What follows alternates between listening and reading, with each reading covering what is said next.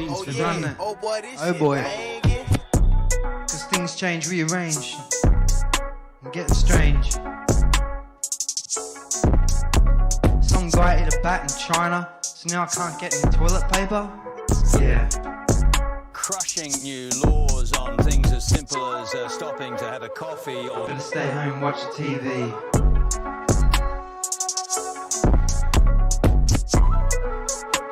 Better stay home, don't visit the family. Some guy ate a bat in China, so now my girlfriend don't want to give me vagina. Everything's changed, rearranged, a whole world gone strange. Yeah, some guy ate a bat in China. Yeah.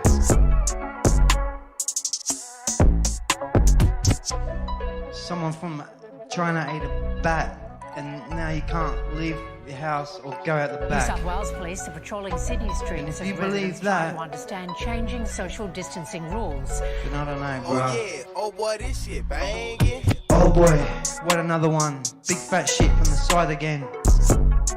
Freestyling with the microphone, a beer in my left hand. I'm in lockdown. What are the sounds? A little bit sad. Shit. Someone ate a bat in China? I'm on auto hoax and it feels so good. You just auto believe everything like I knew that you would. In my dream, you know I ain't got time.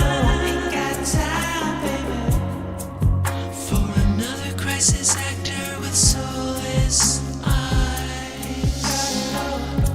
My buddy, my buddy and me.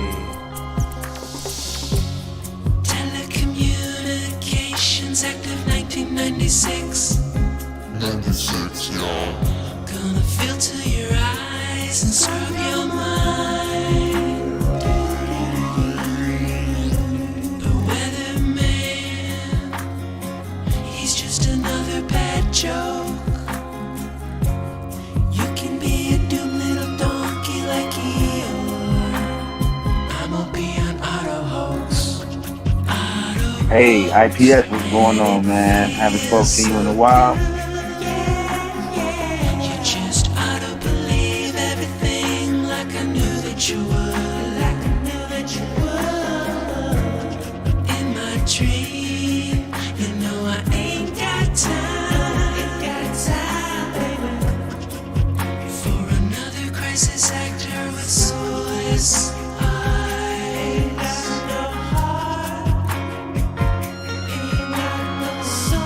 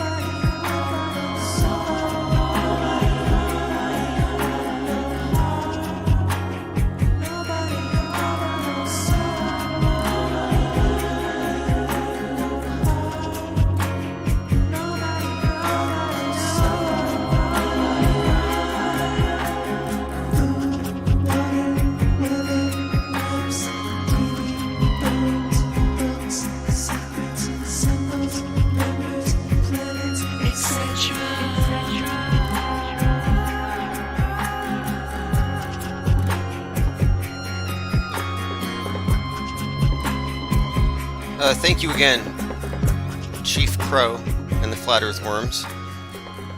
This track, Auto Hoax, really, I think, encapsulates what it really means to be an auto hoaxer. And what I mean by that is, it's about the chillest song you could possibly find. And when you find out how much of the horror show is actually a comedy, how much is actually fake, it takes a lot of the heat off, removes a lot of the burden. This is something I was speaking with John LeBon during our exclusive interview, which you'll hear more about here in the future. But we were talking about what it means when you see things as when you recognize the fakery. And one of the persons in the Q&A asked, how do you remain so calm and cool? And he kind of remarked on this, and I think that it's an important point to bring up. To bring up that there are things which he called white pills. New to me, but a white pill would be nukes are fake. Well, you can go ahead and scratch that off your list of things to worry about. You don't need a bunker. Asteroids are fake. Space junk is fake. You don't need a helmet.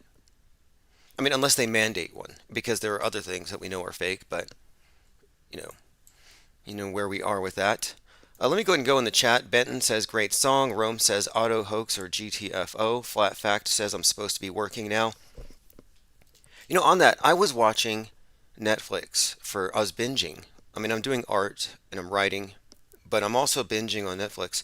And I'm like, well, this is work because I'm actually learning, I'm finding stuff. So I'm watching a show called The 100. And if you've been reading my blog or you read my book, The METASCRIPT Decoded, or you listened to our live streams in the last year, you've heard me talk about the numbers that correspond to big psychological operations, 911 or 119, these types of things. And these things are all interrelated. Like 911 days after 9/11, we had the 3/11 attack. I mean, you find these relationships between these numbers. Even Snopes will check these out. So anyway, my point is, today, right now, it's November the 30th. So last night, right after midnight, I recognize, hey, it's 11:30. And I look at the show I'm watching. It's called The 100. And I happen to be on episode 13. So it's 113. And I thought, that's interesting. Because all of the predictive programming has pointed at 113 as the date that the space station falls. Or that some kind of space war is kicked off.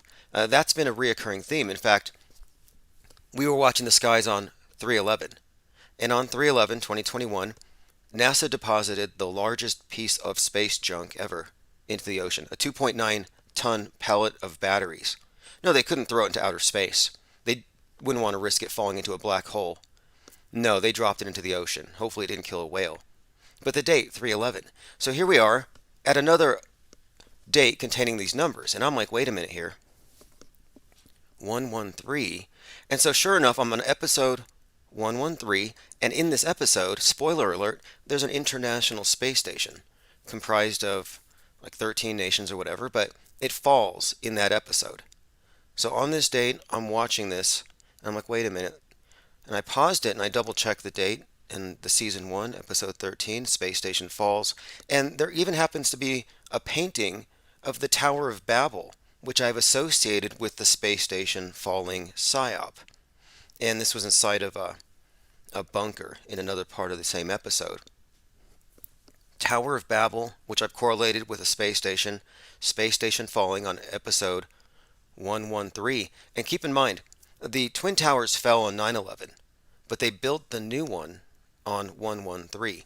I mean, these numbers are consistent and they're part of a pattern and they're telling a story in and of themselves. But this is so consistent, and what I'm saying here, this METASCRIPT view does not place any meaningful distinctions between entertainment news and news and entertainment. It's all pretty much the same. It's all about perception management. Another point that JLB brought up was we talked about Bernays, Edward Bernays, and his influence in the world. And it happens to be that his nephew was one of the co-founders and the first CEO of Netflix. So anyway, the METASCRIPT view is it's not just that the episode number correlated with these other things. It's also that today the space station had to cancel a spacewalk because of space junk. NASA delays spacewalk following space debris alert. There's a ton of headlines like this. Russia created a lethal mess. Russian anti-satellite test has made the spacewalks riskier for astronauts. Again, this is basically a result of a anti-satellite ballistics test that they got away with doing. But yes, they actually canceled a spacewalk today on November the 30th. So I'm just saying there's a consistency in the PSYOP. There's a predictability here, which is how we were able to say a few days before 3/11 that that's the day World War III starts. Like they've really encoded it into the METASCRIPT. But the show is called The 100. And it's about, this is so cliche, they all start the same way, post-apocalypse, big nuclear holocaust. And so the remaining human beings are in a space station, and guess what they call it? They call it an ark, of all things. And how often have I talked about Noah's Ark, and how they replaced it in the modern flood myth of global warming, with Noah today being the National Oceanic and Atmospheric Administration that's warning us about the impending flood. So here you have an ark, and of course the whole movie is about a reset. Everything is post-reset. The older generation ruined the world, so it's up to the young to start over. And that's a reoccurring theme in all these different shows. It has a heavy, I would say, Hunger Games vibe to it, intentionally. And there are connections between that and Sandy Hook worth exploring. And the Palo Alto shooter, Elliot Rodger, is his name Elliot Rodger? The one who's the incel, the black pill guy, the black pill martyr, whose dad actually, no, his dad worked on the Hunger Games, actually, which is interesting. And then, of course, his grandfather was a photographer in World War II for various concentration camps. Very interesting families when you investigate some of these, the backstories behind these PSYOP participants. Bullet01536 says, have you seen the new Ghostbusters yet? No, I remember it got really bad reviews. It got really bad reviews, and I kind of should have watched it, because the first one had some interesting concepts, like the idea of the Stay Puft Marshmallow Man being the result of the gates being opened and the Ghostbusters being told not to think of anything because whatever they think of would manifest. And it was just showing how an untrained mind can't be trusted with that kind of power, because look what happened when Dan Aykroyd's mind wandered. Interesting show, but I'd like to see it, because all these movies contain predictive programming. That's the reason why I watch any of these shows in the first place. The last one I watched, Cowboy Bebop, also contained, in the very first episode in fact, space junk. Space station having a hole blown into it. The usual numbers you'd expect, but again, this is a consistent theme. And the reason I'm bringing this up too is that these aren't random movies that I just grabbed out, I selected at random. These were actually marketed to me, and more importantly, they're new. So these are new Netflix releases. So right now, as we speak, the minds of the multitudes are being saturated with images of space junk destroying space stations. And now here we have it in the news 3 times in a row. First it's China, space junk causes them to do an evasive maneuver. And then Russia, space junk, and then SpaceX's junk in the path of NASA. And that's not all. I've been talking about the rift in the space station, how it has a crack in it, and how there's a rift internally. And listen to this. Russia threatens criminal charges against a NASA astronaut. So do you remember the story about the drill? Somebody drilled a hole in the side of the space station. Well, the story was kind of buried, but it was that there was a female astronaut who wanted to go home, and she couldn't handle the pressure. So she drilled a hole in it, and NASA tried to cover this up. Anyway, apparently it was because she was in love with somebody who didn't love her back. So anyway, Roscosmos told the Russian publication RIA that it has sent the results of its investigations about the hole in the Soyuz spacecraft to law enforcement officials. So they may be pressing charges. And what it says here is, what it could have done is it could have depressurized the station in about 2 weeks. That's really what it would have been. But here's what they said. They said that Chancellor, this is one of the astronauts, had an acute psychological crisis after suffering an instance of deep vein thrombosis in space, and she drilled a hole to escape back to Earth. And NASA, they pushed back against that, and then they said she actually did it because she was stressed out after an unsuccessful romance attempt with another crew member. So anyway, you have some space beef, and then of course you have the shadow space war being talked about, and the shadow space war is the secretive buildup of outer space infrastructure by China, which is now being talked about. And we'll get back into that, but I'm just pointing this stuff out because It's all in line with, I think, the incoming space wars, which is pretty much, it's been telegraphed to us. And right now, all the most popular shows have made space junk a regular feature. Going through some comments. Bullet says, I don't want to ruin it, but the new Ghostbusters has symbolism. Yeah, you should call in 833-311-1984. We're fine with spoilers. If you don't want to hear a spoiler, you can tune out. What we're doing here is media analysis. It's not just for entertainment. We're actually analyzing it because it's intel. We want to know what's coming next. Crater Earth USA says, why do I think this is hilarious?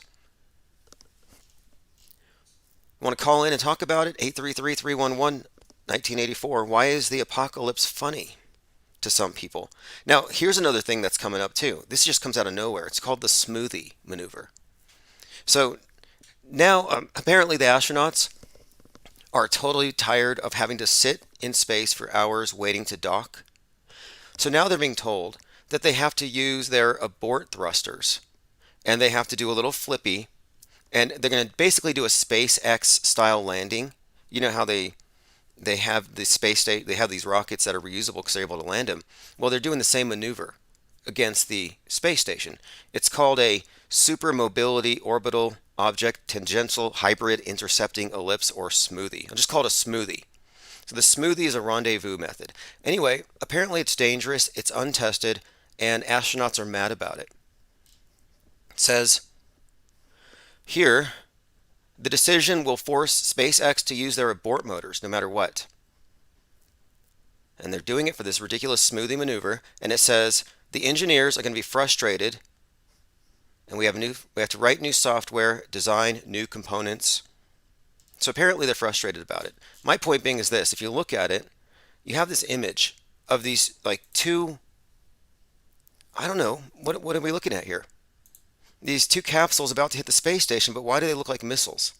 Because usually what they do is the capsule or whatever is going to dock with the thing just kind of gently floats by it a few times until they match their orbit, and then they attach. Well, now they're like, no, we just want to go ahead and just crank on the thrusters and shoot into the thing. They're testing it tomorrow. It's called a smoothie. So I'm just thinking, well, the smoothie might actually be the thing that brings it down. Because before the space junk was hitting the thing, there was another issue where a thruster from a Russian capsule caused the space station to flip 540 degrees. I also want to point out something else, and this ties into symbolism.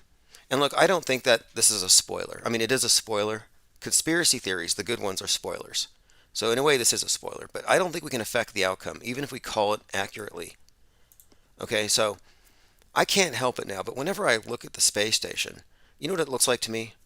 It looks like a Lego kit. Build your own twin towers. Because if you can look at the solar array and you fold them at 90 degrees and 90 degrees, what do you get? You can see here you could box it up into a couple of towers, and I don't think it's a coincidental resemblance here. There are many shots that kind of connect the two, and I think that it's part of this contiguous architecture, a structure connecting the twin towers, or now the one world tower, to the space station. And I think this constitutes the Tower of Babel. I think that this is what is being built. And the thing is, on episode 1, well, season 1, episode 13 of the 100 I was just talking about, it was an international space station that went down on that episode. So anyway, we will continue. Again, phones are open. I have some voicemails I want to go ahead and play. Hopefully the smoothie doesn't actually bring it down, but just so you know, it's fake until proven real. Even if you see a big chunk of metal dropped somewhere, there's nothing that should connect it to whatever they show you on the TV screen. People today see the television as an authority source. It's a logical leap. It's actually a leap of faith. You know, Bible thumpers, fundamentalists. If it's in the book, it's true. If it's not in the book, I don't need to know it. Well, today we have the television thumpers, and it's the same thing. If it's not on TV, I don't need to know it. And it's not true. But if it's on TV, it's true. Okay, let me go ahead and play a couple of voicemails here. The shit in the project, I was gonna push because of the project. Hey, how you doing, my guy? It's a one step too far. How you doing, my guy? Okay, I don't know how the volume is on your end. I can read the transcript. It says, "I gotta stay high until I die."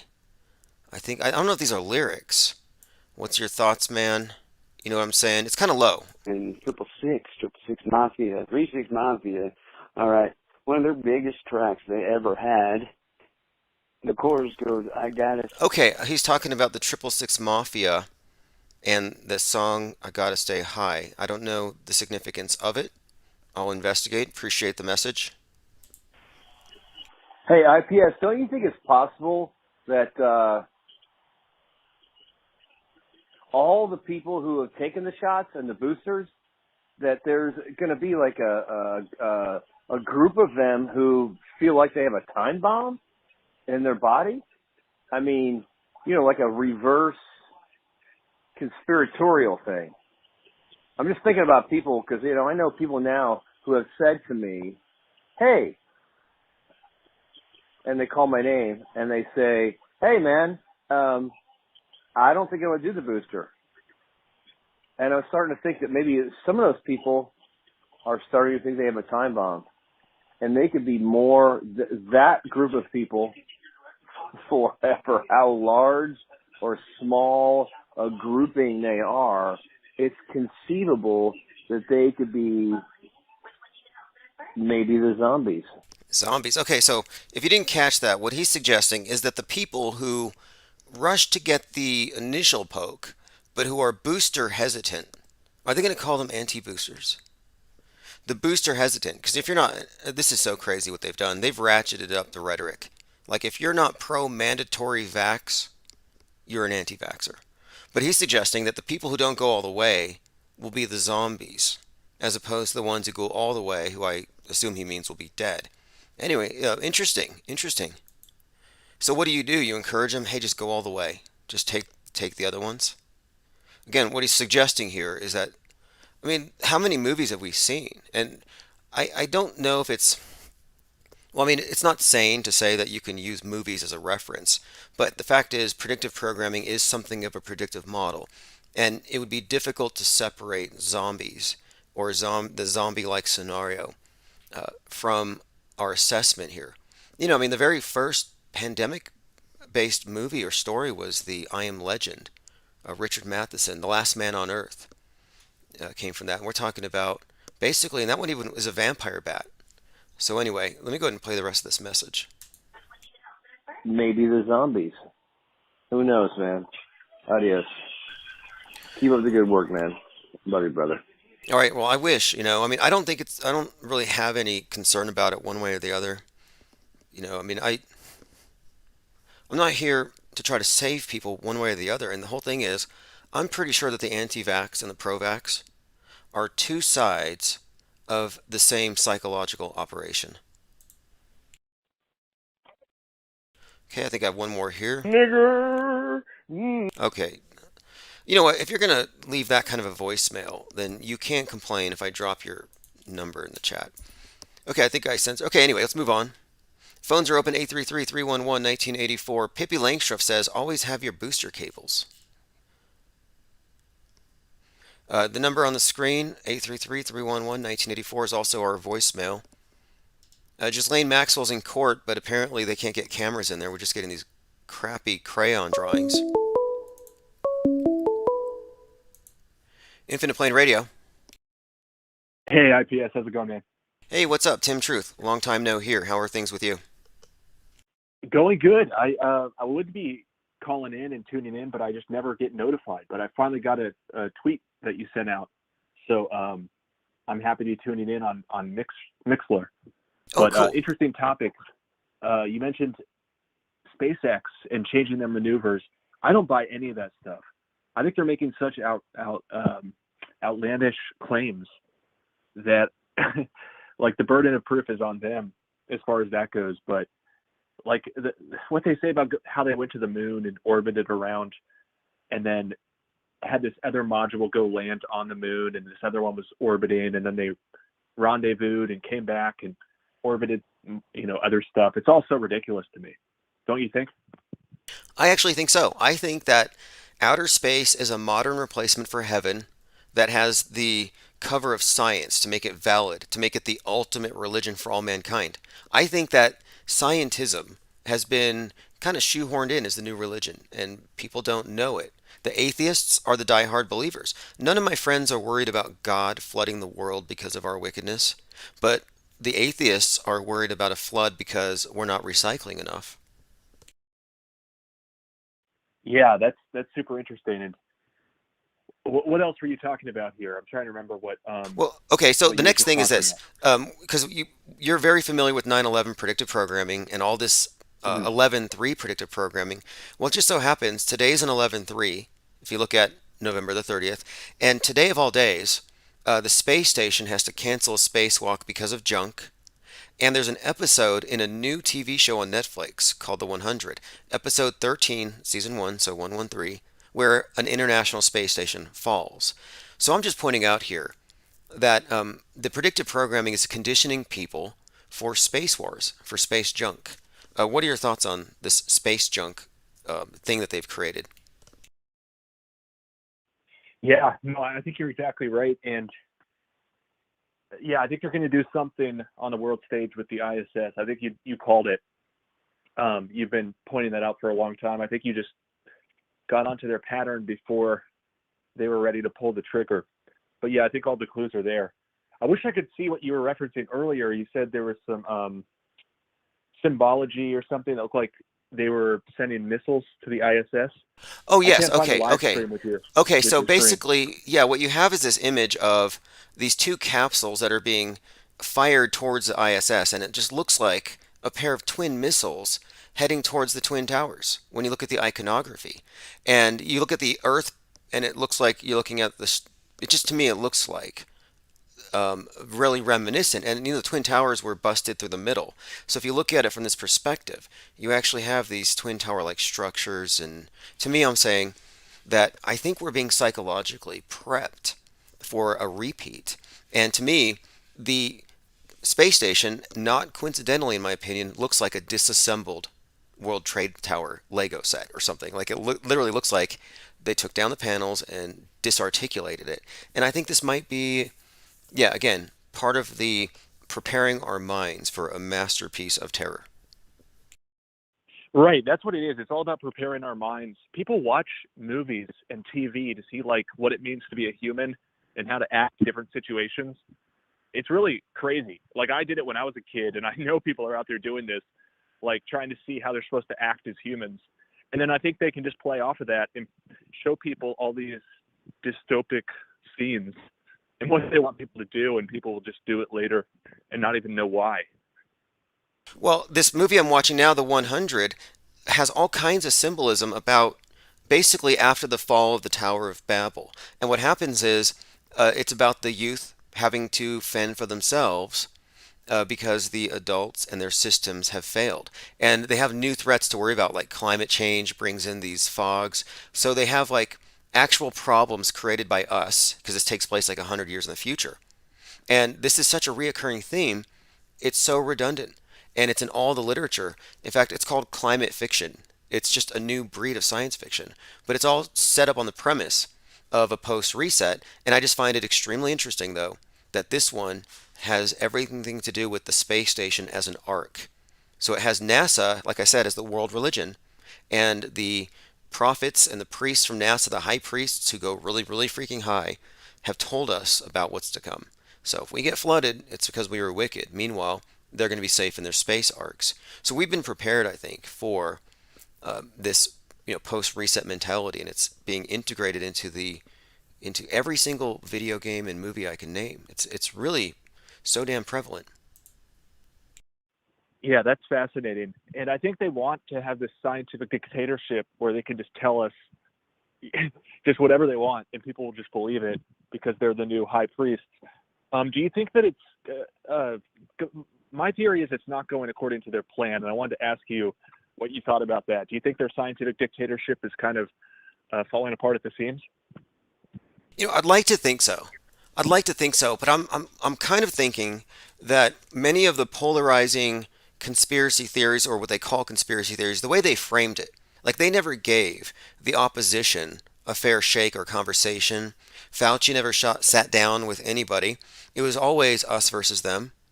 So I kind of feel like they're intentionally creating a division to highlight who is in and who is not in. And then once they get that settled, then I'm not sure what happens next. But, I don't know if one side is winning. I think both sides are arming up, to be honest. That's interesting. Yeah, I think it's weird that both sides are afraid of being poisoned. Like one side's afraid of getting poisoned by the virus, the other side's being afraid of being poisoned by the vaccine. And I was just thinking today, wouldn't it be interesting if they were poisoning us some other way? I know you don't really get into the chemtrails. You don't think that that's happening. Let's get into it. Let's get into it. I had a long talk last week with someone who said that if I just rule out commercial airlines and look at it as a military op, and he just had some explanations for it, but I'm open to this possibility because yeah, I'm not even like a huge proponent of it or anything. I just do think that they're possibly poisoning us, and I do see them, like I'm looking up right now, I'm outside, these trails in the sky that are just so unnatural. And I've seen videos where they like turn it on and off and on and off. Like I guess that could be like patches of air or something, but I just think that they're like, what if they were poisoning us in a different way, like through the food or the water or the air, and they have everybody like picking a side on the vaccine and attributing anything to COVID or the vaccine, but it's all just a misdirection. You know what this is, and it's a perfect storm because you have one side can blame the other for what's happening to both sides. And I think what they've created here, it's saved versus the unsaved. And you can look at the movies that we lived through last year, like Demolition Man, where the people in the cities were socially distanced. They didn't actually have sex. They were completely crime free. They were sanitized. But the people outside were a bunch of unvaxxed barbarians. So I think that they're going to keep that divide so that they have a two-tier system, and they're creating a new outside lower class out of the unvaxxed, the heathens, which gives you a great incentive to convert. That's right. Yeah, they definitely can tell who's believing in the priests and the Faucis and who's doubting them.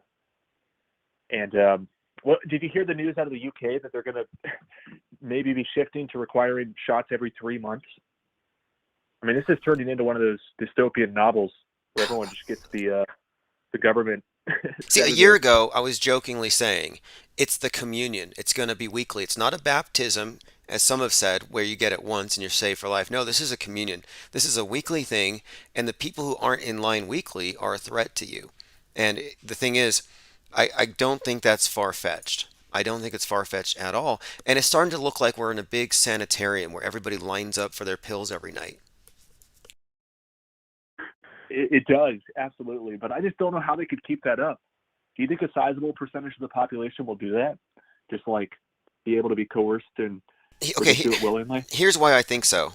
The reason why I think so is the public education is completely controlled by the high priests of global warming and the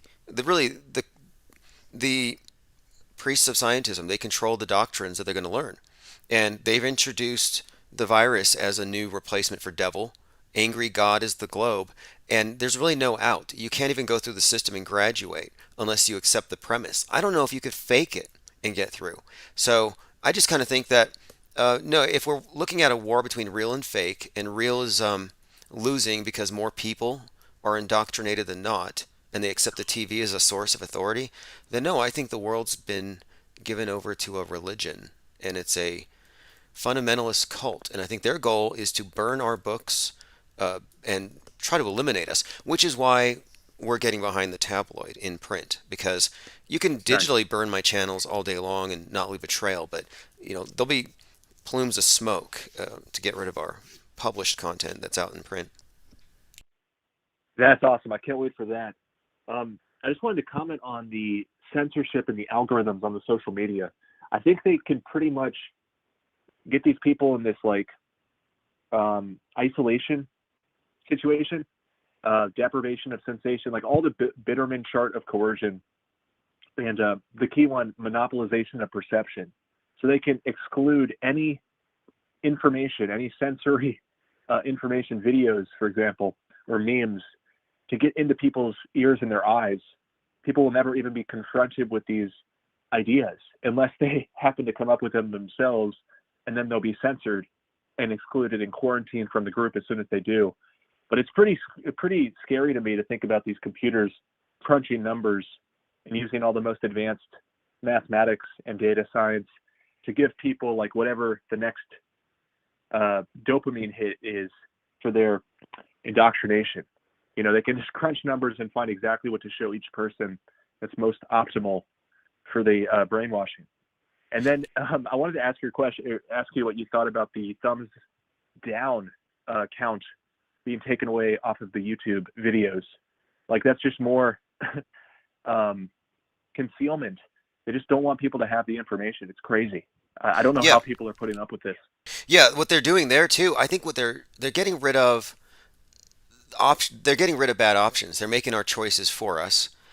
This has been a problem with their system from the beginning, and it shows you that they were always about censorship, where if something offends you, you should be able to hit thumbs down and it gets taken out of your search results.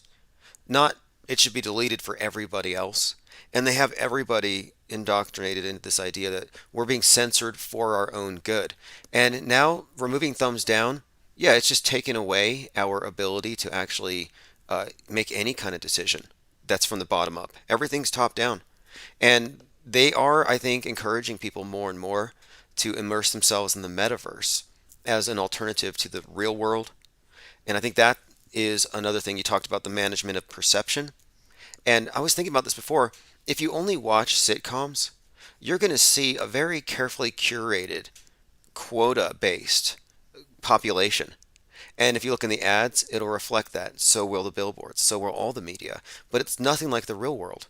And the more people are immersed in the metaverse, the more they lose the ability to distinguish. So I'm looking forward to it in a way, in kind of a morbid way. But it's like this is World Stage 2.0.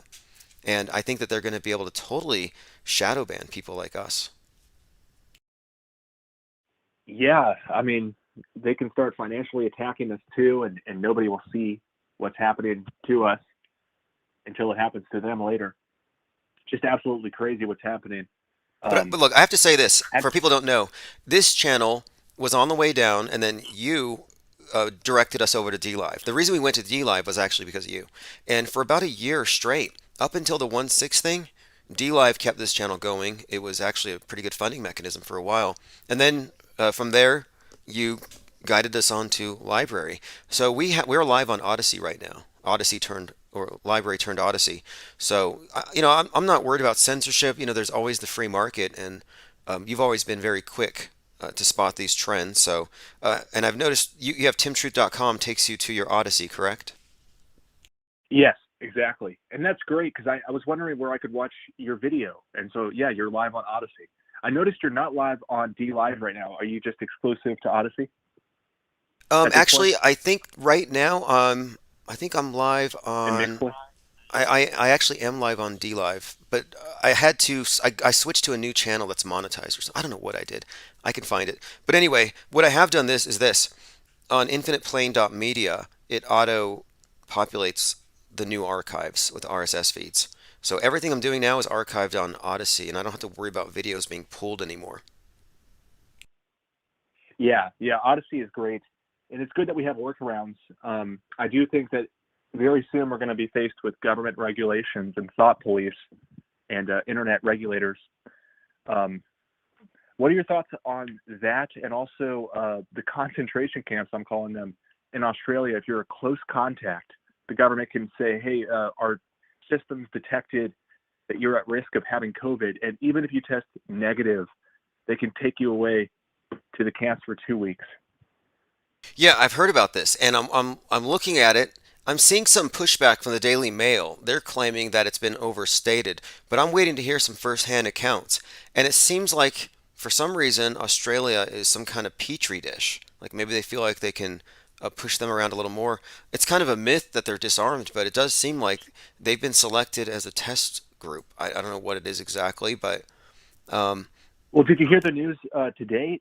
3 people tried to leave the camp, like hop the fence, and now the news is playing it up, and they're like, the government's going to come under fire about their lack of security. So the media is like prodding the government to start basically putting up electric fences or something.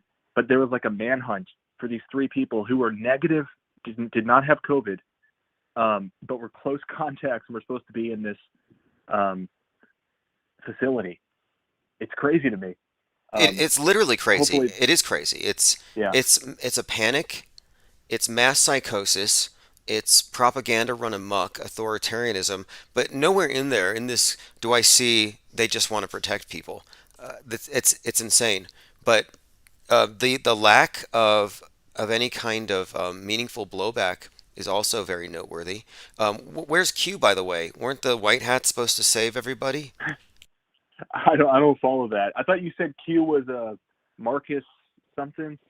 Oh yeah, actually, if you haven't followed it, you might find this interesting.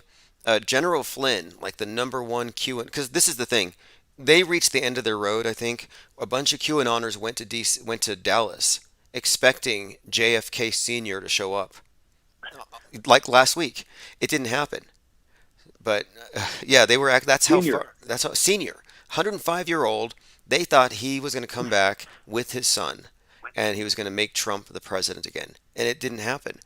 So, and now that that's kind of washed over, now General Flynn, like the leader of Q, he's always doing the Q salute. He swore an oath to Q. He came out in a private interview that got released, and he said that Q is insane and that it's a Democrat operation. It's CIA. So he's trying to distance himself from it now that they've gone full blown cult. I think they've gone full blown cult for a bit now. But yeah, that's pretty crazy. Was it a sizable portion of that community, or was it just some stragglers that went to Dallas expecting JFK? The media will say dozens. The footage says maybe 1,000 people there the first time. On the second, lingerers in the hundreds. I know there's hundreds of thousands of donations going in, but I know from live streams I've seen that when the leader of this group, they call him Negative 48, a lot of people thought he was JFK Jr. for months. He would get thousands of people on his live streams. So the numbers are there. And I would say that a large contingent of the QAnoners, at a minimum, think that JFK Jr. is believable. The JFK Sr. thing comes with a whole lot of weird baggage, weird stuff. I mean, like, they literally think this is the blood of Christ and that Jesus came back and they shot him, but he's going to come back again now in 2021. What are you leaning towards these days with the JFK assassination? That was like my gateway into conspiracy theorizing, but that was like always acceptable by the mainstream. At least they give you some controlled theories that we're allowed to think about, but they like put that all over the TV, if I remember correctly.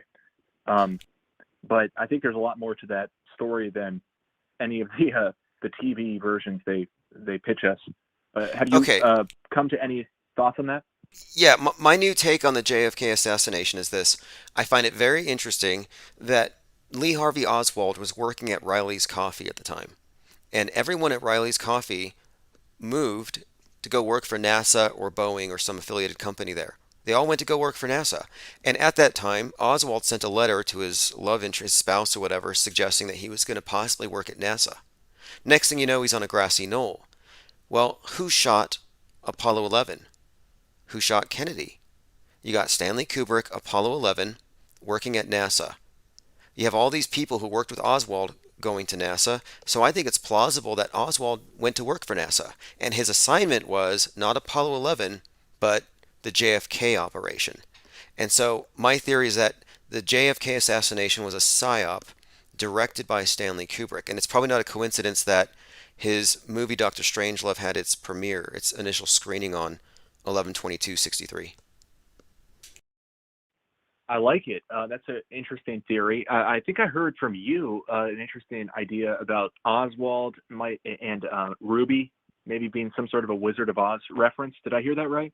Yeah, that was from King Kill 33. This was a guy decades ago doing METASCRIPT breakdowns.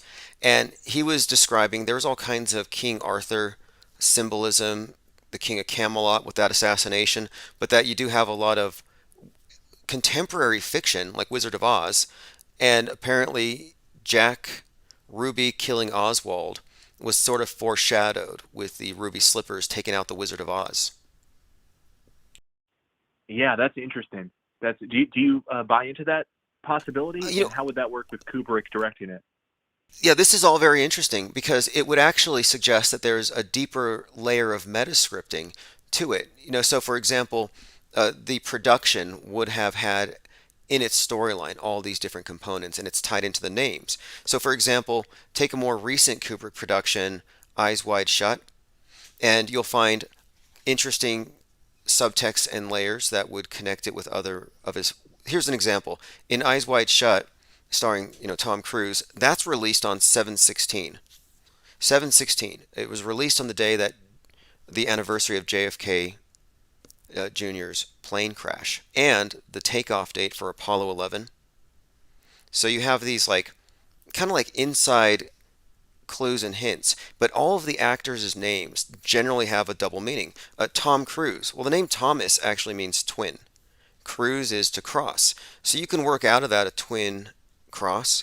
And if you look into some of these movies, especially like Vanilla Sky, which followed Eyes Wide Shut, has heavy Gnostic overtones, and it implies like the twin cross actually is the resurrection. First cross is death, second is resurrection. So the movie Vanilla Sky, he dies at 33 and then he rises. So there you have this Christ overlay just built into his name. And so I'm suggesting that, yeah, that the planning behind these movies is so intricate it goes into the names. Just like with all these psyops, you have these inside jokes and these references, these callbacks. Like the idea that George Floyd was strangled for 8:46, 9/11 started at 8:46 a.m. That's how intricate these things are. So yeah, I would say that Kubrick encoded the movie with Killing of the King, Wizard of Oz, and a few other elements from Macbeth.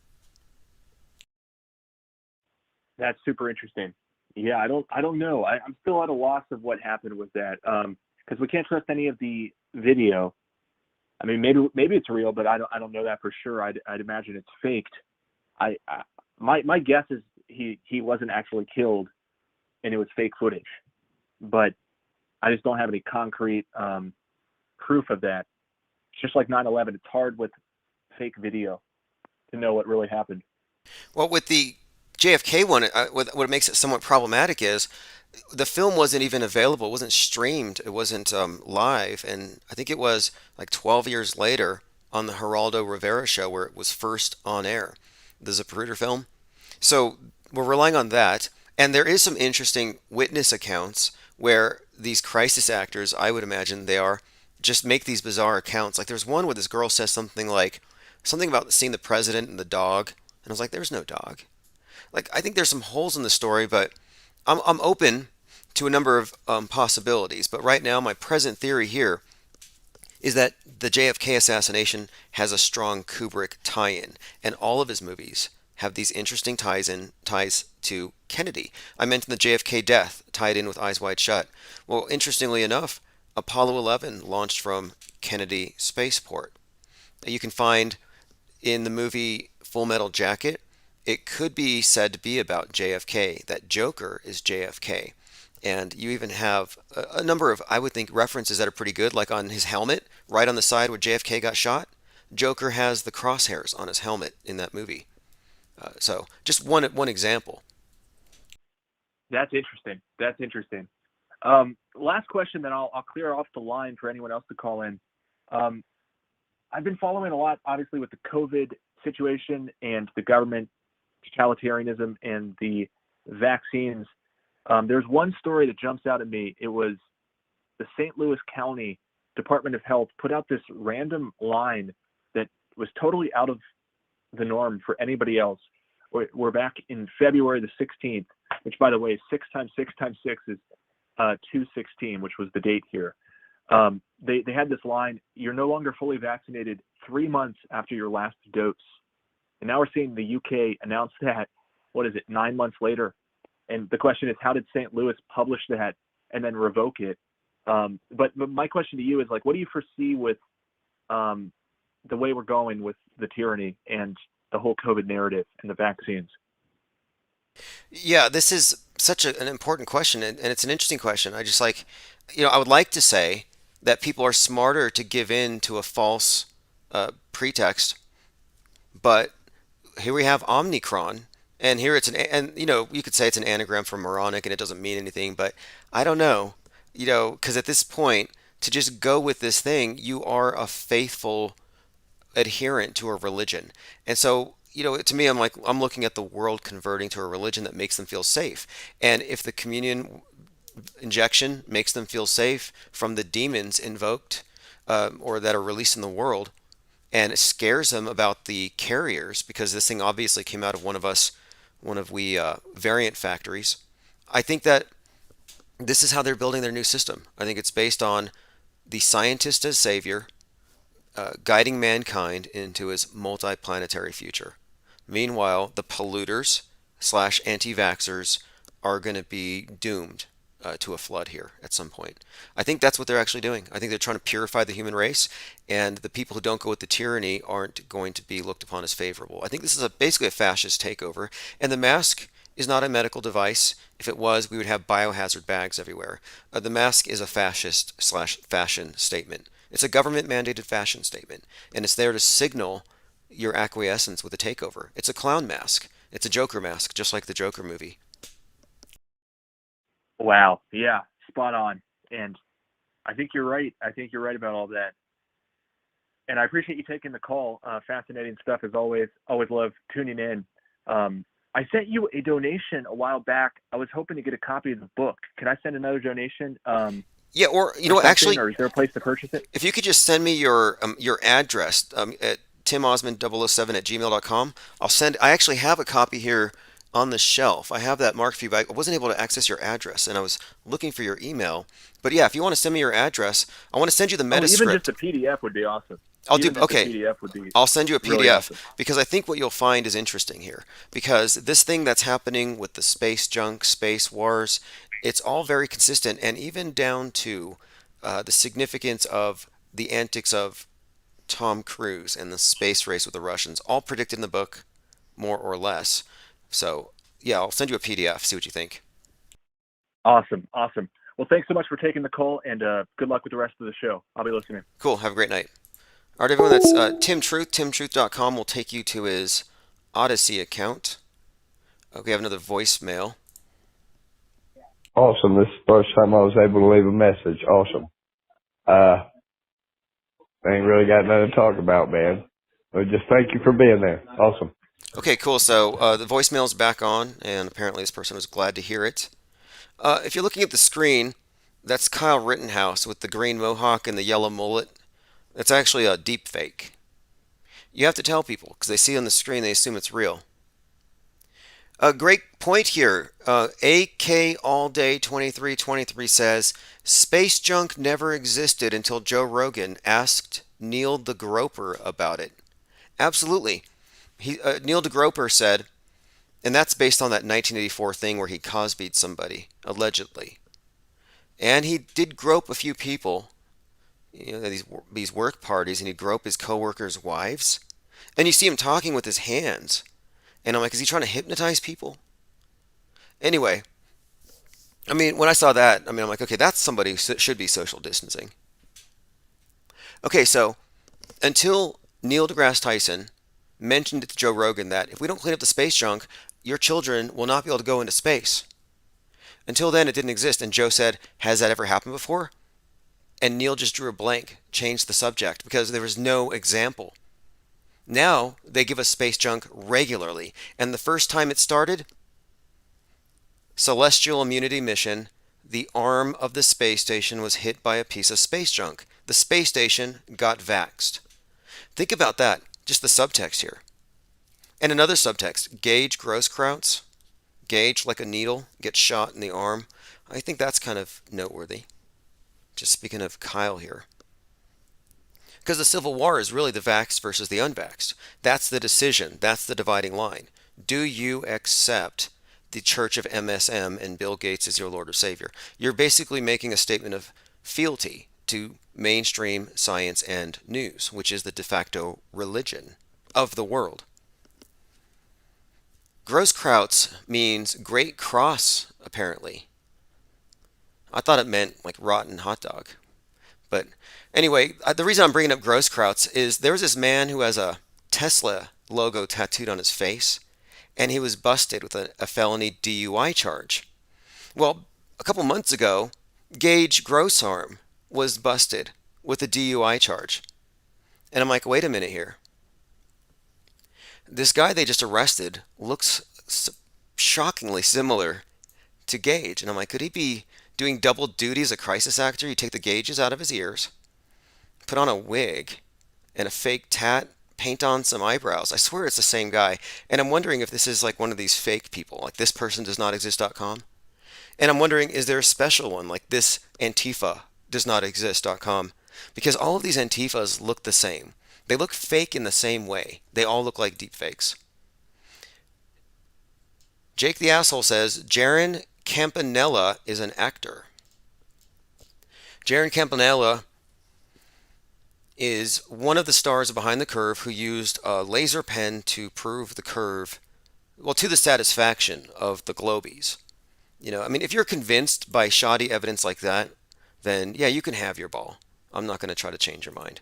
He didn't prove anything. If that test that he did proved anything, you would have people repeating it all the time. On the screen here, you have, I have another meme here of someone brought up Neil deGrasse Tyson, the science boy, with Bill Nye. Anyway, if you're just listening and you're not seeing the memes, I got good news for you. Fake World News is going to include our best hand-picked memes. We're going to curate the best in our own little section called Timbuktu, where anything that you miss that we discuss, I'll make it a point to have it printed in this high-definition, laser-printed tabloid. Coming soon. FakeWorld.news if you want to pre-order now. They're going to be ordered in about 48 hours. Today, I had an interview. Our first guest for issue 0, our first guest was John LeBon to discuss his hoax hierarchy, and I think it went very well.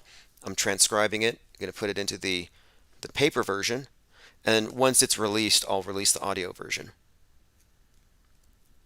In fact, let me see if Jake is willing to call in. 833-311-1984. If Jake, the a-hole, wants to call in and discuss his findings. I mean, how many of you here want some stale flat Earth beef? He says the AE map is a symbol of the flat Earth cult. Hey, it's undeniable that there is a cult at work in the middle of this thing. Well, the flat Earth cult is a cult. There's different, I mean, the word cult isn't necessarily a bad thing. Kind of depends. Infinite Plane Radio. Hey, it's the Orifice. Yeah, Jake the Orifice. I have to say, your investigative journalism lately has been top-notch and it's been funny. And most people can do both, but it's been very entertaining. And the numbers show it, the comments show it. So whatever anybody thinks about Deep Inside the Rabbit's Butthole or his buddy Jaron, your take on it has been rather entertaining. So we appreciate that. Well, you know, I'm not doing it for entertainment. I'm not doing it for views, and I'm not doing it for clicks. I'm doing it to save people from the Flat Earth cult so they don't have their life ruined and so they don't end up somehow getting involved in what looks like a giant pedo ring, as well as some women and children trafficking. And I just watched a video over on a guy's channel named Tony something or other, and he showed a video of you busting a lot of these people. I never saw this footage of you talking about authentic intent and making all these connections to them being actors and stuff. So I actually got to watch footage of you making all the connections I needed to tie in exactly what I thought was going on. So it's really interesting how the stuff you talked about a while ago ties exactly in to my investigation now. Yes, exactly. And I thought when I saw that you got my comment there, I thought if you look into this thing, it's going to be explosive. And they thought they were going to bury this. Robbie Davidson and Skiba, maybe he can hide from this. But Hey, real quick, where is that? I found it on Tony's channel, but I don't know where Behind the Perv or where did he find this information? Do you have this on YouTube or BitChute? Where is It's on BitChute. Behind the Perv. It's kind of a blast from the past. I mean, the intro song is great, very uplifting, but it's some of the darkest stuff I've ever been a part of, and unfortunately, it had to be done. But the thing is, when we say cult, we're talking about a disingenuous, dangerous cult, and they're not telling you, oh, by the way, this person is a pedo on the loose. Like, that's kind of a big deal if this person is going to be your spokesmouth. You know what I mean? Yes. And these people also show up to my comment section and try and interact with me. ODD showed up to my Flat Earth gathering. So when I went and set up my own Flat Earth gatherings, I had a bunch of charlatans and shills show up. But since I was in the cult and I was thinking that we were all friends, I didn't know Bob from Globebusters was there to fucking subvert my gathering.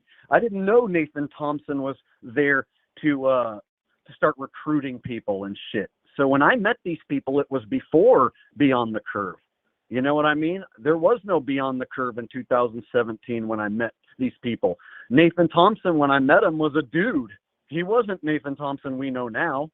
You know what I'm saying? So a lot of these people who went on to do shilly shit, when I fucking met them the first time, they were friendly, and I was in the cult, so I didn't know any better. I thought we were all Flat Earth friends. And once I figured out that map was wrong and I went to Jaren is when I found out they're fucking actors. Because I went to Jaren and said, hey, can you help me fix this map? It doesn't seem to be right. There's things wrong with this map that just don't work. I'm not saying it's a globe, but this map is fucked.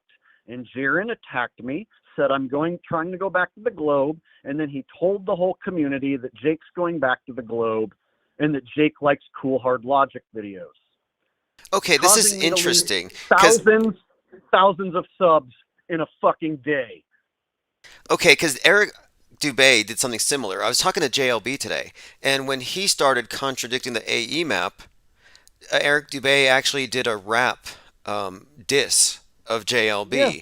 And it's like, wait, that's not how you respond to somebody asking a legitimate question. He dressed up and imitated me when I challenged him to debunk my claims. The video of Eric debunking my debunk of the AE map doesn't exist. What does exist is him dressing like a woman and then dressing and acting like me, calling himself Jake the Asshole, pretending to play a bass guitar.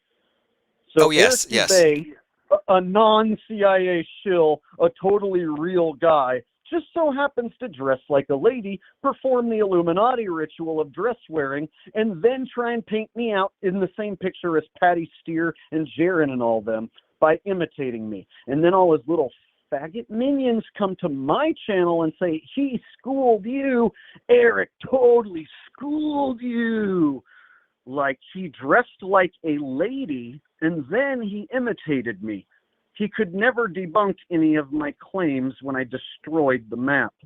I destroyed the map. One point here, though. Just to be clear, even though the AE map may not explain our entire reality, nor should it, but for some reason it's been held up as this icon that the shills can, or the professional anti-flat earthers can debunk. But, it's a straw man. But for the record here, are you a glober, a globe cuck, as I hear you say? The Earth is absolutely not a spinning ball in outer space. I don't know what the fuck this place is because I've been lied to about everything. So I take the stance that I don't know where I live on Earther. I don't know what Earth is. Everyone lied to me. I've had my friends and cult family members turn on me. I have the strangest life of anybody I know. So at this point, I'm pretty damn sure it's not a spinning ball in outer space because of all the fake space footage that I've personally debunked. I've never seen anybody truly prove to my satisfaction that we live on the spinning ball in outer space. So then I have to assume there's another map that we just don't quite have that is the right one. So I'm looking into other ways of explaining it, such as like a square or a rectangular Earth. But then you have some other sets of problems. And then there are other people who have gone concave, which is the globe inside out. And so that one solves some issues, but then gives you the entirely opposite argument where you have to have curvature going the other way, concave curvature. and we're walking up the walls. Right. So right. I don't know where the hell we live, but this is 100% sure. The AE map is the symbol of the cult. The cult with all this evil shit going on, they all use the AE map. There is not one of them that brings a different map to the table. Not one of them uses a fucking Mercator. So when Jaren says, hey, we know it has some issues. We know it has problems, but it's the best we got. We never said that we only use one map. It's the only one they ever use. They never bring Mercator to the table except to make fun of it and say it's not as good as AE. If you bring any map to those guys, they will fucking absolutely shun you, and all their little minions will attack you. And they will drop a bunch of goddamn links to shit videos that I've already seen and debunked. Like, what do you think then of someone like Russian Vids who says that it is definitely an ice wall, a dome in the AE map, and the Bible says so? He's a shill and charlatan pretending to attack those guys. So here's why I decided to do what I've been doing lately. I saw RV Truth going after supposedly people in the truth community, like High Impact Flicks and Richie from Boston, and these guys are all like going after each other. And I'm like, okay, in my opinion, all those guys are shills, and I can totally jump inside their fake bullshit and actually do some real fucking mud slinging. And so I decided to jump in the middle of it, say, hey, RV's a fucking lying shill, nameless, faceless, coward shill who uses the debunked AE map and preaches dome that he's never fucking proven. I've been in the flat earth since 2016. I know what he used to talk about. I saw him on Patrick Steers' show. He went on Patrick Steers and Marky's fucking show, Potato Show, and kissed their ass for 2 hours. I saw it. I remember very well what he did. So now he's trying to make himself out like he's a voice in the flat earth. Meanwhile, he kissed Mark and Patty's ass and made Patty a mod on his channel. Patty's not allowed to be a mod on your channel, and you remain credible at any point.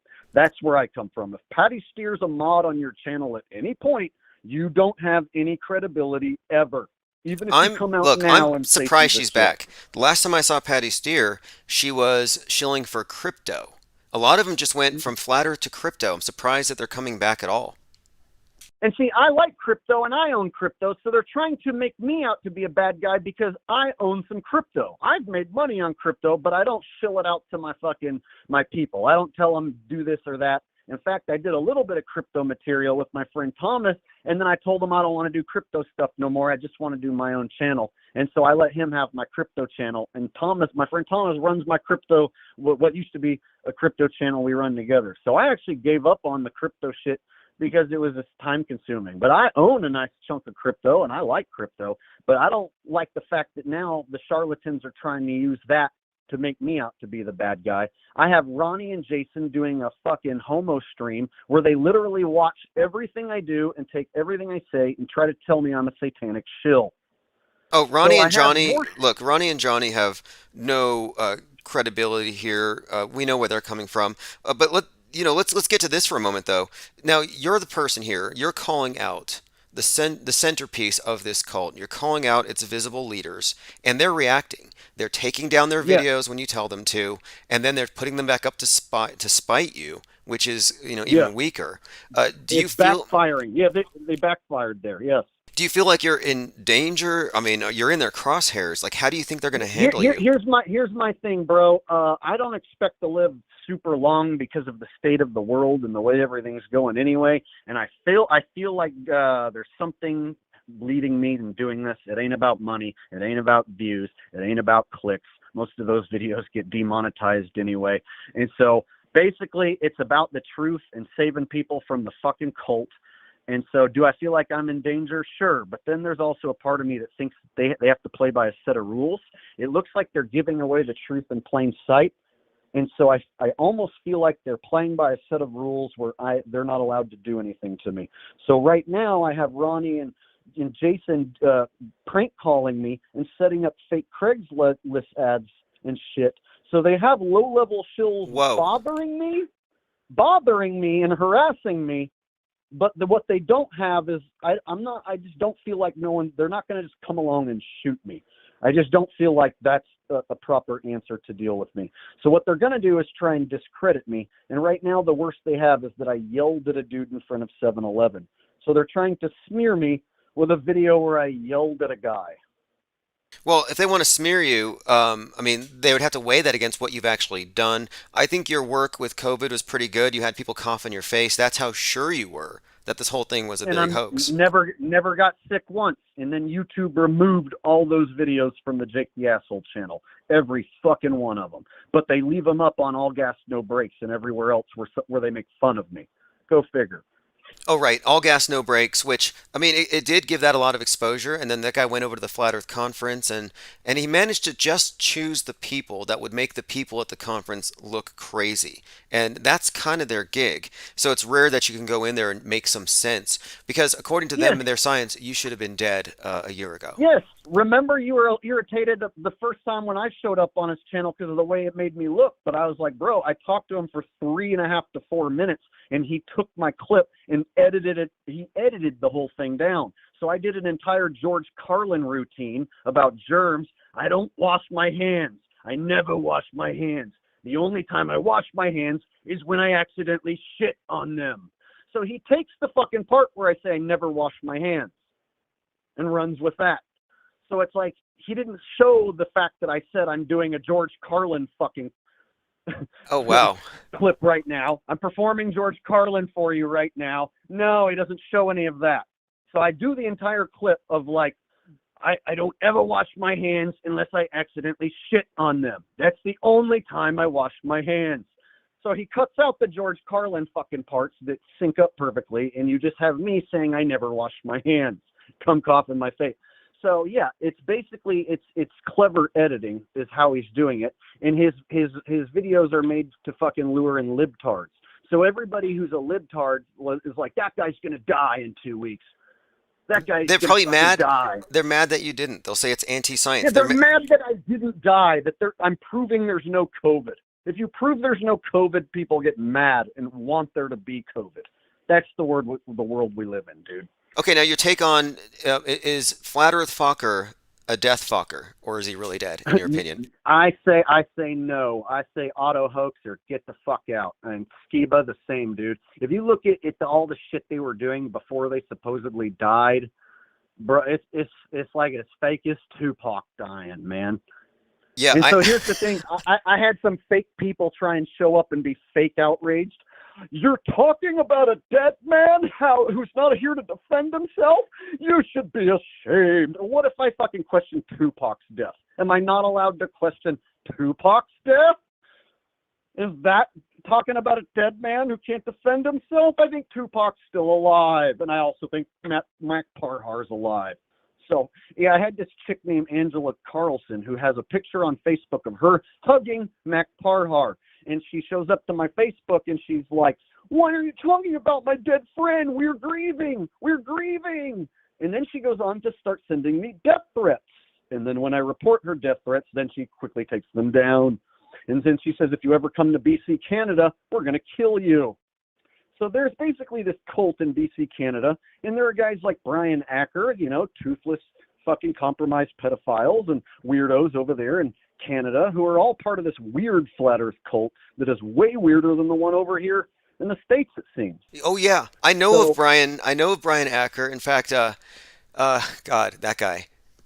Yeah, you have dealt with them as well. So are you under the same conclusion as me that has to be some sort of compromised pedo? Look, let me say this. I saw toothless admitted crack using Brian Acker in a video where he's driving in a van and there's a bunch in the ass. Yeah, he says he's gross things, and he's actually ranting into his phone on a live stream with children in the back of the van. He's taken into some church, and this is out in Canada. So these people are creepy, they're organized, and the behind the perv thing kind of touches on some of them, but there's something crazy going on, and it wouldn't surprise me that Mac Parhar was a part of that cult, because I damn sure don't think he actually did yoga for being a yoga instructor or whatever. I only ever saw him vaping and road raging. Yeah, dude. And then the fact that he was in that news clip and just the whole circumstance. And then, it's not just one flat earth death. Now we have Skiba as well. And then when you go, I did not know Skiba prophesized the entire pandemic. And when you go back and you look at the 2013 footage where Skiba literally prophesizes the entire pandemic, word for word, says what's going to happen in the future, and smirks and smiles. And some people say, well, a lot of people knew the pandemic was coming. Bullshit.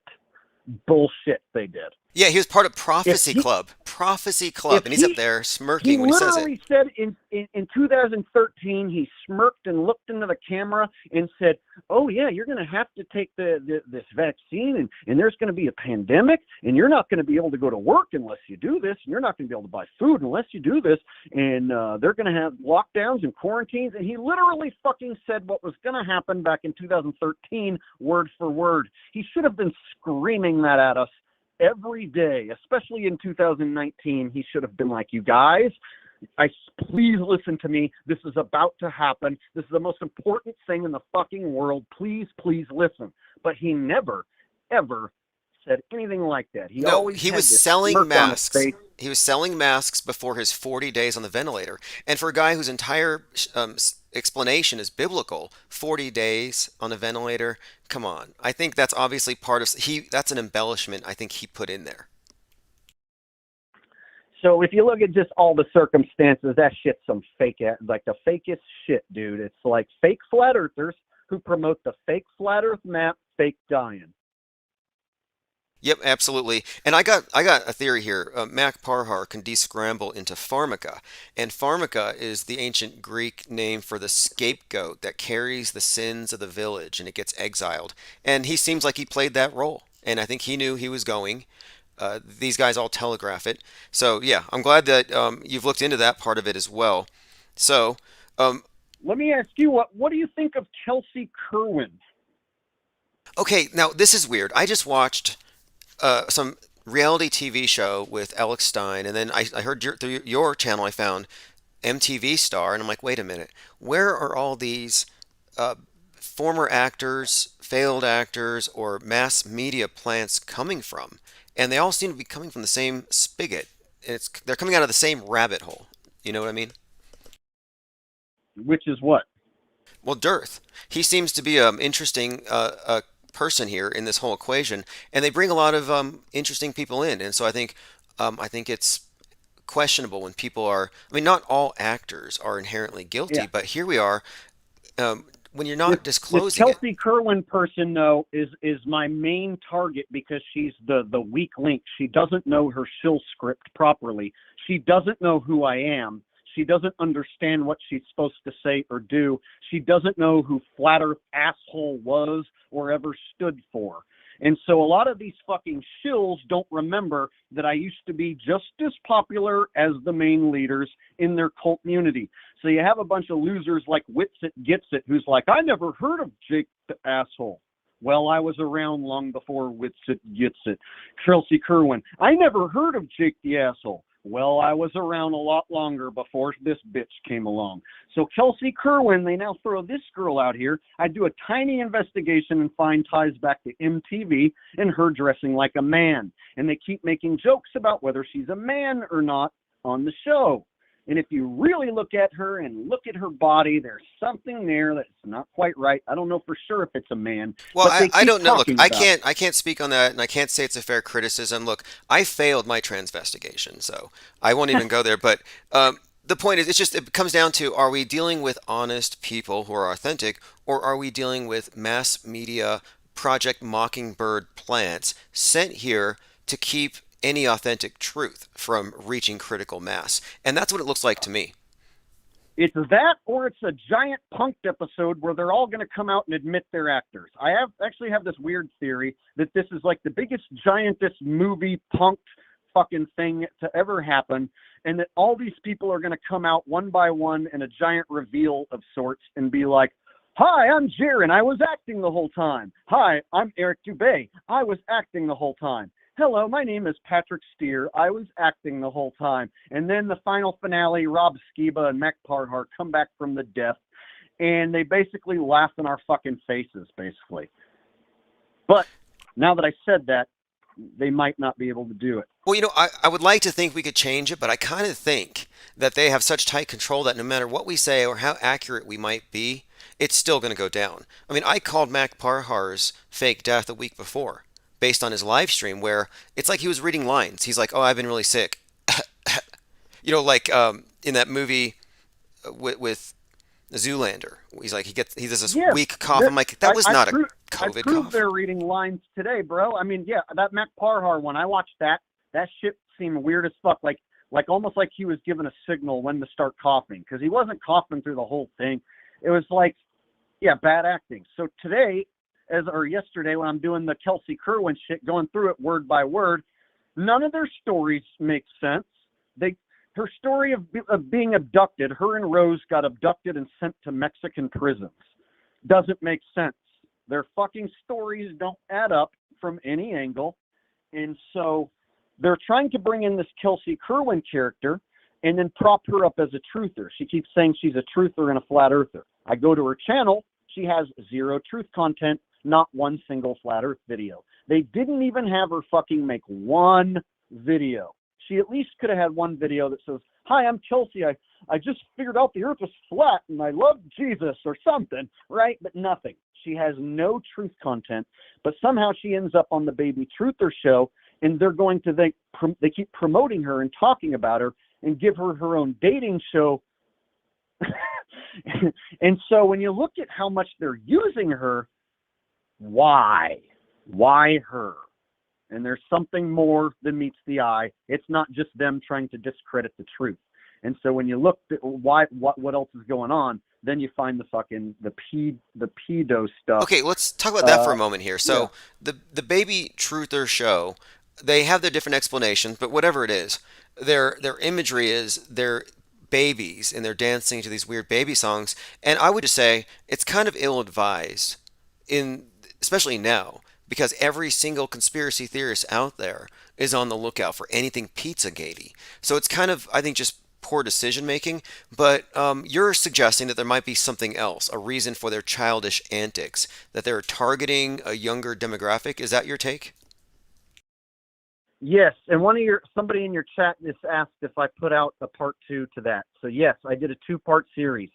So I did a first part is me breaking down their fake story of them being abducted, because Kelsey and Rose tell a story of being abducted and sent to Mexican prison by their own parents. And when Jaron's like, "Well, what'd you do to get sent to Mexican prison?" "Oh, my parents were just like bad parents, and they just sent me there. They signed over custody to Mexico when I was 15. Human trafficking. That's the human trafficking that you're getting into. Yeah, so the story that they tell doesn't make sense, but it's a cover for some sort of human trafficking or some shit. And I already know that ODD's background in authentic intent's background, so I'm already skeptical of anybody in this cult community. And so when they start talking about Baby Truther show, and then they do a flat earth dating game show, and then they start fucking making all these really weird connections, telling this really weird story that doesn't make any sense about being abducted, I literally just played their words and just kept debunking everything they're saying over and over, saying, okay, that didn't make sense. What she just said didn't make sense. Let's replay it and listen again. So I do a 2-part debunk series of the flat earth dating game. And basically the end, the culmination, is where one of their random contestants on the dating show that claims that they had no idea they were going to be there explains the entire flat earth cult. Explains the whole fucking thing. She asked the scripted question, if you could start a secret society, what would it be? So Kelsey Kerwin asks her, contestant number 4, if you could start a secret society, what would it be? Now, would Kelsey Kerwin, some dumb blonde bimbo, just think of that off the top of her own head? No. She obviously was handed a question. If you wanted to start a secret society, what would it be? And the guy goes, well, I'd start one that is under the pinnings of God, and then throw some flat earth in there, maybe some political conspiracies. We could call the whole thing a cult. What are the chances that that is the answer? I would say scripted, as everything else seems to be. And that's the reason why they would hire actors. They want to control discourse. And I think in order to reach different demographics, they have all these different sock puppets. They're just human sock puppets. And that's what's so um, interesting about this thing is that anybody who looked into this flat earth topic when you started around that time, 2015, 2016, you were interacting with people who were on orders, it would seem. I mean, to me, it just looks like mainstream media influence agents. But oh, do you think that the people you're considering to be shills, do you think they know the truth, care about the truth, or do you think that they're just reading lines? I think there's a combo here. I think the ones who are compromised pedos are just trying to get their sentence reduced, and they'll do anything to get their sentence reduced. I think the ones who are actors who are bringing in lots of money and donations and shit, and their careers built on it, they're just straight up evil motherfuckers, right? And it's like there are people in the world who are just not regular people. They're evil, and everything that they live for is 100% the opposite of me. So I can't look at them as like, how could any person do this and deceive people and be that evil? It's like they worship evil. There are people who actually worship evil and get off on evil, and that is a fact. So this giant cult, even if I can't completely prove exactly what's going on between your information and my information, I've got it pretty well hammered out, and I'm pretty sure you do too. So some of them appear to be cops, military informants, and then some of them just look like straight up actors, like Kelsey Kerwin. That's not a military informant. You know what I mean? Maybe she's like being handled and wants to speak up but isn't allowed to. I don't know. But right now she's the weakest shill, and she's saying my name. She's saying the name Jake the Asshole. She even attempted to do a troll video of me on her channel, but then she took down her own troll video because it backfired. Yeah, I wouldn't advise that. I wouldn't advise trolling people who've been at this a while. This is all very interesting what you're coming across, and the stuff that we came across shows that, yeah, we're dealing with a disproportionate number of feds and peds. Make of it what you will, but there does seem to be a hierarchy here. Recognizable handlers. And there's an interesting connection that I'm trying to hammer down here. And supposedly, I think of all people, Flat Earth Reset has a copy of this correspondence, but apparently Patty and Sargent knew Wes Stace before they got into Flat Earth. And that doesn't make any sense. Wes Stace being one of these questionable characters in that documentary Behind the Perv, which I don't want to get into now, but yeah, there's a suggestion here that there was actors who were prepared for their roles a couple of years in advance, if you ask me. So there's just so much to unpack, and I still have a little more work left to do. Well, maybe a lot of work left to do, but basically the next thing I'm going to be doing is destroying every single one of Jaren's points about that map, and Bob Nodell. Both of them are trying to defend that map, and they use retard sorcery. So what they do is they pull up Google Earth to try and debunk one of my points. They'll use a cartoon globe to try and debunk my points to defend the AE map. They'll use computer programs that don't have anything to do with what I'm really talking about and try and confuse you with numbers and lines on a screen.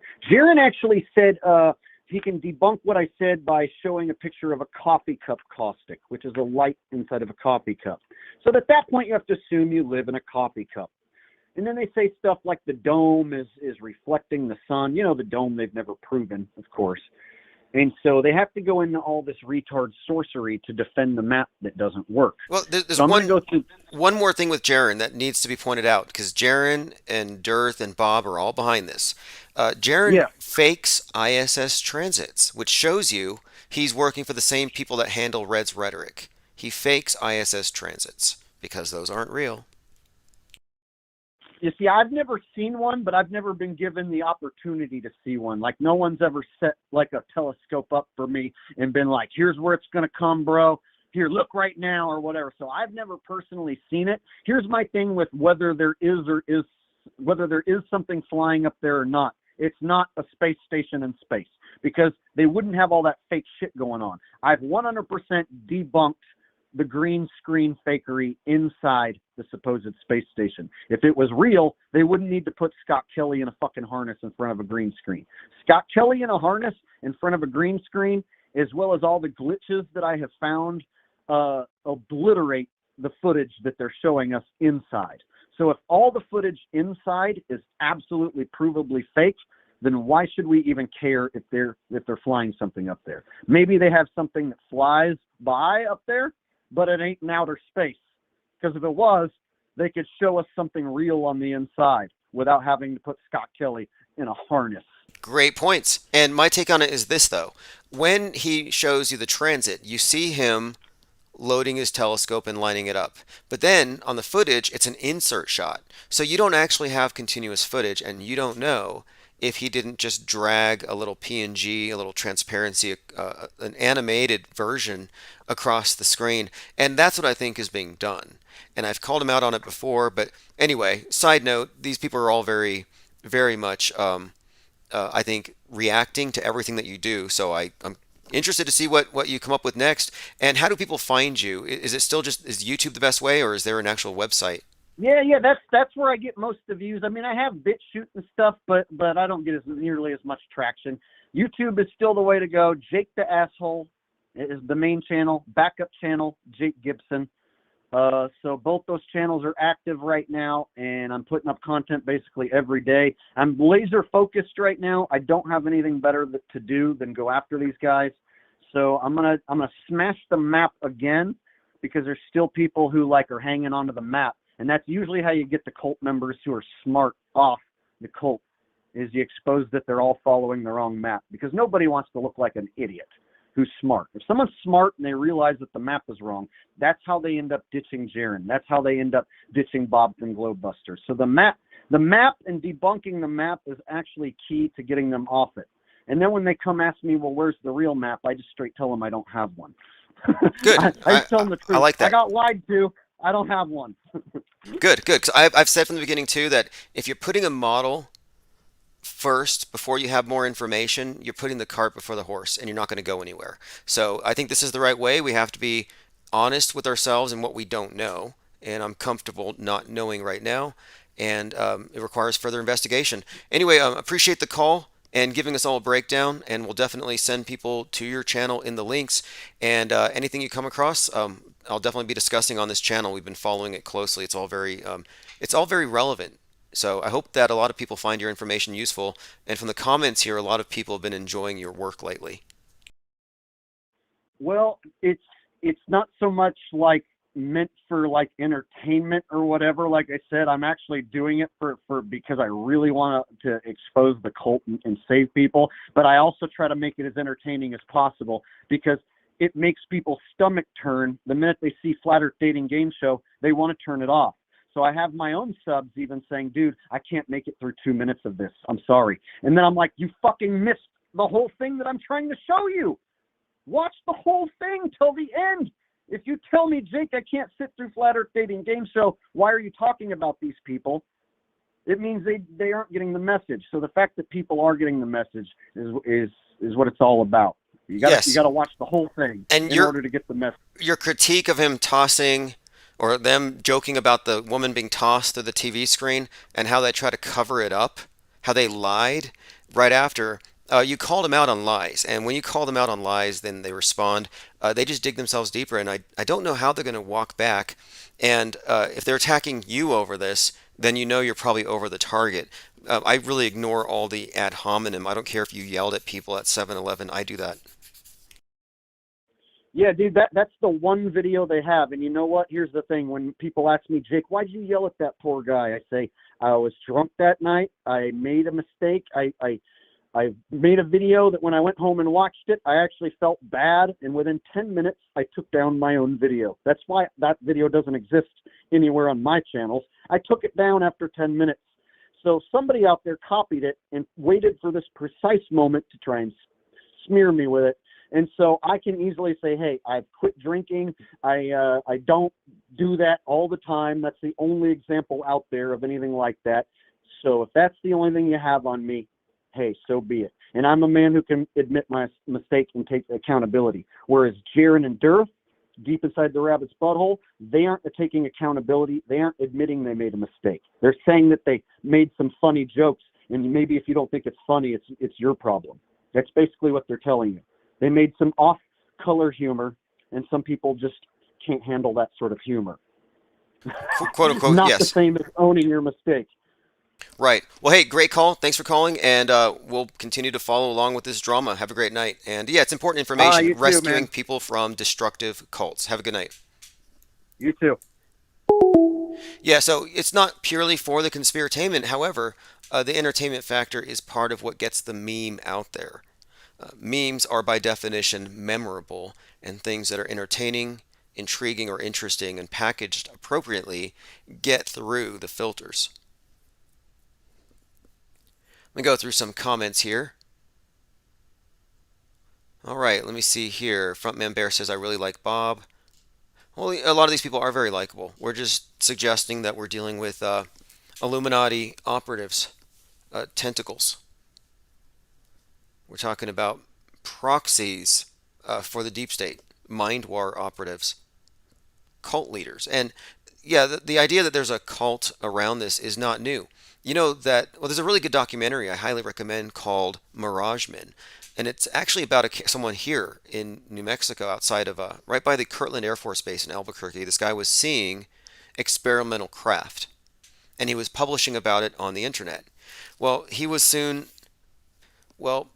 intercepted by special agents who pretended to be conspiracy theorists, and they worked for the Air Force, and they started feeding him stuff about a coming invasion from Venus.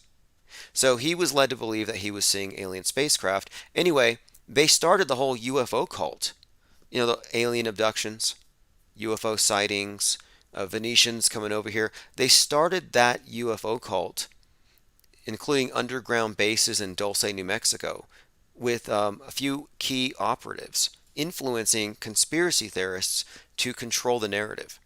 They use mythology for mind control to control that cult, that culture that was gathering around people seeing things. All right, phones are open, 833-311-1984. Let me continue to go through. I had some things earmarked here. We've been talking about Russia threatening criminal charges against the astronaut who drilled a hole in the space station to depressurize it because she wanted to go home because some cosmonaut didn't love her. We're talking about the space junk that the space station dodged on November the 30th. That caused, well, actually, they had to quit a spacewalk because of space junk. And coincidentally, a new Netflix show called The 100 has, in episode 13 of season 1, again, 113, an international space station falling. Let's see what we have here. Yeah, we have a number of links. If you just go to my minds.com account, anything that we discuss is generally linked over there. And the videos of interest, especially this latest flat earth drama, is all talked about there.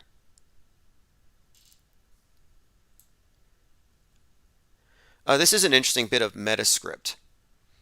It might seem like nothing, but you have to look at the symbolism here.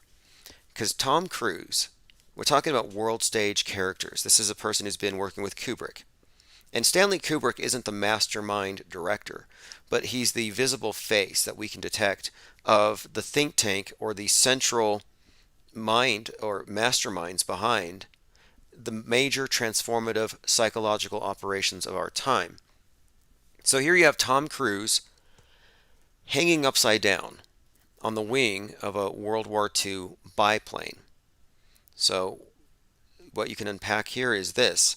It's from the pictures, when you look at Tom Cruise hanging upside down from a double-winged plane, it looks like the twin cross, which again is the cross of resurrection. And the significance, of course, his name means twin cross. These world stagers, they've all got names that are part of their bigger story. All right, again, asteroid, a large asteroid that's, I guess they said it's going to be larger than the Eiffel Tower. Probably shaped like a big vax needle. Anyway, a big old asteroid's going to hit us in December, and they say it's going to be stronger than a nuke. So heads up. And don't think that they're not going to mandate helmets and that you won't be forced to wear them. The mask Karens will be helmet shaming you. Because if you're not wearing a helmet, obviously you're a threat to everybody else. And I guess the rationale is, well, they'll say you could get knocked out, which could cause someone else, maybe you're driving or something. And they even had an instance recently of a space rock landing on someone's bed, punctured their roof, landed on the pillow. We've been coming up with some predictions about who's going to die next, among the death fakers. And I was positing that maybe Mark Sargent might get hit by an asteroid. Like, that would serve a dual purpose. It would cancel the flat earth because he's the main leader according to the MSM. And two, it would debunk, wouldn't it? All right, let me see. I'm going through comments. Lunar Node says, this might be why UFOs are more mainstream now. The government can control the misinformation better if they control the entire op. Well, what's interesting about that is there was a lull in UFO sightings from like 2012 to 2017. And I was commenting on this at the time. I was saying, you know what? Isn't it interesting that as better phones with better cameras proliferate, as more witnesses are out there with cameras and phones, we're seeing fewer and fewer UFOs. Why is that? You think they'd be the opposite. Are they suddenly hiding? But that trend switched. Right about 2018, suddenly it picked up again. And it's been nonstop ever since. Now it's on Fox. Fox News is basically a fantasy tabloid now with their UFO coverage. Eric Bear says Richie from Boston is supposedly sick. Maybe he's next. Yeah, I think he might be because he foreshadowed it. And that's how you know. Richie from Boston, who I think might be a crisis actor. He has the number 33 on the back of his Jeep. His license plate. I actually have it. If you go to conspiratained.com, I know I did an article on this, and I can probably pull it up here really quick. But yeah, Richie from Boston has a 33 on his license plate. Illuminati confirmed. But yeah, he did say that he's going to die soon. He told his friend Russian Vids. And so, even though most normal people can't predict their deaths, for some reason, a lot of these truthers, here we go, Richie from Boston tells Russian Vids he might not be around much longer. Yeah, Michelle, that's the unfortunate thing. Richie's, he's doing the best he can. He kind of mentioned how he's giving things away. His health is not the best. So you guys pray for Richie. He's, when he said that, I was like, wow, that's unfortunate. This is the voice of Russian Vids, now RV Truth. RV Truth. He should get an RV and drive around with a megaphone spreading the truth. Anyway, this is Richie from Boston he's talking about, who apparently told RV that he's going to die. He kind of mentioned to me, I don't want to mention. He says Richie also said in the end they're going to kill him and make him look foolish when they do it. God, make him look foolish? Like what? I hope they don't do a David Carradine to him. Do you know what I'm talking about there? David Carradine. Autoerotic asphyxiation. Richie, no. What are you wearing? I think that could be. Anyway, let's go and play a little bit more here. I don't want to mention personal stuff, but you kind of mentioned to me as well. But I'm only saying that because he said it out loud. He said it in the video. That's why he said his health is not the best. He's giving away a lot of his equipment. He doesn't. I don't want to say this, but he's not sure how long he'll be around. Right. Okay. Salty Siren says, whatever happened to a call for an uprising? Right. Isn't that RV's side gig? Like Russian Vids is like the dollar store version of a call for an uprising, who has slick production. Frontman242 says RV was talking smack about you on the last stream. I have an audio bite of him where he says to avoid me. He called me a rat for some weird reason. I invited him on, but he's being very divisive right now. But as far as I'm concerned, he's anonymous. In fact, I think I have a I saw a comment on one of his videos where someone was trying to buy a shirt from him and he said he couldn't sell it anymore because it has Roddy Piper's face on it. And I said to him, I thought you were Roddy Piper. I mean, for an anonymous person to use the face of a public figure as his face is just bizarre. Let's see, anything else here? COVID deniers have an absurd new conspiracy theory about Omicron. And I think the conspiracy theory is that it's an anagram for moronic, so you'd have to be a moron to believe it. Well, hey, it's not a conspiracy theory, it's an observation. COVID-19 deniers are seizing on ridiculous new theories about the latest Omicron variant, suggesting it's part of a hoax because the rearrangement of its letters can be used to spell moronic. Yeah. See, the Daily Beast accidentally reports the truth once in a while. Now, they miss the point and they don't get it. But this is one of these outlets that's simply there to do hit pieces. And that's why it's not a coincidence. Let me bring this up. If you search flat earth, let's see, got flat earth a-hole, flat earth fucker, flat earth arsonist. Got to go down the list. Flat earth arsonist busted in Freemason arson spree. So 42-year-old Ben Coleman. His whole name was Benjamin Orion Carlson Coleman. And on 3/30/2021, he went around on an arson spree burning down Masonic lodges. Now, the whole thing about it is this character is totally made up and fake. I don't think he's a real person. I think this is an actor. I think it was an inside job. But it turns out that the Flat Earth arsonist was friends with Flat Earth fucker, the death fucker, or faker. And I know this, or I believe that this is, he called me and he said, oh, that was one of my friends. And I said, wait, you know the guy the Daily Beast covered? Because the Daily Beast only covers operatives sabotaging the truth. That's been my observation. And he says, yeah, they protested and stuff together. And I said, well, why would your friend go burn down a bunch of buildings? And he said, maybe he snapped from the lockdowns. Like, I don't buy it. The guy was obviously a basement dweller. You think he's going to snap because he's forced to stay home and collect stimmies? I don't think so. Most people enjoyed the COVID-19. I mean, the 19 pounds that they gained sitting on their asses under quarantine, getting their Uber dashed food. But there's no way in hell that these two actors, flat earth activists who are famous because of the same media outlets, are buddies. And they're both misrepresenting the idea. Oh, the people who think the earth is flat are a danger to society and they burn down Masonic temples. Like, no, this is fake. And I think maybe it's not a coincidence, but the same weekend, I believe, that this guy was burning Masonic lodges, there was an actual flat earth conference at a Shriner temple where Chief Crow performed live. Erica Bear says Omicron equals 42 in Pythagorean gematria. I'm more curious about what the Chaldean sorcerers would have to say about the numerical value of Omicron. Isn't it the Chaldean sorcerers who gave us the Necronomicon, or is that the mythology? When I saw Omicron, I was like, it sounds like that book of demonology.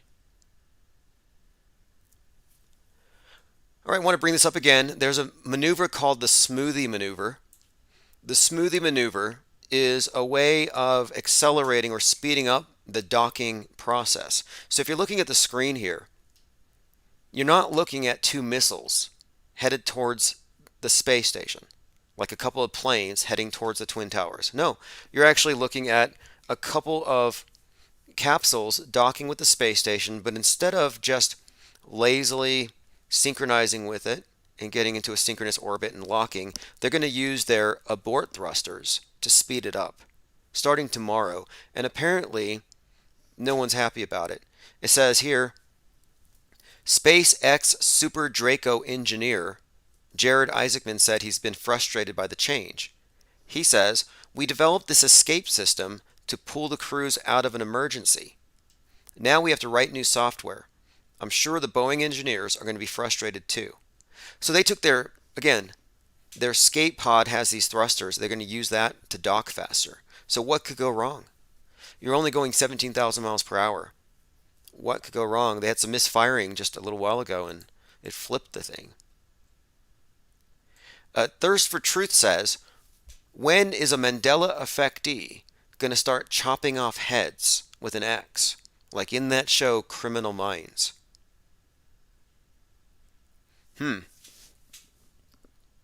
Yeah, Criminal Minds had a Mandela-affected character chopping people's heads off in order to get to the reality where Ed McMahon was passing out big checks or something. And that's the fear the media has put out there. In fact, the tagline on the movie about there's a movie called The Mandela Effect, and the tagline was, "Thoughts are dangerous things." So what they're trying to convey here is that if you're into the Mandela effect, it can lead you down a slippery slope until you become dangerous to yourself. If you didn't know the origin of the Mandela effect, it came from Fiona Broom. Fiona Broom. She's a ghost hunter and a witch and a Ouija board expert, and she said that CERN created a rift and now she's seeing more ghosts or something. So the movie's called The Mandela Effect. Let me play part of the trailer. Again, this is 2019, and the tagline for this is "Thoughts are dangerous things." And I'll go ahead and skip to that part. The Mandela Effect. Either we're sliding between parallel realities, or like a simulation, and it's glitching out. Do you hear yourself right now? Maybe it's in my head, Claire, but what if it's not? Maybe none of this is real.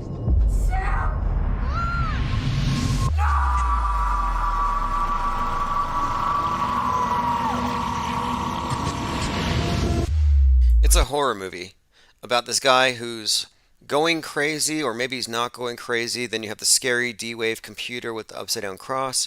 Maybe CERN did it. And then someone breaks it down to him and he says, you need to understand that dangerous ideas are dangerous things. Something you're going to need to understand. Ideas are dangerous things. There's something you're going to need to understand. Ideas are dangerous things. So there you have it, an expert in a white coat. Michael Connor says the deep mysteries of the world come down to Jiffy peanut butter and an interview with the vampire. You know, I'm Mandela affected. I don't know why they don't accept me into their community. Now, there's a cult.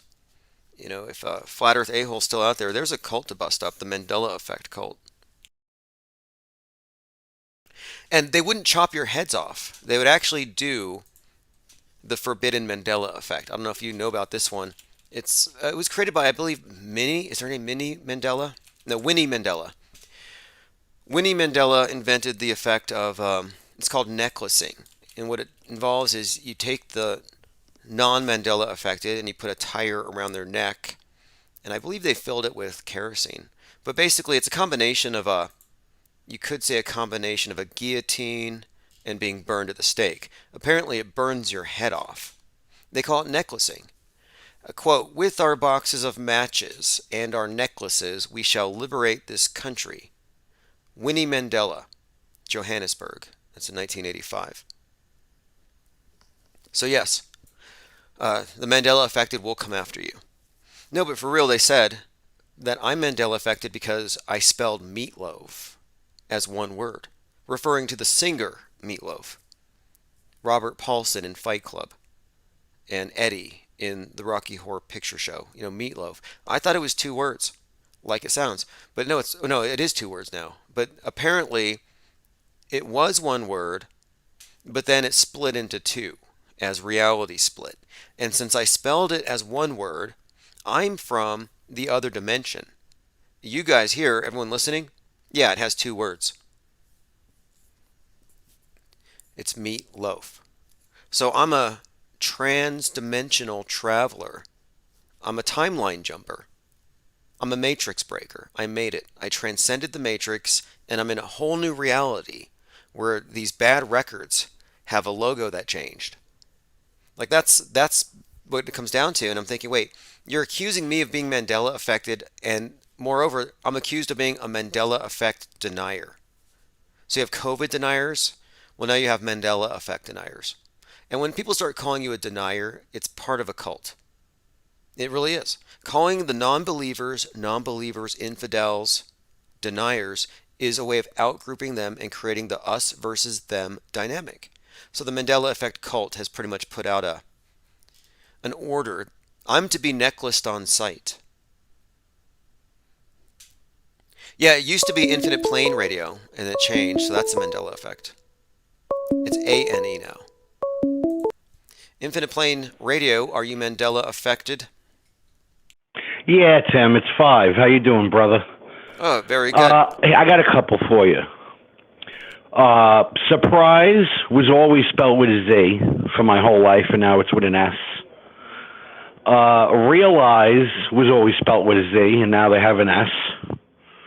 And I'm kind of running blank on a couple other things, but I just throw that out there. There has been a lot of misspellings of words. I can't think of them all now.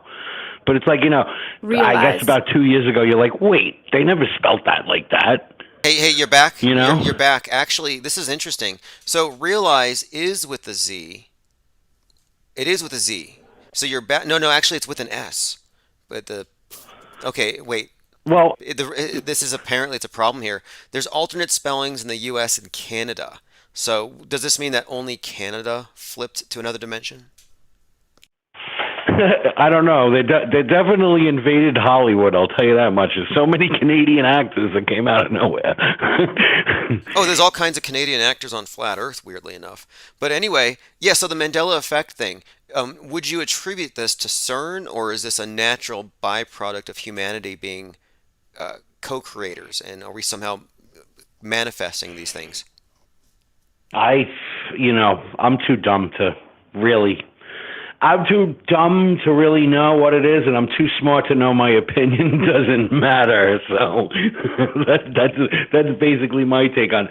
But I did see the movie Mandela Effect, and I almost felt like it was such a rush job just to say, oh, you just saw the movie Mandela Effect. You don't know what you're talking about.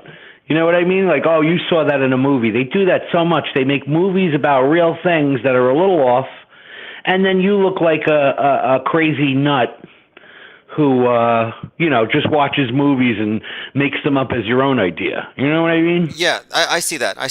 And a lot of the people I want to tell you real quick. On that movie really quick, the Mandela Effect, people hated it, just for the record. It sucked. It was good, like, when you watched the thing, you're like, oh, I really want to see this.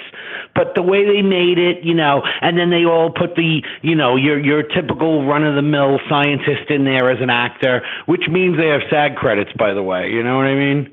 So they are actors, like Neil deGrasse Tyson or whatever the other guy was that was in there. He's like a Neil deGrasse Tyson, but of computers. You know what he was?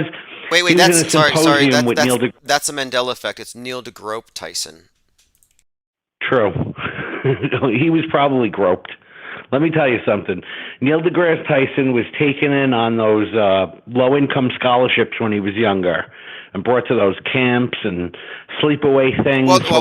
We were talking about a 1984 claim that he Cosby'd somebody, but it could all just be, I don't know. I mean, Bill Nye really troubled me with that Netflix, I think he called it his sex junk, and he did this weird thing with Rachel Bloom. Music video? Oh, it was hideous. It was the worst rated thing Horrible. Netflix ever did. Horrible. He's a jerk. Come on, man. You know that. They're all jerks. You could, if you really paid attention to them, they all contradict themselves. Listen, when it comes to Neil deGrasse Tyson, all I got to say is oblate spheroid. I have never seen a picture from space of an oblate spheroid. Yeah, that destroys the argument of, well, all the other planets are round. Why isn't the Earth? Well, you're saying the Earth is an oblate spheroid. Show me the oblate spheroid planet out there. No, they're all a bunch of balls. Perfect spheres. Yeah, seriously. It's all a bunch of renderings. Even what they say about the Hubble telescope and everything. Oh, no, we receive information and then we make a digital rendering. Well, that's not what I know, because I know someone who was a relative of mine who worked at what's called Silicon Valley Group. And it's not the ones that make breast implants. They're the ones who made microchips. And they actually made the lens for the Hubble telescope, which had an air bubble in it, and they had to replace it. Because when they first time they put it up, they were like, "Oh no, there's an air bubble in the lens," which could have been a total lie. I don't know. It's a great excuse to get another couple of $1 billion to do the same job over, especially if it's not even a real job. You know what I mean? Oh yeah, Because yeah. according to some, That's a it's thing in an where airplane. yeah, it could be anything, and that's probably more likely than anything. But I remember back before I ever even questioned any of this stuff, I was listening to Rush Limbaugh one morning, and he pointed out how NASA said, "Hey, look, we got water on Mars," and he auto-hoaxed it. He said, "Nah, they're probably lying, so they have a slush fund for their green agenda." And I thought, wait a minute here. And he was making some very valid points about how easy it would be to fake and how it's no different than faking claims about ocean levels rising. So he was calling out then that there's an agenda behind the space program. He may not have put it all together, but that's been my point all along. The space program is just a way How to many years ago was this? It was How many years ago did you hear him say that? you could look it up. Let me put this up. Jim Morrison. I mean, Rush Limbaugh, water on Mars. And he was criticized by Media Matters for questioning this, but he wasn't called a So this conspiracy. got to be at least 15 years ago. Let's see. Okay, here we go. 2015. He says that, listen to this, evidence of water on Mars is part of a liberal agenda. Yeah, this was from 2015. Because I was going to say, by the end he was making like $50 million a year or something as the number one terrestrial radio voice of all time. You know what I mean? But I almost think like they would have told him, like, "Listen, dude, shut up, and we'll put you in the elites and toe the line." Because you got the Presidential Medal of Freedom or whatever, and that's basically Well, like listen your to this. shill crown. Look, but the thing is, his point though is that you could say that water on Mars is part of a leftist agenda, insofar as the leftist agenda is eco-fascism, and we're living it now. So, I mean, I'm just saying, for a guy who was blinkered and insulated, he was arriving at the right conclusions, but he would never arrive at the truth because, of course, he's a... Well, if that's true, and let's just say with the liberal agenda and water and how important water is, then America should have no debt because we have the Great Lakes we split with Canada. And with 4 quadrillion gallons or whatever, if we just put a commodities price at 2 cents a gallon on it, we could back our money with a renewable resource like the Great Lakes, which gets replenished every time it rains, and the mountains have runoff, and we would have no national debt because you don't pay debt on backed money. But you see, the real goal, and I've heard this from other people, is to make America go bankrupt, make the banks foreclose on us, etc. We have no private property rights. We have no this, we have no that. And then all of a sudden you'll wake up and you'll find out you don't even own the well water in your well because well is a commodity like oil or gold. And like when you buy a house in America, they stipulate you have no mineral rights to your home. So if I had oil underneath my house and natural gas or gold, it's not mine. It actually belongs to like some Rothschild or Hey, really quick here. Roosevelt. Are you familiar with, we're talking about renewable resources, are you familiar with Astrocrete? How they're talking about grinding up dead astronauts and putting astronaut in blood. Yep, and turning it into a concrete and building Mars bases. I mean, that's not It's pretty expensive, man. I mean, some gave, all gave some, but some gave all. You know that saying? You know what I mean? Yeah. It's like, welcome to the house that Jim built. Literally, he's in the walls. But see, I think all of this is about inculcating us with collectivism and self-sacrifice as the supreme good. Hey, I have to pause really quick here for just a short break here because I'm doing a segment here, 2 hours, so I don't have to. So what I really want to say is, You are listening this to is all Infinite to Plane Radio. disenfranchise Stick us around from for Earth. live call-in shows. Stay for the music and recent replays. Join us at infiniteplane.live for 24/7 live chat with other listeners. And our children's place and our children's place. And that's it. You want to go to space and you want to claim shit, go ahead. But you're not taking our shit from us in the meantime. And have a great day to all the Infinite Plane family. Awesome. Good night, brother. Appreciate the call. Have a great night. Yeah, if people want to go to Mars, let them go to Mars. If they want to go to the moon, and if they want to grind themselves up into Astrocrete, they want to recycle themselves, I'm not going to stop them. I think in California, they're legalizing composting for your loved ones, which was the example set forth by the unicorn killer, the founder of Earth Day.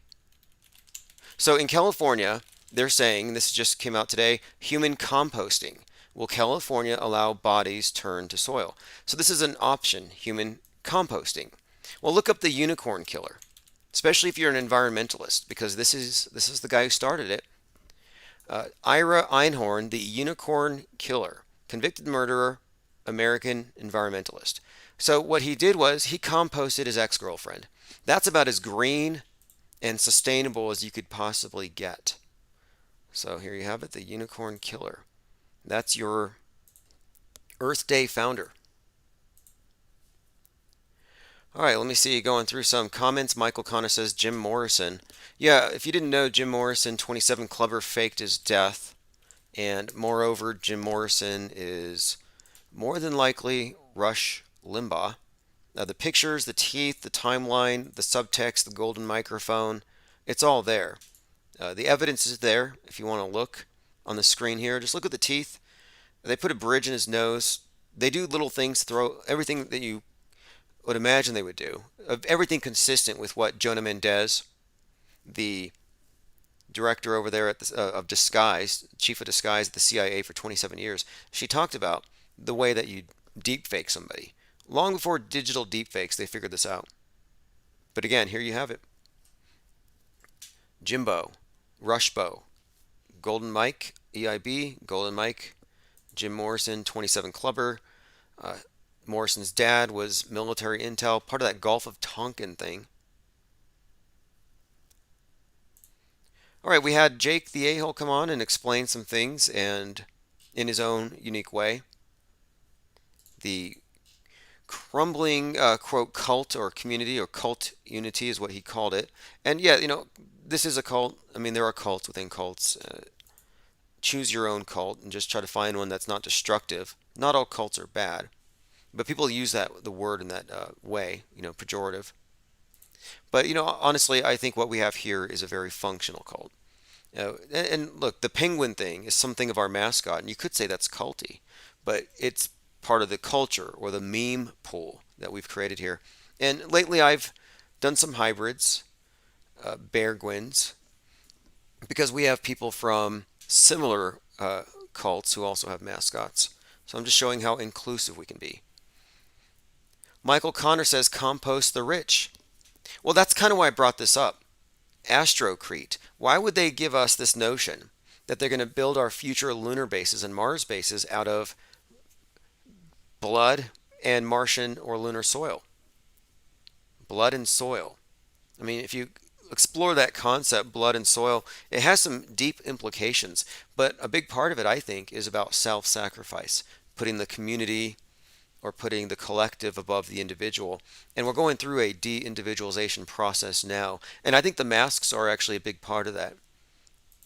The idea that when you go into the public, you remove your face for the benefit of everybody else. It's a religious garment more than anything. Here's just a heads up. Peter Ducey. Now, is he related to Steve Ducey? I was called the Steve Ducey of Alex Jones's by someone who gave me a negative review.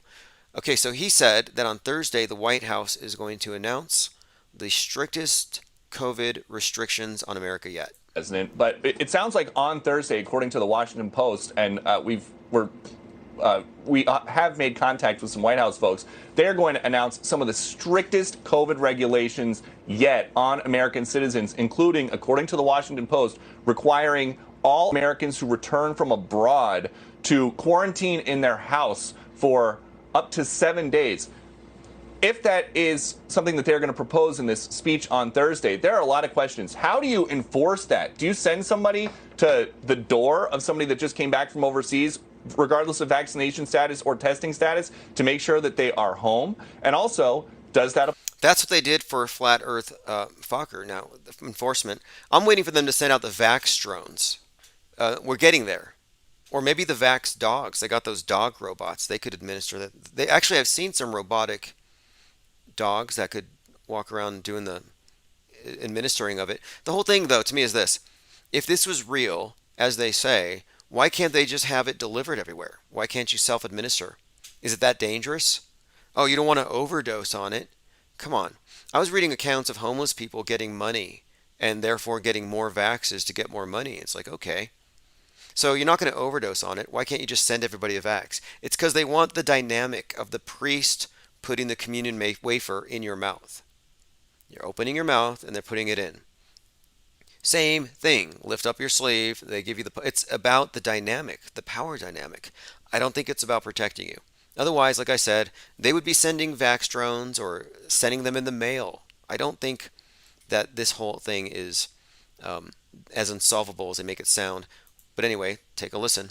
Vaccination status or testing status to make sure that they are home? And also, does that apply to everybody coming into the country, not just folks who come and document it at an airport, but also the undocumented? The undocumented? Uh-oh. There's a contradiction there and a double standard. And that's probably one way to dodge it. You can say, "Hey, I'm undocumented. I can't catch it." If you're an undocumented, you're not a COVID variant factory.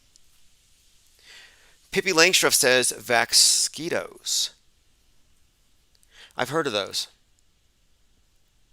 Chris Snyder says another Mandela effect for baby boomers is the world dilemma. They always want to sneak. I'm not quite sure if I catch your point there, Chris Snyder. If you want to call in. Oh, the word dilemma. Okay. The word dilemma has two M's. Now, I'm kind of curious if Chris Snyder isn't Mac Parhar, because that was Mac Parhar's Mandela effect, the word dilemma. And I remember commenting on this, thinking about how, well, it wasn't just that. Yeah, dilemma just looks funny, one, but he had also said that in this present reality, the woman that he's married to or was married to isn't the same woman. So another thing, another side effect of Mandela effect, or benefit perhaps, is you can claim, well, I'm in a different universe now, so we don't know each other. It's the ultimate excuse to ghost people. I don't know if it gets you out of child support payments or any obligations. Like, oh, I don't have to pay this fee here, the speeding ticket. That was when I was in the Jif universe, but clearly the peanut butter says Jiffy. Like, how does that work? Breaking, Chris Cuomo used his media connections to find info on Andrew's accusers. If you listen to this channel or you follow the South Pole cartoon series, we exposed these two clowns a year ago as being a couple of sickos in a pizza dungeon beneath CNN headquarters, selling themselves to the ministers of unhealth for higher death tolls to gain more power. And we called out their entire operation. There's a number of movies called Omicron. I think one of them is even about an alien invader coming in the form of a virus. The holidays. I got another one here. This is Omicron, the strangest story you've ever heard. So many examples. And this is actually, this ties into a lot of the things we've been talking about. The clip I'm about to show you is about a cartoon, or it's from a cartoon, where you have this spaceship that looks like it's got a needle on it flying through space, and it's about these very tiny people, like microscopic.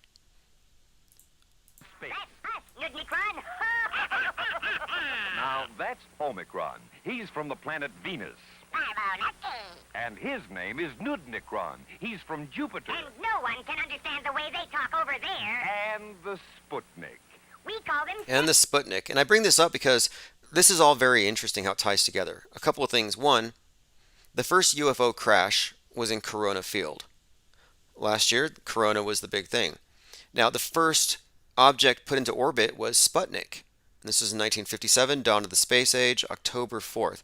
Now, Sputnik gave Russia the victory in the space race. They were the first ones to get something up there. Well, you know who came up with the first vaccine? It was Putin, the Russians, and it was called Sputnik. Sputnik vaccine for Corona. And then, at the same time, there was a movie that came out in Russia called Sputnik about alien invaders that come in the form of a virus. Let's see here. This is an article I want to touch on briefly because I think it connects to the Kennedy worship that we see in Dallas. A pastor claiming to be Son of God charged with sex trafficking. So you have this mega church, and the preacher is believed to be God, or a son of God, rather. And the people around believe him. He gets a lot of money. They're sneaking people into the U.S., human trafficking, and the people who don't go along with them are threatened with hell. So this is just business as usual. This is how the con works. This particular scam. I mean, religion, excuse me. I mean, organized religion, organized mind control, whatever you want to call it, it's all based on a template. So you may laugh and say, oh, these people are part of a kooky cult, and the priest thinks he's actually God or the Son of God, and they treat him like a king. Well, how is that any different from the Pope, who's the vicar of Christ? And how is that any different from believing that the Kennedys were the blood of Christ and sent here appointed by God? The QAnon cult worships the Kennedys as descendants of Christ, divine. So this worship of divine leaders is not new. They've implemented the mind control system in even North Korea, Kim Il-sung, like the sun. On Easter, they have a 3-day solar festival worshiping their leader. All kinds of solar mythology and obelisks, which is a symbol of sun worship, all over that place too. So again, I'm just pointing this out because this is how it's supposed to work. This is what it's designed to do. One of the topics tonight has just kind of become cult mind control. And before you mock the QAnoners for being part of a kooky cult, the kookiest and largest cult of all is the cult of MSM, the one that we were all indoctrinated into. All right, I'm going to go ahead and turn this over to the 24/7 stream. If you want to catch the replay, definitely tune in tomorrow. And as I said earlier today, we had a discussion with John LeBon, which will go into the first issue of Fake World News. So if you want to know what Fake World News is, go to fakeworld.news. It's a print tabloid because what the world needs right now more than anything is a reliable print newspaper to accurately cover the fake news. And that's what we do here. We accurately cover the fake news. We're calling it Fake World News, more or less as a cover. Infinite Plane Radio, are you Mandela affected? Okay, this Hello, guy's... Tim. This is Tommy calling. How we doing? Did I catch you before you guys got offline? I did. Thanks for calling, Tommy. And what topic piqued your interest tonight? We had a lot of interesting conversations here. Any thoughts on the state of the flat Earth? The state of flat Earth. Gosh, what are we going to get into there? By the state of flat Earth, we're talking about kind of the infighting, the goofy. I'm assuming the goofiness. Has it escalated any farther this week, or? It's getting more intense. But if you follow in the mornings, I'm starting this live podcast in the morning, the Flat Earth Report. I'm only going to focus on that topic because the topic's evolving really fast right now. Okay, it is evolving. Because the last thing I saw was, well, a couple of people aren't showing up, and then Jaron did that crazy, not crazy, but kind of where he just did grab the bull by the horns. This is how I want to run the ship. This is what we're doing around here. I heard that he's hiding in the Rofkin foxhole behind a paywall, which is a great way to deflect criticism. Yeah, criticism. Can't get it passed unless you're willing to pay some money. Nicely said by a man that I know. One, I've bought in plenty of books and, supported Infinite Plane for a few years now. So I know you don't definitely hide behind shit. But it is funny to hear you have to say that he's hiding behind that Rockfin paywall. Because wasn't the last stream, I think he said something about being, that was going to be the last one that was going to be free. Because, you know what I mean? This dick ain't free. I guess that's how a man would say it. Yeah, which is unfortunate. But, because I've been trying to get into Rofkin for 6 months since they started. You're killing me. They won't look. The reason why I won't pronounce their name right is because my podcast. I love it. Go ahead. My podcast is auto transcribed and it helps the SEO. And I don't want to say their name right because they won't let me on their platform. I'm never going to say or spell their name right. Rofkin. Rofkin sucks because they blackballed me. Well, when the Rofs didn't let you in, did you at least do whatever coffin, skull and bone ritual that they wanted you to do, or did you just not come? Some would say, did you just not? Yeah, I think that what the problem was, or I don't know what the litmus test is to get in. I don't know if it's a bunch of operatives. I don't know if maybe somebody who's friends with the CEO said, "Don't let this guy in because they'll ruin everything." Which we have I forgot. So I'm kind of thinking that's what it is. I'm thinking that maybe somebody said something to somebody because I've applied more than a dozen times. I've applied as Infinite Okay. Plane Radio, I've applied as myself, I've applied as Infinite Plane Media, and as Dark Matter. Right. And none Okay. of them Well, got even through. Dark Matter didn't. And Yep. then even before we go any further, man, what you did with Dark Matter and what you're doing and still keeping that alive when I remember you bringing it up at the beginning and like talking about getting the terrestrial radio station going. Even when at the beginning and you were kind of just just talking about, hey man, if you can donate or buy a book or whatever the hell, buy a shirt or whatever, all the stuff when you first doing that, the clothing and the merchandise and whatnot, man. I'm glad that you stay true to your word, brother. Like, Well, merch, honestly. look, merch is important because they can censor your content all day long, but it's harder to censor the businesses that are printing stuff and stuff on shelves. It becomes physical. That's why we're going into tabloid.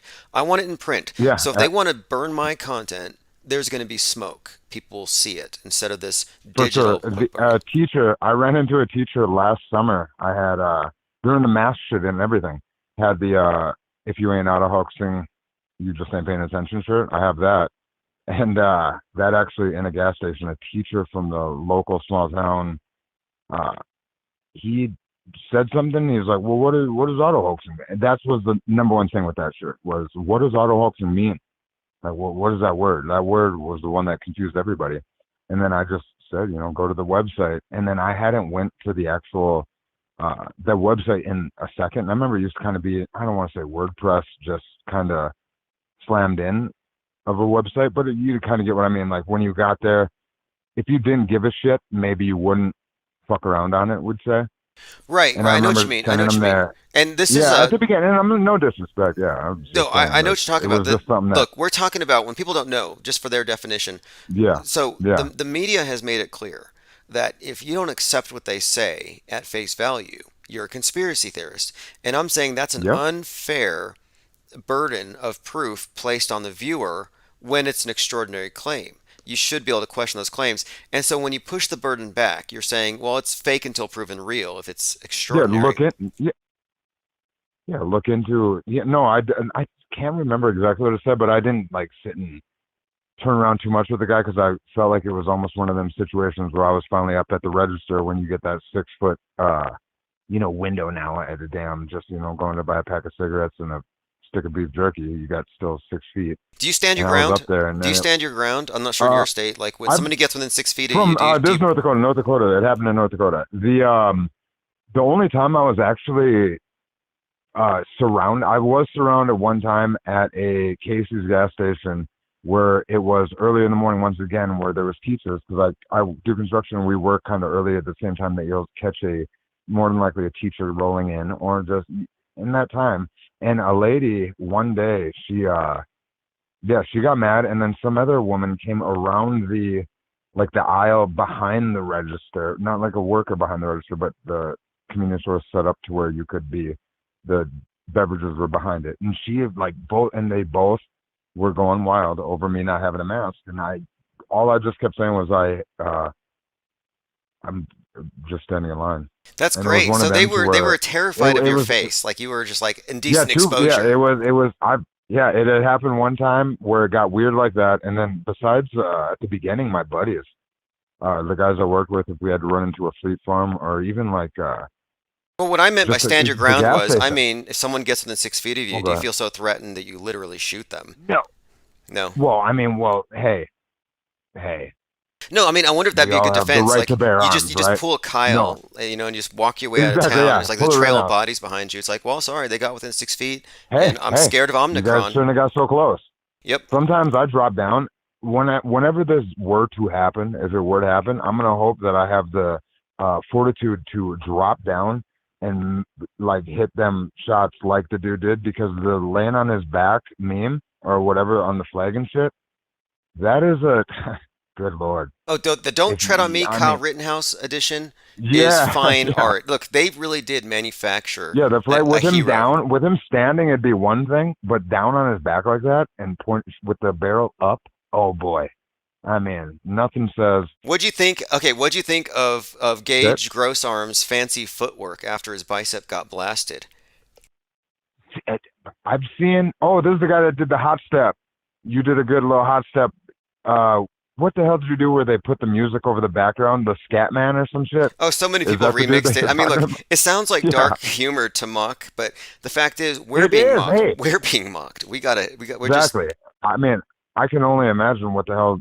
Well, one, we're getting mocked in real life, like with just even trying to just be people that want to look at something in a open mind format or just question everything when you'd think all of us would see that there's something to look into.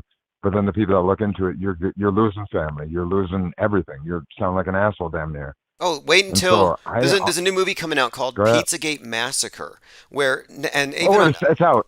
they're basically saying Sorry. I gotta watch it because they're basically trying to make the public think, oh, these people into conspiracy Yeah, yeah. theories are Yep. dangerous. It is. It is. I started the preview of it because I saw the name and I'm kind of I'll download whatever and like look, and so every week I kind of look to see what's came out because ever since obviously the lockdown of Hollywood that was nothing, right? The Q or hey, we can say pretend I'm a Q talk, whatever, but just the lockdown of Hollywood and the COVID thing, movies sure have taken a nosedive. I've noticed.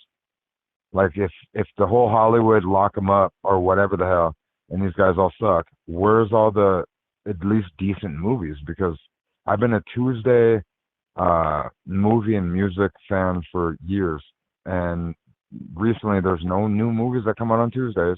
There's what are we going to the theater for? Like why is that still shut down and nothing going on Interesting. It seems like for big movies? all the If money's going to Netflix, and all these movies copy each other, and they're all about yeah, there's survival of nothing. the fittest, post reset. The old people fuck up the world, the young people are going to fix it, but they got to overthrow the old order. This is post reset indoctrination, and it's all across the board. Big time. And Netflix's original founder and first CEO, co-founder, was a nephew of Edward Bernays. I mean, it's just pure Yep. propaganda. They probably don't want movies that get you social and out there competing. They want people in the home in front of that monolith praying. I mean, And then now, watching. right? And then so then we obviously noticed, like you said, with the Pizzagate Massacre, the Mandela Effect movie, how that felt rushed. I watched. I actually bought it, and I wasn't super disappointed with it because at least how it brought up some of the shit. It felt right. You know, I mean, there's a couple of things where it's like, okay, because I kind of remember losing my mind a little bit with looking into shit, and then you kind of got to just weed through the, you know what I mean? When you Well, look, start I'm getting pulled I'm a down, you Mandela gotta. effectee, so you have to be sensitive around that topic. I'm trans-dimensional. I saw the No, word yep. meatloaf as one word when it's two. So Brian Stavely made it a point to call me out as a Mandela effect denier. Yeah, he has. He has. Well, during the flatter, well, this is another thing. I've actually called into Dose of Reality or one of his shows, and because usually I call in, and ever since he started the Manduzo thing, and he had the problem with me calling and saying the Kazam movie, there's obviously nothing there.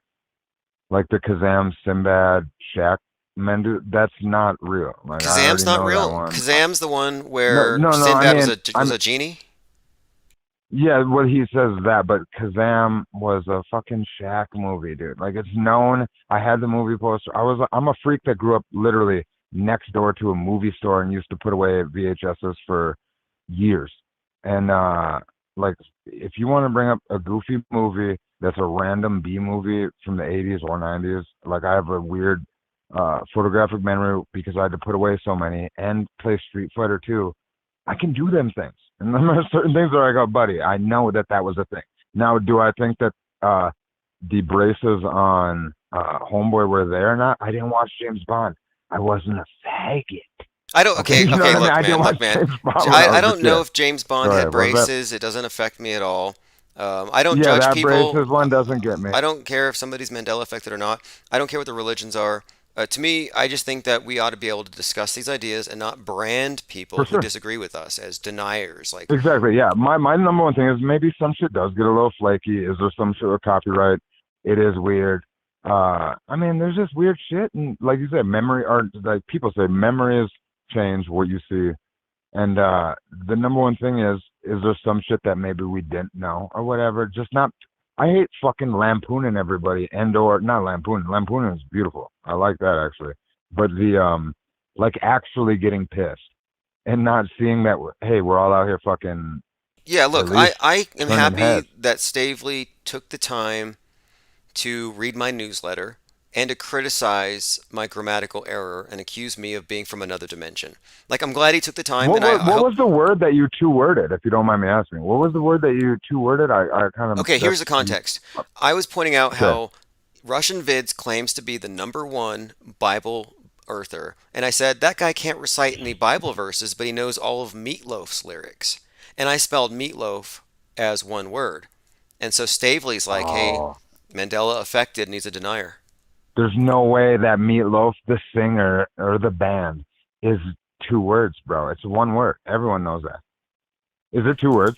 Well, Is there a capital apparently, L in there? okay, it's one word, but I thought it was two, so this makes me. Yeah, I would have thought it was.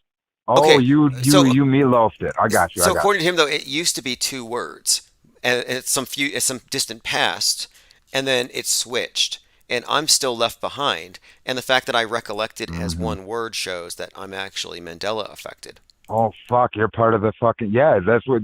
So what it is if we're on radio frequencies, you're kind of living in. If the radio frequency were to say a year, you're in 2021.2 instead of 2021. I That's a get it. Like great your way of point. frequency is That's a just a great bit way. off. That's a great way of That's what I describing think the Mandela with our effect. frequencies in the reality we're in. Yeah, maybe you tune in and you got your Bluetooth transmitter set to 88.6, but you can still hear it on 88.8 a little bit, just a little bit. You know what I mean? It ain't sounding crisp, baby, but you can hear it. Well, you know, And the maybe story, that's where Tim's at. the promise of the Mandela effect is that at some point they're going to reach a perfect reality where Ed McMahon hands out big checks, everybody's a little taller, a little better looking. They're going to reach this perfect Hmm. reality, and the non-believers will be left behind in our boring lives where we don't notice that things change. So they see themselves as like a breakaway civilization of reality jumpers who are fine-tuning it. Now, yeah, they're the first ones to take the plunge. And so you're kind of breaking up a little bit, and it might be my internet. But at the It's same time, I probably a think I hear what you're real-time saying. So Mandela effect. It's a Mandela effect they're the happening. first people. It is right now because, like I said, you're on that 88.2, baby. We are on 88.1. It's all right, though. We can still make this work. So what you're saying is the Mandela effect people. Oh man, I see, and I feel bad because we started this with talking about the state of the flat Earth, the cult, right? And I'm assuming we know what we're talking about. That we're talking about the infighting, motherfuckers dying every other second.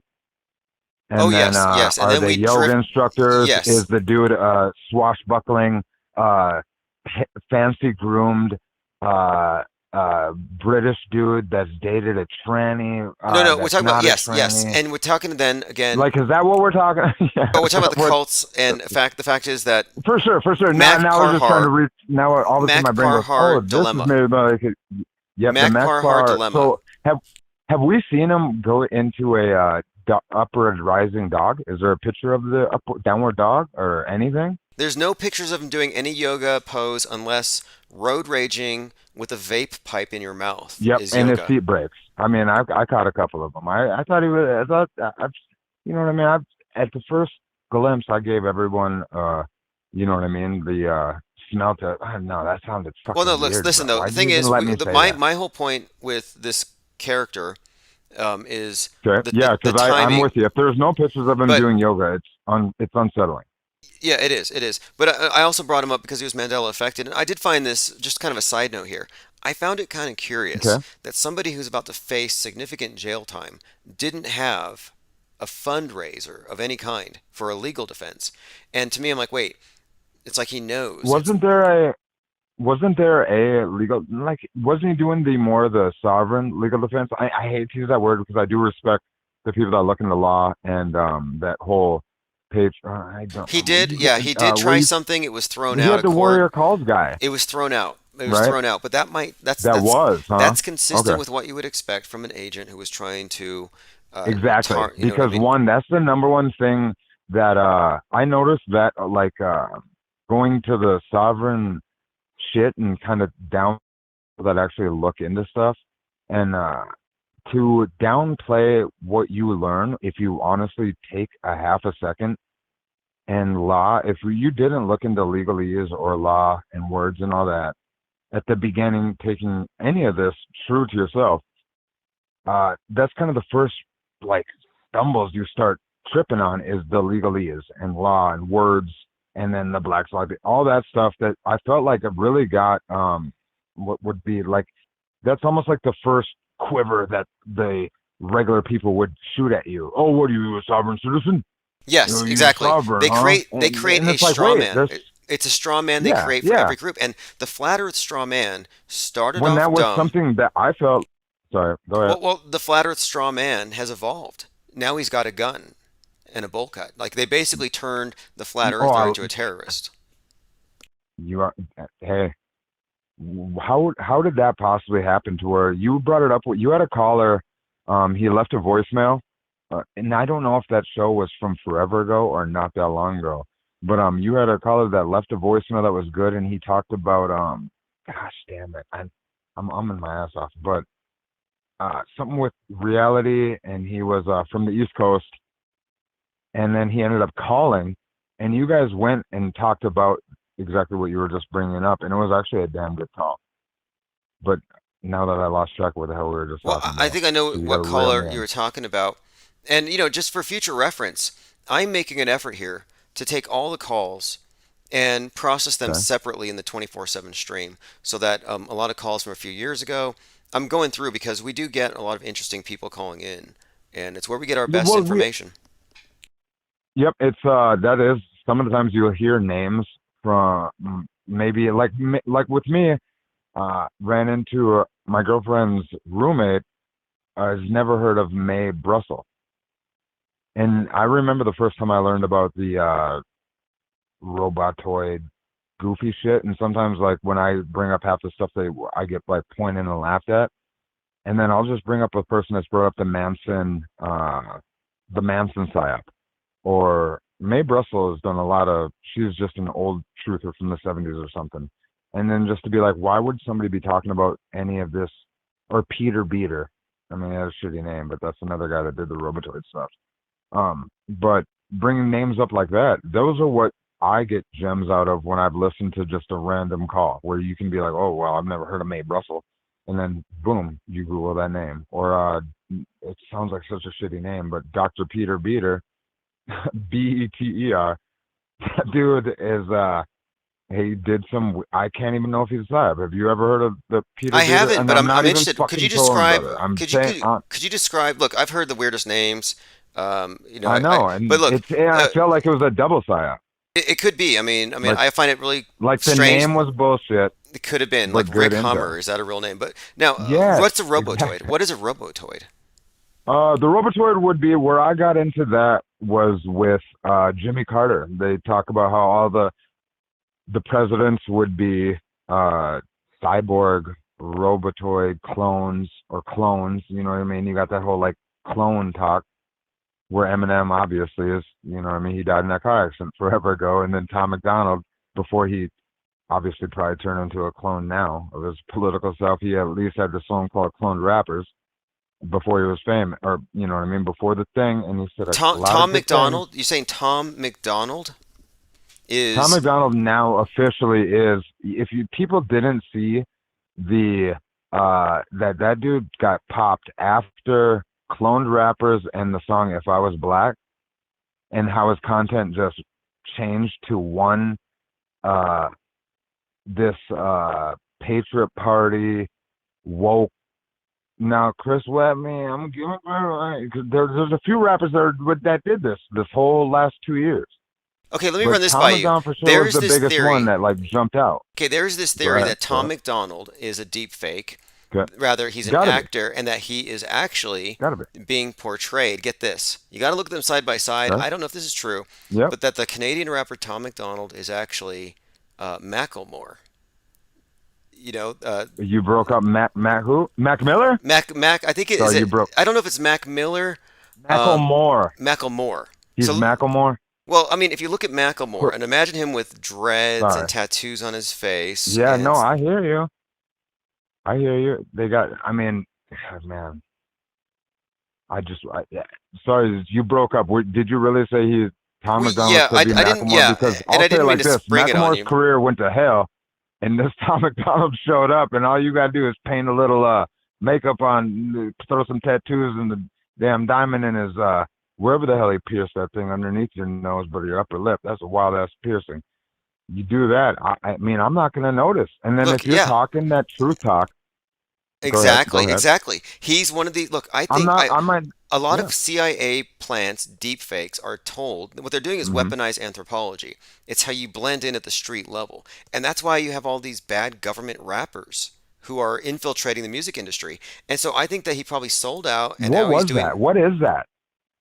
And then yeah, right. He said like, and I could, dude could call in right now or whatever if this dude is independent or whatever, and I have no problem because one, I've supported the dude enough to where I already know my name's on even that dude's at the beginning of it his list of people that I would actually support and buy. I'm still buying physical copies of my albums that of music that I actually still respect that they're doing, and even if it's a mainstream artist, I'll buy the physical copy still or the vinyl, and just to show, like, man, if I could do it, I would still put out art or whatever, right?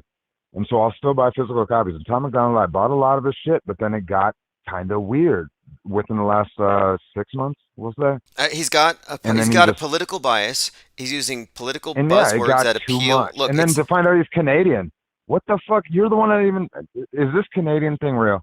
I hadn't even looked because it was so shocking. Oh, I just said that there's a lot of Dude's Canadian Canadian. agents that are, overly represented among flat earthers. But yeah, with this individual, it does seem like many of his lyrics are buzzwords chosen by the GOP to influence the right. It seems like it's just too political, especially this last Yeah, year, which it's easy to make money that way, but it seems inauthentic. And so it kind of made me wonder, maybe this exactly. is Macklemore with a deep fake, and they're probably It fake was that, tattoos. hey, and I love it. I love it. I love it because your Justin Bieber weekend thing, I can send my whole fucking family off the fucking rails if I try to say the weekend. I can't down talk the weekend around here like nothing. The weekend is that is that's a household singer in my neck of the woods.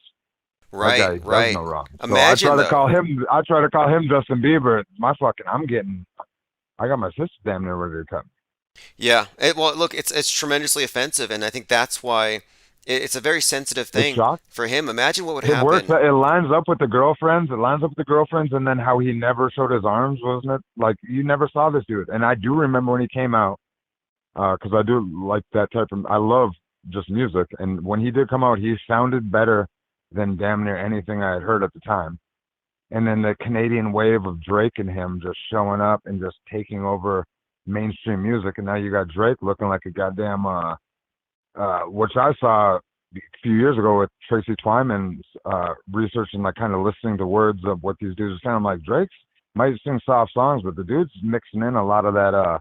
He got a witch's cauldron, we'll say. The dude was having a little something extra in a lot of the lines I heard.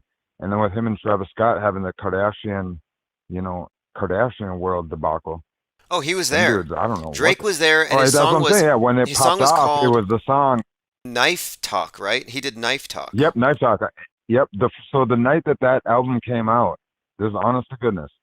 The night that album came out, I listened to it in my garage, and when that song hit, because I was waiting for that song when I saw Project Pat, Travis Scott, and Drake all on the song, I knew that was going to be more of a song that I'm gonna like and be good. And my girl that was with me, that was more like one of them ones I'm like, oh, she's gonna want to skip it.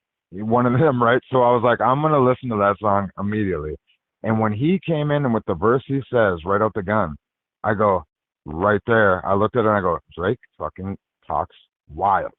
I go, this dude says some shit on some witch shit Look, that causes okay, you some said goofy witch. shit. Let And me to bring know this that, up. Let me bring up the witch side of go it. ahead. Okay, so I've Yep, been yep, talking about how the Halloween movie came out, for the Halloween yes, season of the witch, and the Halloween movie features a killer whose face is the face of William Shatner.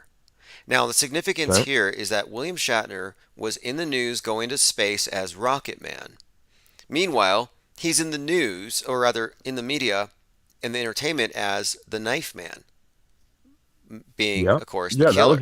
That was Now, the last time I called. That was the last time I okay, called. You're adding so a little bit more on the Knife context. I love it. Let's so go. Knife Man is code for high Yeah. priest and witchcraft because the high priest carries the knife, and the rocket symbolizes the high priest as well, the obelisk. These Yep. are parallel Yeah. symbols. So here he is as Rocket Man simultaneously Yeah, as because Knife Man, the and then Travis Scott was pictured on Halloween wearing the William Shatner Halloween mask. no, And so then here he is. no, He's Kanye was. I thought Kanye was. Kanye was wearing a similar mask too, but Travis Scott also was. So I'm like, Really? wait, I'm keep seeing that Go ahead. face Sorry. Go ahead. associated with all these killings over this season. Exactly. So I'm thinking knife talk. He's there. People are being What is this? sacrificed. Yeah, we're looking Yeah. at that's what it looks like. Sacrifices. And then you murdered it real good with bringing up the Pearl Jam concert with him wearing that shirt in the Escape Plan video, and then literally the next day, because I bought God, yeah, this is so crazy. I got Travis Scott. I bought that song Escape Plan came out with another song. It was two songs. I don't know them off the top of my head right now. But the cover of them songs, if you bought them off iTunes or Google Play or however you get whatever, was a National Geographic Bat Boy, like a fake cover of the Bat Boy. Yes. Was the cover of them two songs. Weekly and World then News. you brought up how we had the Pearl Jam shirt, and that Pearl Jam concert magically has the same attendance and the same amount of death that happened for damn near the same. Like, that shit can't work like that, dude. Yeah, this is not reality, but this is the reality Yeah, the public they believes can't in. work like It can't that. be. You could take this to a mathematician and say, hey, what are the odds Yeah. that you're going to have two concerts 20 years apart, 50,000 attendees, 9 die, and that the second concert features a singer wearing the concert shirt from the first Right. tragedy on a music Yeah. video the day before his event? No way. No way. Yeah. No, literally. No, it just don't do that, man. And then for that to be a thing, it's like, do I see the publicity stunt now? Because then I heard if it was not on your show, I think it was you that brought up, you're like, now you got tickets to like his next concert. That's the tickets that you're going to be at. And you're like, damn, dog, you want to come to this show? And people are going to be like, no, he fucking says, you might get killed at that concert, right? Like now you got the damn suicide ticket if you want to go to that show. And so now was it a hype beast move? Or I just don't know where this dude came from, because I know I've watched that guy's career start because I've been a Kanye fan, and you kind of hear about up-and-coming people or the people that he'll use to make his music, the producers that are low-key producers that you don't know yet. And this certain song that was maybe good on 5 albums ago by Kanye was like, oh, that was Dude? That was maybe the backup little verse, little snippet of it, and you're like, that was him. And now that kid has now became a Kardashian, performed at the Super Bowl, sacrifice ritual, Pearl Jam 20-year reunion. Drake comes on and he blatantly has this a lot of talk that nobody can hear because people think his music's soft, but yet he's mixing in a lot of this occult weird wordplay that if you know the words, you're like, well, damn, that motherfucker didn't say nothing nice at all, but it might sound nice if you just say it. He was also And I don't born know. on April 30th, which is Halloween isn't the major witchcraft holiday of the year. It's April 30th. That's the day the Church of Satan founded.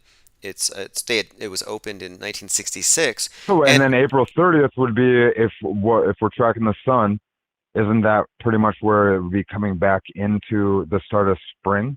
Yes, April 30th. So it's the spring. It's the jump off. It's the jump off. Yeah, that's where you have the maypole, May Day, and we always have a lot of activity at that time. That Midsummer, buddy. Sorry to jump in. Did you watch the movie Midsummer? No, I haven't. Would you recommend it? What is it? Oh my. Yeah, I'm gonna recommend Midsummer all day. Midsummer's that crazy. Well, did you watch Hereditary? No, I missed that one The too. Witch. Oh my God. Well, go ahead. I don't know the director's name off the top of my head. If you want to do a little occult research, The Witch. He did The Witch, Midsummer, and Hereditary, and The Lighthouse. And it's a lot of weird stuff with the kid that was in The Witch, because then she became the girl from Split. And then Split kind of has a lot of, I don't know. You know what I'm talking about, though, where you watch movies and you kind of see these weird lines that shouldn't be lines, and they end up being there, we'll say. I'll look into them. Damn I'll it, look you into were them. ending the show. I'll look into them because Yeah, and you were ending the damn show, and I jumped in. No, just this is wanted to, great. that Actually, man. I'm glad that we're able to catch up and get your take on a few of these things. And I'm always open to movie recommendations because Well, movies them are are the ones. reference points that we can all share and say, hey, look, we're actually making some. Yeah, I know. I can't believe you tortured yourself with the Netflix. And when you were talking to that fellow like a couple of days ago, or the replay was, you brought up how you'd watched from the 2018 to 19 all the Netflix shit when it was blatantly obvious what they were doing. Yep. And And I look, I wouldn't man, even be that shit was. watching Netflix right now if they didn't have my credit card number.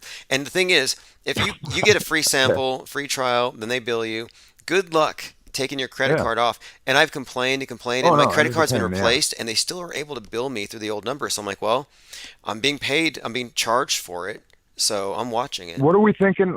My bad with this. Now, what are you thinking with the damn with that Squid Game shit that came out? That was blatantly obvious to. I'm assuming like people like us. I saw the fucking preview. I didn't need to watch anymore, right? And then I actually saw the hype maybe on my Twitter recommended, and I go, what the fuck? And when I saw like the bad guys' masks had shapes on them, and then 2 days later, my mom and my nephew are watching the show, and I go, are you guys watching this? And my nephew's like, yeah, and I'm like, why do you guys? What? It's a Chinese one. It's an Asian Asian like I remember Question Tiger Hidden Dragon. I remember when Jet Li showed up. You know what I mean? I watched the one. You know, I love Jet Li and Romeo Must Die with DMX. I watched that stuff. I remember the Asian takeover of Jet Li and Jackie Chan movies, Rush Hour and all that. But why was there such a hype over this Squid? I didn't need to watch Okay, it. good questions there. But See, I watched what it. is that? I watched it because I too Okay. want to know what are they communicating to the What is masses. So you have the subtext exactly? of, capitalism is killing us. This is an allegory for hyper competition over money. But I think there's a deeper Yeah. part of it here is I don't know if there's an effect on people, but you're watching like rooms of thousands of people being murdered realistically. Where it's like, I mean, you That's watch what I was. headshot stabbings, people being evil. It's just basically it's evil on a screen. It was as graphic as they were saying, huh? Yeah, it is, and Because you, I and you know can watch it, and it it's is. like, look, I mean, uh, Oh, I don't I've fall worked, sensitive I've to worked the. around this I type of watch the stuff. shit to watch the sign. Right, Yeah, right, and to me, special effects are interesting. I found horror movies interesting, exactly. but I'm curious Yep, here I'm a freak like that. is there another reason? Could there, like, for example, you look at movies like The Walking Dead. Could these be done to maybe trigger sort of a antipathy towards masses of people? Maybe to get people speaking Right. like the elite, like, oh, the masses are problematic because they're super spreaders. Like, I wonder if maybe they're trying to, And, you know what I mean? Like, as far as like, not necessarily dehumanizing us, but normalizing the idea that when you kill a lot of people, it's not a big deal. It's just, and clean. even the words, and like seeing bands of people kind of the cult. You know, the different factions. Because in Walking Dead, I didn't finish Walking Dead, but I got pretty deep into it. And I remember there was a part where they went to a train station or something, and like the people that seemed like they were a smart talking, great charismatic group, all of a sudden they run into ends up being fucking crazy cannibal. Like I don't know. I remember that part and being like, damn, that caught me off guard. That dude seemed like he was some guy I went to college with. Yeah, that's Like another it thing seemed like too. a nice dude, There's a lot and of he ended that, up having a lot of this idea that yeah, without the structure of government, we will all just eat each other. And I think that's a big lie. Like, okay, so they give you these two big lies. Without religion, you'll be wicked. Without government, you'll be yep, lawless. And I think government and exactly. religion are pretty much overstating how bad we are because it benefits them. And I think these movies are there to also help justify negative attitude towards the human race. To the Environmentalism, non. Sorry, you broke up I was going there. to say, I didn't mean to step on you. environmentalism is basically positing that man's a problem, we're a cancer on Earth. And I think a lot of the movies kind of reinforce that attitude, which makes you more susceptible Yep, to buying into that propaganda. they definitely are. And now I just actually remembered, and I know you led me right into this. I remember what the gentleman said when he left the message, and he asked if God was government, if everything that we're doing, if he's like, if everything is whatever, if as bad as everything gets, what if God was government? And that'd be a shitty reality to come to grips with. That's what the gentleman said, and then he ended up calling a minute later. And that was a great thought, because right when he said it on the voicemail that you listened to, he that well, Hobson says that actually in the song, the exact same thing. And then when you think of that, it does say "In God We Trust" on money, right? And then we obviously get that from the government. So now, or this is not, because aren't we not supposed to think of God and government or religion and whatever at the same time? Politics and religion, we're not supposed to.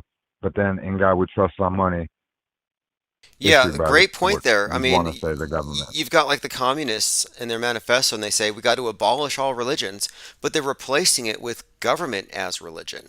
And yeah, I would say Yep. that Yeah. government does become the proxy for God. It's their biggest concept Yep. of a creator and who grants everything. Yeah, no, that, like I said, that call was one of them where I was cleaning around my house and I didn't want the guy to get off the line. I could tell like you were, because what happens, I could feel him spinning his wheels, because easily one of the first times I've ever called, or even this time, sometimes you get so wound up on saying something that you get tongue tied and then you start veering off on the wrong shit and you feel like an asshole. But Oh it well, was an no, awesome it's call. it's always somewhat discursive, but I tend to, especially if we're on a specific topic, I'll try to steer people back. Yeah. But if people have other things to go into, I'm always happy to veer into that. Oh no, But yeah, it was good shit. this has been very very interesting, and yeah, definitely call back anytime. Like I said, I'm going to be doing For sure, Tim. live. Man, if this is, Yep, go go ahead. ahead. No, I was just saying we'll be live in the mornings too. So check us evening and Oh yeah, mornings. yeah. Now it's I'm on unemployment now, bud. The snow's coming to North Dakota, so now it's my time to kick back and see what the fuck you guys been doing all summer. Very So cool. man, I Well, it'll be appreciate what fun you keep catching up. doing and keep doing it. And Uh-huh. maybe next time we'll see if we got a new recruit. She kind of decently wanting to look into shit, but I can obviously spin her head off in a heartbeat. And then we got to go back into just kicking back and not talking about my crazy shit. But we'll see if maybe next time she's willing to, you know what I mean, speak her mind, just get a new angle of somebody that's new into looking at Cool. how wild We she can be. won't So rush man, into much respect. we won't rush into the weekend is the beaver thing. Appreciate the call. Yeah, exactly. Yeah, definitely. Yeah, I can't do that. I know. I've already learned that one. All right, have a great night. All right, everyone. That is all right. Great caller, Tommy. Calls quite often, periodically to check up. I have a number of other people who have been leaving messages that you'll be interested to hear from. It's always great to catch up when it's been a few months because we've been calling this flat Earth time. It just seems like everything happens so damn fast. A month is like a year of occurrences. I think I have another voicemail here. Yeah, hey IPR. I used to call. I've called in a few times and spoke to you. I just wanted to say that Tim Truth and Jake the a-hole called in, and you guys just keep doing what you're doing. If they're getting at you, getting under your skin, that means you're doing something right. I wanted to say the Fake World News magazine idea is beautiful. My wife used to work at the post office, and a lot of these people actually read stuff like this, as they're like waiting for mail, and so it's going to see more eyes than you even know. So Okay, that's a great point there because I was thinking about saving on shipping because I'm trying to keep the production costs down. And when you're selling individual prints and you don't have a high volume at first, costs go up. So I thought, why don't I just not use envelopes and do it the old school way and just print out the label and put it on the thing? Because I used to get the Weekly World News in the mail and I thought it was funny how many people, just thinking about how many people in the chain of custody are looking at those memes. I didn't use the word memes back then, but the art, the cover art, the ideas. And it's right there on the front page. And so it's causing reactions all along the chain. So yeah, he's making a great point here. Fake world news in print will reach a lot of people, and it does become the subject of water cooler talk. as they're like waiting for mail, and so it's going to see more eyes than you even know. So good idea. Keep up the good work. All right, and on that, fakeworld.news, if you want to pre-order, it's being printed in less than 44 hours here. I'm putting some final touches, adding an exclusive interview, and I was actually thinking about reaching out to Jake the A-hole to do, a little bit of coverage on what he's covering, but since he's called in, I probably can even do a story on that. But it's going to be every 2 weeks. The first issue is officially going to be, the date's the 13th. And then on the 1st, we'll be releasing an issue for New Year's, which I'll have some predictions for 2022. So if you have any tips anything you want to contribute, just go to infiniteplane.media and you'll see we have a number at the top. It leads to the same voicemail that you hear here. It's 213-537-9983. That's our office number. You can find us on LinkedIn. A lot of our contributors are meeting me through LinkedIn. And also we have there, do you have something you'd like to share with us? You can leave a tip or send me a message here, and I get all the messages. And also at infiniteplane.media at the very top, you'll see a link. This is an RSS feed to the latest archives. So you can get the latest archives, infiniteplane.media. I highly recommend that you get on the newsletter. We've been predicting a lot of things. Tonight we talked about the METASCRIPT and how there's these interestingly pre-programmed, scheduled, released bits of entertainment that are connecting with real-time news events, showing you how predicted and how structured everything is. I'm telling on season 1, episode 13, 113, the International Space Station falls from the sky on a new TV show on Netflix. It's a different space station than one we see in real life, but the synchronicity there. And then here we are on a date, 113, November 30th, and the space station has to cancel their spacewalks because of space junk. No coincidences. I mean, if you think it is, I'm definitely open to hearing whatever kind of coincidence theory you've come up with to explain all of this. I mean, it's got to be a magnificent theory. But until I hear a great enough conspiracy theory that can account for all these coincidences, I'm going to have to say it's not really a conspiracy theory, it's an observation. Our news is totally structured, and there are no meaningful distinctions to be made between news and entertainment. It's all Hollywood. It's all fake. This is Fepe Akbar by Allergic to Bullshit, featuring Lean Dion. After this, we'll turn it over to the 24/7. Thank you to the callers, chatters. Have a great night. Same time tomorrow.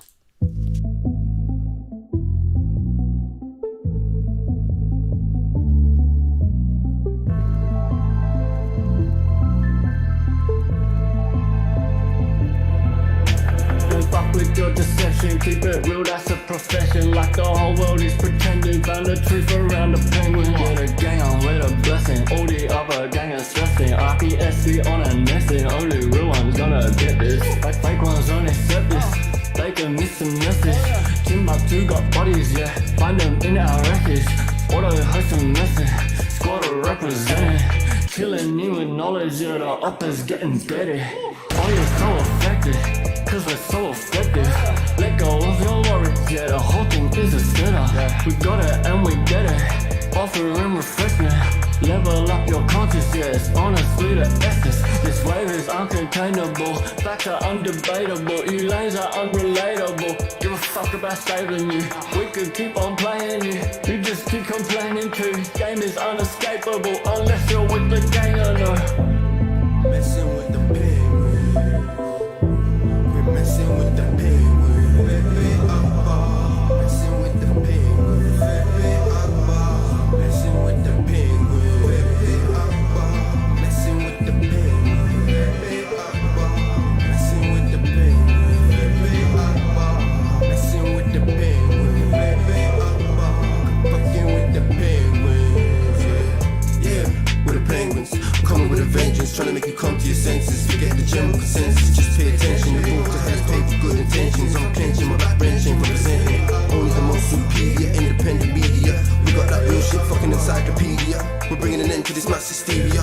They wanna know why it's so serious, cause you must be delirious.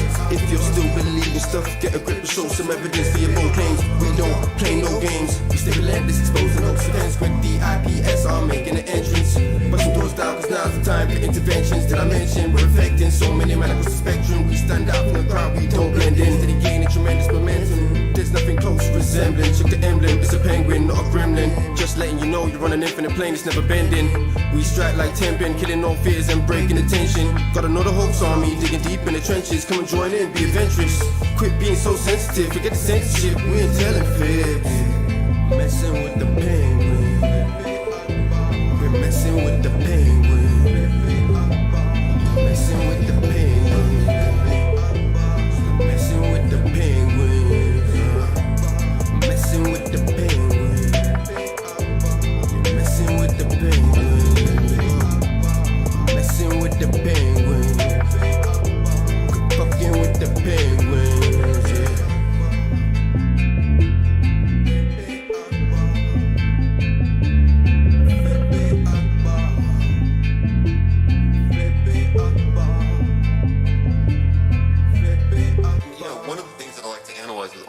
offense. He's analyzed.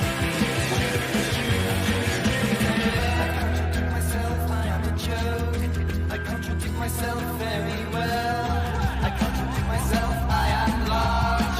I am a multitude, I am a multitude. I contradict myself, I am a joke. I contradict myself very well. I contradict myself, I am large. I am a multitude. Okay, everyone, 11/25/2021. It's 5 p.m. Mountain Time. If you're an American, happy Thanksgiving.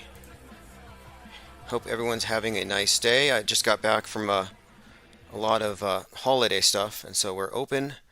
Nothing really explicit on the agenda here. Basically, we have open phones, open topics. I'll see what's going on in chat. Truth VJ MC Dirtywork says best live call-in show of all time. Maxwell Cooper, happy Thanksgiving. Fepe Feeps here. Osher, Thirst of Truth, Flat Fact. Portal Complex, Salty Siren. Thirst for Truth with the popcorn. There's a lot of drama going on within the world of Flat Earth, by the way. It's getting rather, it's been bad for a long time. No one documented it better than we here at Infinite Plane Society, but it does seem right now that it's going through a very low point. First of all, we have the multiple deaths, but among the ones that are still with us, things are getting worse. It started, I think, when Russian Vids, well, now it's RV Truth. They changed his name from Russian Vids to hide the fact that he might actually be a Russian disinformation agent. So it's now Truth. And I look at the word truth and immediately it sets off a red flag. If anything sets off a red flag, it should be someone who overuses the word truth or says, trust me, so many times. Like, okay. Anyway, the hits go back and forth, a lot of flat earth beef. It's stale beef for the most part, but they found a way to make it interesting again. So Eric Dubé comes out with a video where he explains that he is not a shill, basically. He's not Illuminati. He's not a member of the Thailand transgender community, and he's not married to the daughter of some military dictator. So he had to come out and correct the record, and I'm like, why? These accusations have been out there for a long time. Why is Eric Dubé climbing down off the mountain where he does his yoga or whatever in order to address us little people? Well, because Jake Gibson, who has a fairly large YouTube channel, reinvigorated all these old stories. He brought back all the rumors about the various people involved in the flat earth topic. So he made shill spotting a thing again.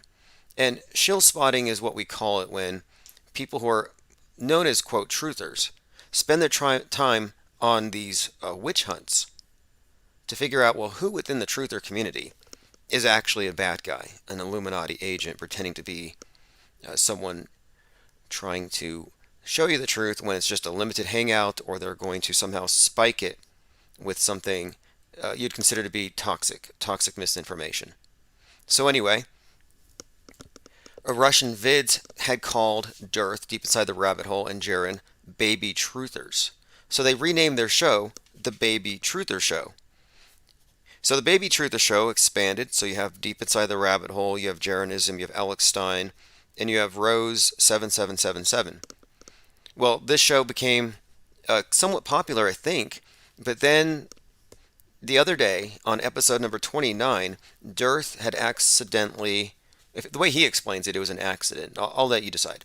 He made a joke in poor taste when he mocked Zach Stacy throwing his ex-girlfriend through the TV screen in front of the baby.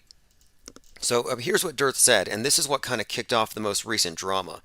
And it boils down to this. They had an episode, they all said a lot of bad things, and they deleted the episode. Jake Gibson pounces, and he highlights the worst of what they said, and he believes that he's the reason why the Baby Truther Show is about to be canceled.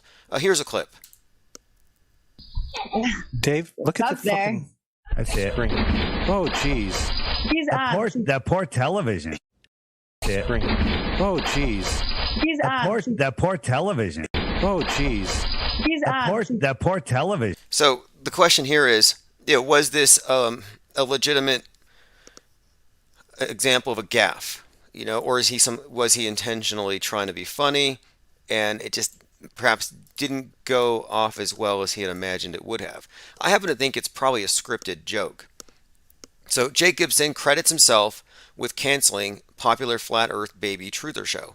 And this was just today. Jake, the Orifice Gibson, is taking credit for the cancellation of Baby Truthers, the most popular Flat Earth show, next to Globebusters.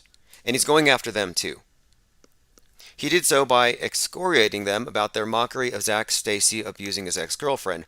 So here is David Weiss, aka Dearth, and Jeranism, star of Behind the Curve, explaining why they had to delete episode number 29. And I believe I have this queued. Shit show. Okay. Which was the Baby Truther show. And the reason that Jaron took it down, one, he was feeling sick. Two, I asked him to take it down because the show had no redeeming value. I looked like a total heel. I was trying to make a joke at something. First, I didn't see what was going on. Then about the third time Alex played. So he didn't see what was going on when Zach Stacy was throwing his ex-girlfriend across the room into the TV and the TV falls and the baby cries. He didn't see what was going on until the third time. So apparently he hadn't seen the viral clip before the show started, and it wasn't going to be a part of their conversation, if you want to believe what he's saying here. And so he's claiming he didn't actually know what was going on. He just thought, oh, that poor TV fell by itself. And then I believe Jaron's excuse for his participation in the conversation was I believe he had a fever. I started to see it, didn't even click. Like, there's a... Do not attempt to lie, David Weiss. And this is the voice of Jake the Orifice.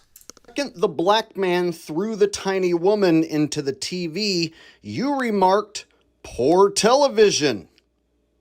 It was the second the black man threw the woman into... Again, I want to reiterate, this is Jake Gibson speaking here. I have no idea where he's coming from with this, why he's having to categorize this thing. Very bizarre all around, but this is what you get when you look down this particular rabbit trail. ...to the TV. You made the joke the second it happened. So, now you're going to claim you didn't see it, you didn't realize what was going on, and then you made a joke about something that you weren't seeing that just so happened to be timed perfectly just after the black man tossed the tiny white woman into the television? Okay, so there you have it.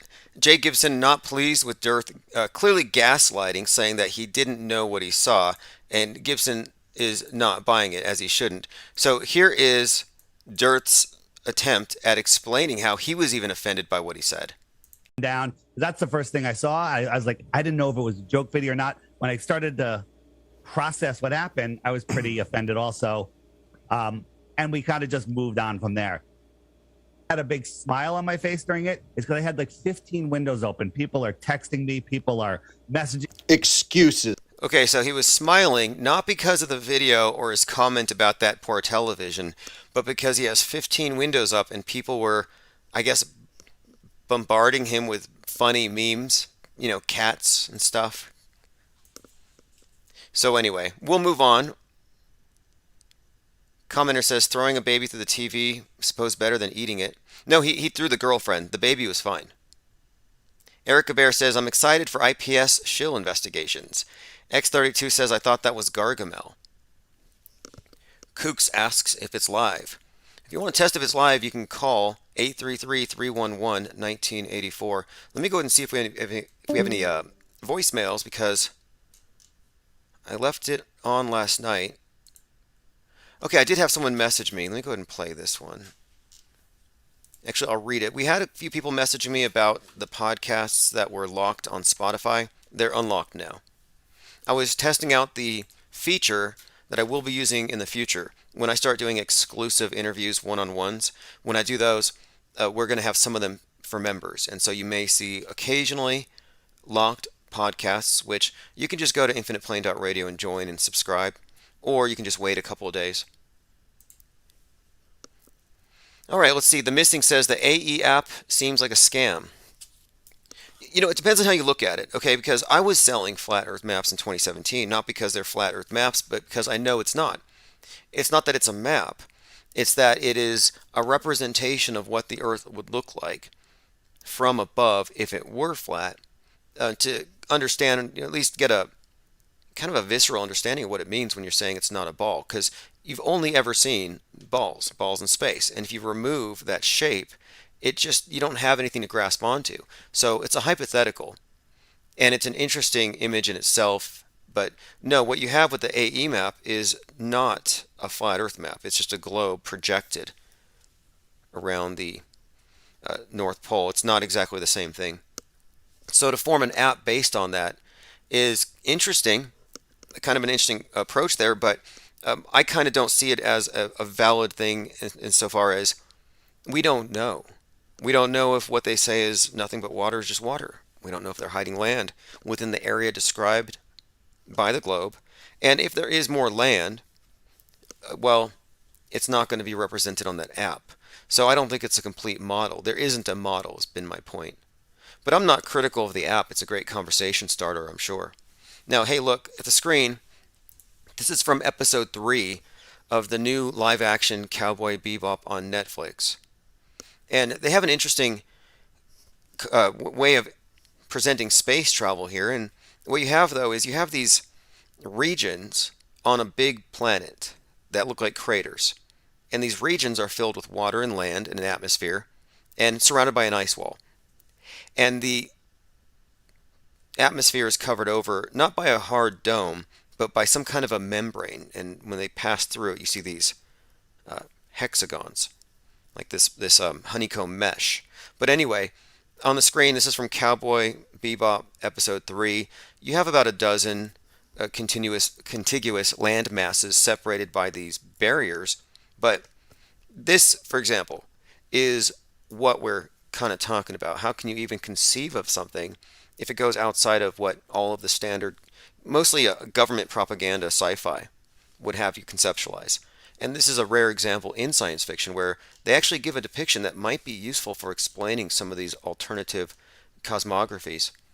Another problem I have with the AE map being used as a flat Earth model is they attach it to the Bible. And they don't go far enough. They say, oh, the Bible says it's this big and it's under a dome. But they don't talk about what's beyond the dome. They don't want to talk about it. Some will. Russian Vids is actually against it. He says it's a satanic blasphemy, just as bad as outer space, to even discuss it, because it's extra biblical, according to Russian Vids, who is not an expert on the Bible, if you ask me. I've never heard him recite a Bible verse. I've heard him reference vaguely, like, oh, you know that one Bible verse about discernment? Yeah, I believe in that one. Which one is that? Just go recite some more Meatloaf lyrics. Salty Siren says graphene is a honeycomb mesh. Right? Zinvala says, which one of those membranes is Mac Parhar living in now? Right. Hey, and if you want to watch it, I watched it because Netflix recommended it to me, and it was on the 19th. And I just watched it for like 5 minutes. And at first I was a little put off by it, but there's this opening sequence in a casino, and you don't know the casino is actually on a space station. And one of the bad guys has a weapon, the Disruptor, and it has some kind of a force field that blows a hole through the space station. And all kinds of people get sucked out, and you see space junk. So there's a lot of space junk predictive programming and space wars already kind of, I think, setting the stage in the public's imagination for what's coming soon. I mean, you have to keep in mind, I'm talking about now we have some good visuals to understand what space junk looks like. They finally introduced it in a believable way. And it's probably not a coincidence that a month ago, the space station had to dodge Chinese space junk. Last week, Russian space junk. And then today, and I have to look into this right now, I believe today a piece of space junk from SpaceX was going to be expected to pass by the space station very close. Let me take a look here. Here we go. Russian missile test debris that was the problem. They're doing these missile tests. But most recently, SpaceX is now in the game. So we're actually seeing these like space wars. Okay, let me see if I can find it. Ring of junk. Like Saturn's ring of ice, Earth may soon have a ring of pollutants. Yeah, that's another thing we've been told here, is that we're going to be seeing the possibility of the Kessler syndrome and perhaps our entire access to outer space being blocked off forever. Okay, I'm going through my headlines here, and I know I saw something that they're expecting something from SpaceX.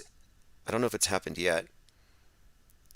China's satellite almost crashed into the space station. Now the scientists are sweating over space junk. And I'm just saying, it didn't really exist for the public until recently. And they bring it to your attention through the movies. The first time the space station was hit with space junk, coincidentally, was when they were testing out vaccines on the mission Celestial Immunity, and a piece of space junk literally punched a hole in the arm of the space station. Okay, a fragment from a SpaceX rocket stuck in orbit is going to pass the ISS. Russia's mission control has announced. And it says here, Moscow's Roscosmos Space Agency said the fragment of the Falcon 9, launched by Musk's California-based company, will come into close proximity within the next 2 days. So that's what we're waiting for. We're waiting for Elon Musk's rocket debris to hit the space station and cause some international event. Now, someone mentioned Mac Parhar. There is this theory that a lot of the death fakers go to some place called Crisis Actor Island, which wouldn't surprise me. They would have to be moved somewhere, or they just recycle them. You know, Waynell Sexton. How many different psyops was she in? We talk about this quite a bit, and it's not a new thing. I mean, right now, there's a lot of talk about whether or not Kyle Rittenhouse is actually a Sandy Hook victim. No joke. I mean, originally, the rumor was that Brian Landry was, in fact, this Sandy Hook kid, one of the more famous faces. Now, I saw it, I can see it, but then I saw the connection to Kyle Rittenhouse, and then I'm thinking, well, no, that's even closer. Now, keep in mind, though, Gabby Petito was in a post-Sandy Hook music video, so you already have the Sandy Hook connection here. But anyway, here's a comparison of a Sandy Hook kid to Kyle Rittenhouse. I mean, the thing is, Kyle's face is somewhat amorphous, kind of chubby. There's no way to say for sure, but I think you can kind of guess. You can see the proportions at a minimum. Look at the proportions of Adam Lanza and David Hogg. And this isn't a joke.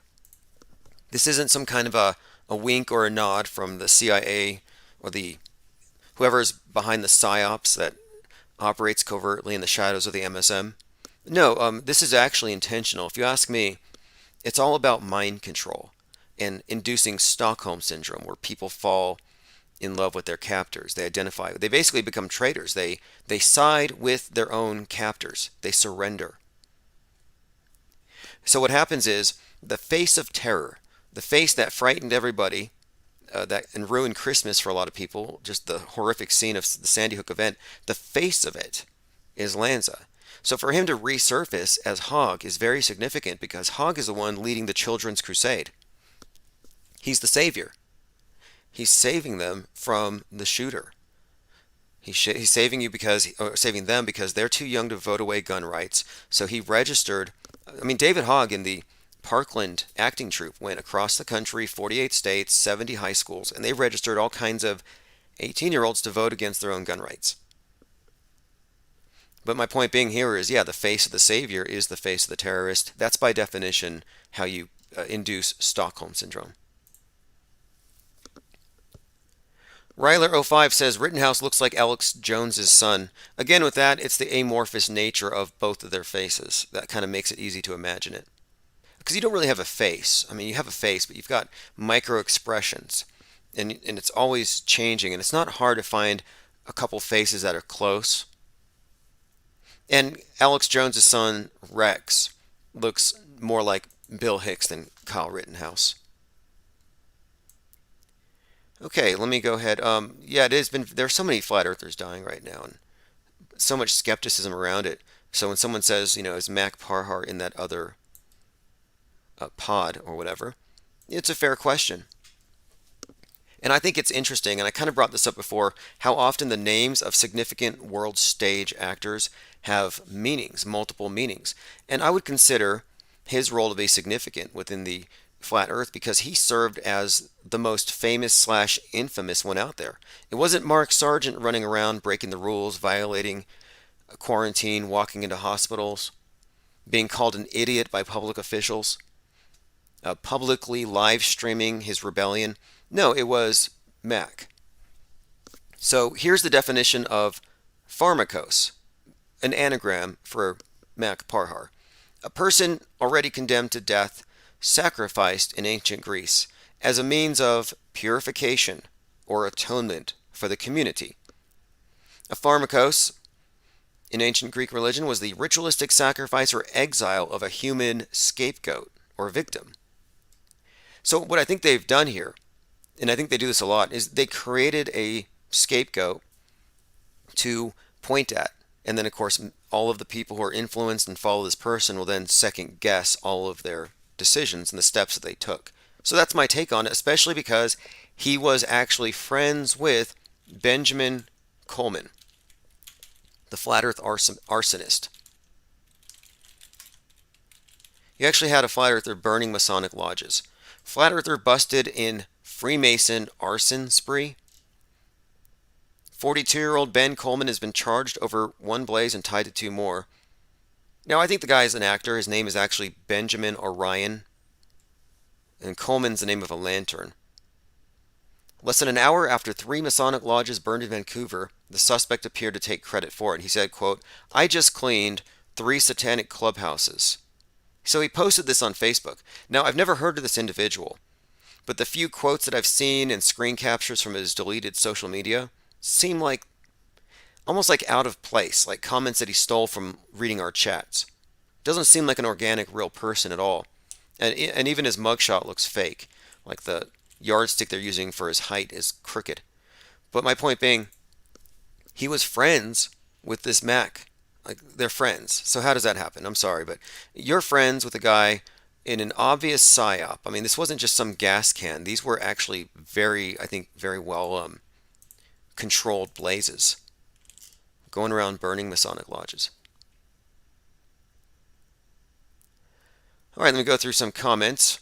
Zaret says, Jesus was an enemy of the state. Savior terrorist depends on whether you work for the state or are oppressed by it. If you believe certain stories, I mean, there are certain interpretations where Jesus is a rebel.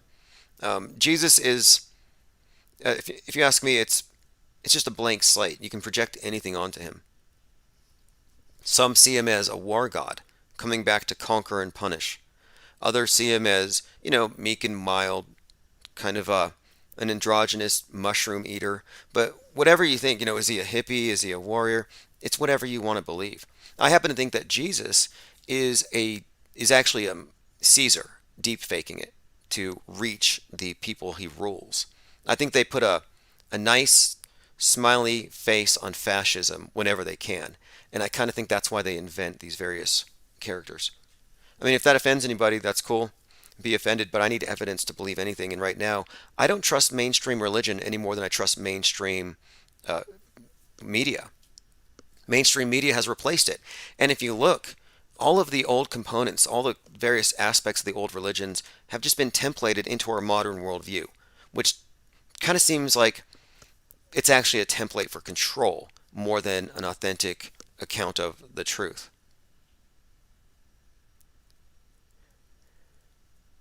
Going through comments. But what I won't do is I won't blaspheme. I'm not going to criticize people for their beliefs. People believe what they believe for whatever reason. But I don't think you can mix investigative journalism with religious beliefs. I think we have to separate what we believe from what we know. Like I've been saying for some time, there's no reason to bring a Bible to a conversation about the shape of the world. Why is this whole topic, questioning NASA, inundated with Bible verses? It has nothing to do with it. If you're going to talk about climate change, real or a hoax, you're going to bring a Bible and say, well, look, God does send storms. God does send floods when we do wicked things, so global warming's real. No, you can't. But that's kind of what they're doing, and to me it's just cherry picking. But again, it's a separation of what we know from what we believe. And a lot of people are just so certain that they know the truth that they will lie on behalf of it. They'll claim to know things they don't know. They'll make claims to authority they do not have. Case in point, McToon. McToon was lambasting me because I'd never seen the space station, even though I've tried. He said, all you got to do is get your app and look outside and see it. Making it sound like it's very easy, which it's not. And from my own research, I learned that a lot of people who make claims about seeing it are liars. because you can't see it unless it's near sunset or sunrise. And that's because the ball Earth, if it's a ball Earth, it has a shadow. And it would be going into that shadow because it's in low Earth orbit. And if it wasn't in low Earth orbit, if it was far enough to catch the rays of the sun and reflect back to you, it wouldn't be moving fast enough for you to see it as anything other than a star. So my point is, I've never seen it. McToon is saying you're a fool because you've never seen it and you don't believe in it. And I'm like, well, Mick, have you ever seen the space station?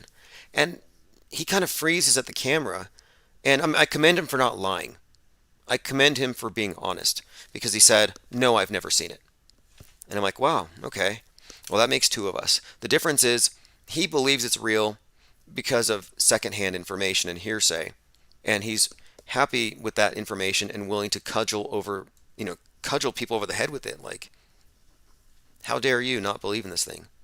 You've never seen it either. It's just, to me, it's, again, false explanations tend to kill curiosity, and then thinking you have the answers when you don't is a great way, I think, just to develop very big blind spots.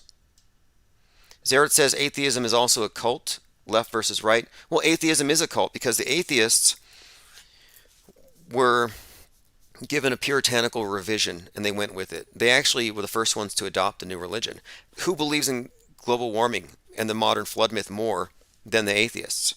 Who believes in sin, which has been redefined as a virus? They just repurposed sin. That's what the virus actually is. It's a tool for control. And who believes in it more than anybody?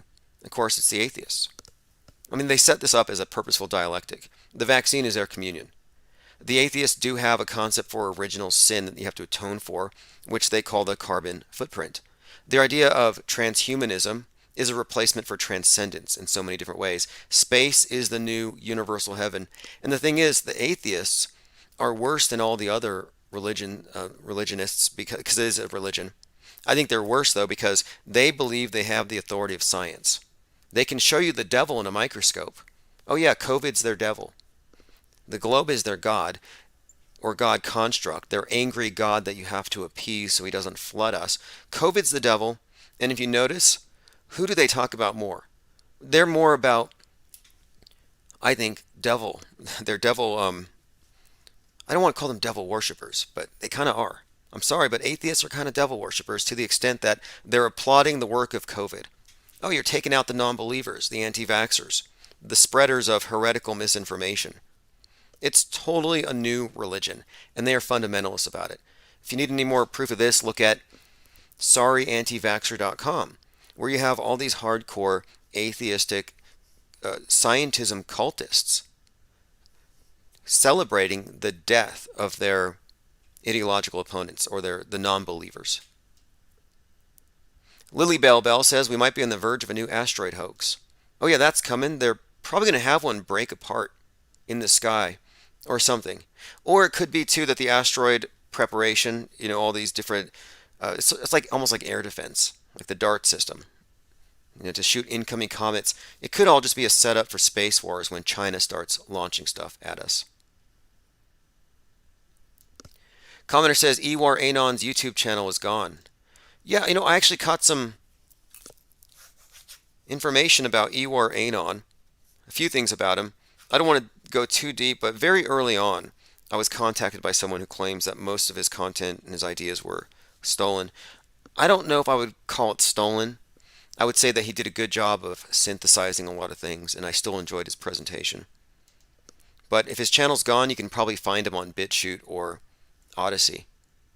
I don't even look for quality content on YouTube unless it's, just stuff that's going to be pulled anyway. Like, you have to find it on BitChute. If it's good, it's not going to last long. This is not a new thing. Even before they started censoring the internet because of the pandemic, you had the efforts at scrubbing everything off of YouTube retrospectively, going back to people's videos, and 9/11 videos from 9/11 right after were being deleted from people's channels. This is the function of the mainstream media. I call it the Bible. It really is the Bible for the atheists. And what they do is they're purifying their doctrines. They're eliminating and burning all of the texts, all of the texts that aren't canonical. They're saying it's borderline content, it's misinformation, and it's not about truth. It's about adherence to what the centralized author of the world stage script wants everyone to believe. All right, let us continue. Yeah, the atheists have all accepted a proxy god. Look, they even have their own holy water. It's cute. I think they call it hand sanitizer. Oh, that's going to protect you. Okay, so I want to do a follow-up on this one. Elon Musk's rocket debris flying towards the International Space Station. Are we going to have an incident here? Space Wars. If anything comes up, you'll be the first to know.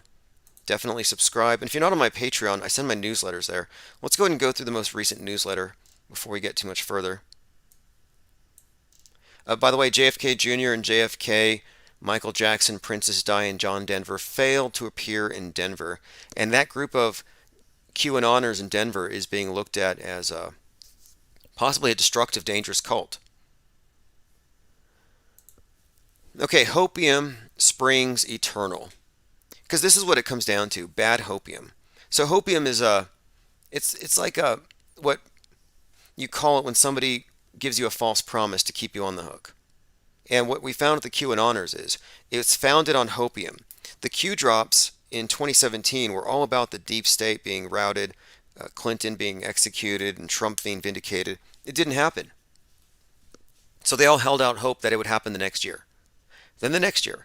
And they said, no, this is the truth.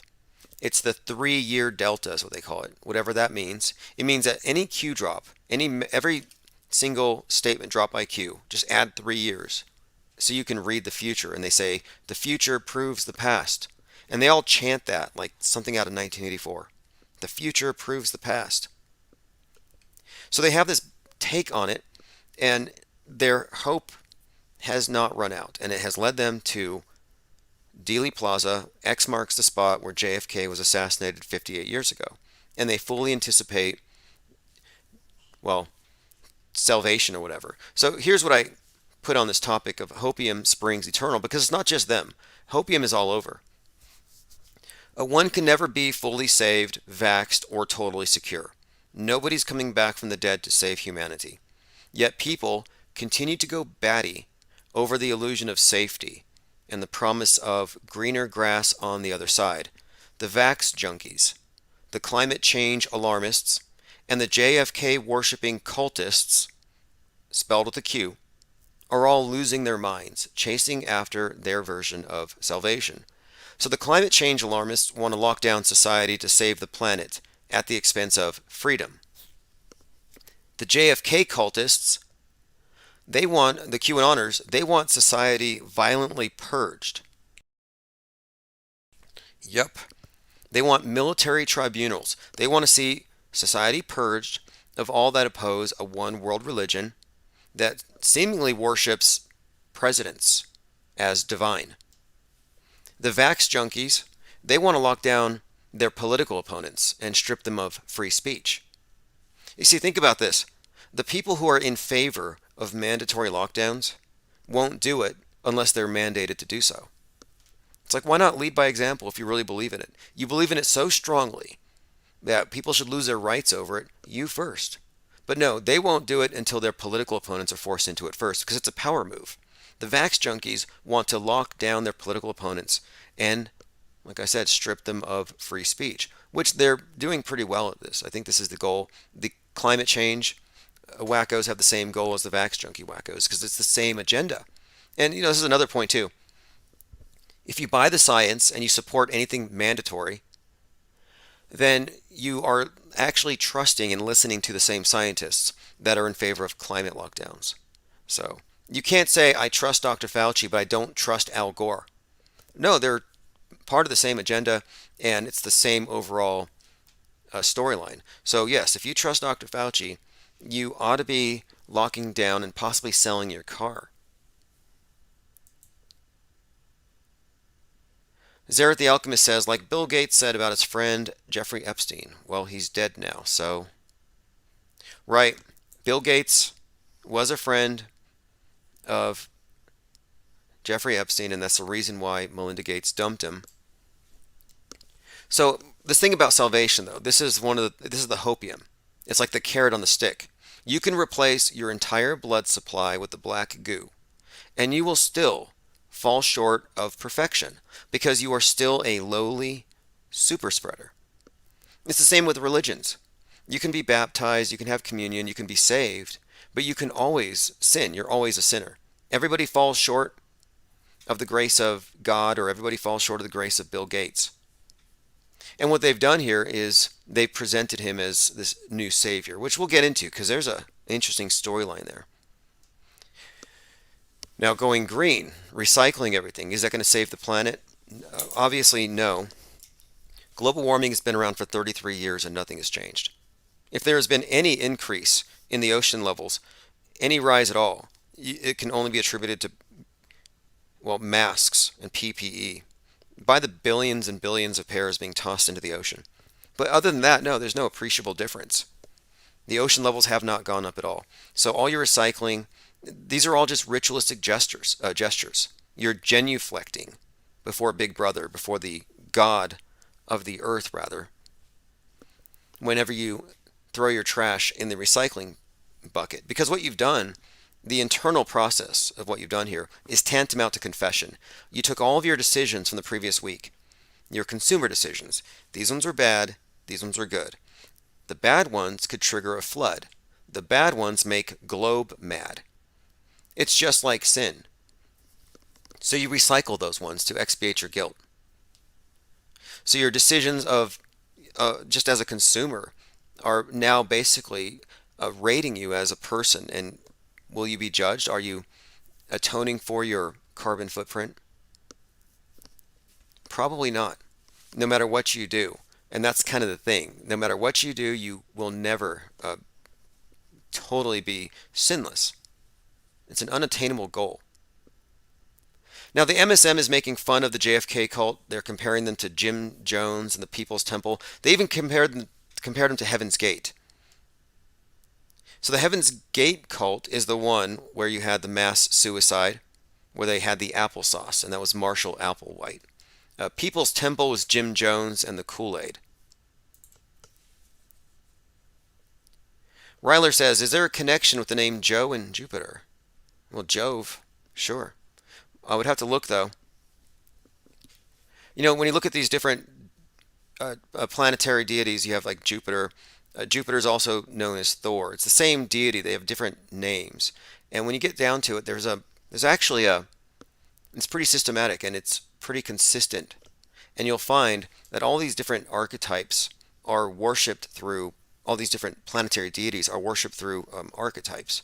You know, like it's not a coincidence that Elon Musk is associated with Tony Stark, Iron Man, and that iron is associated with the planet Mars in classical astrology and in the Kabbalistic magical system.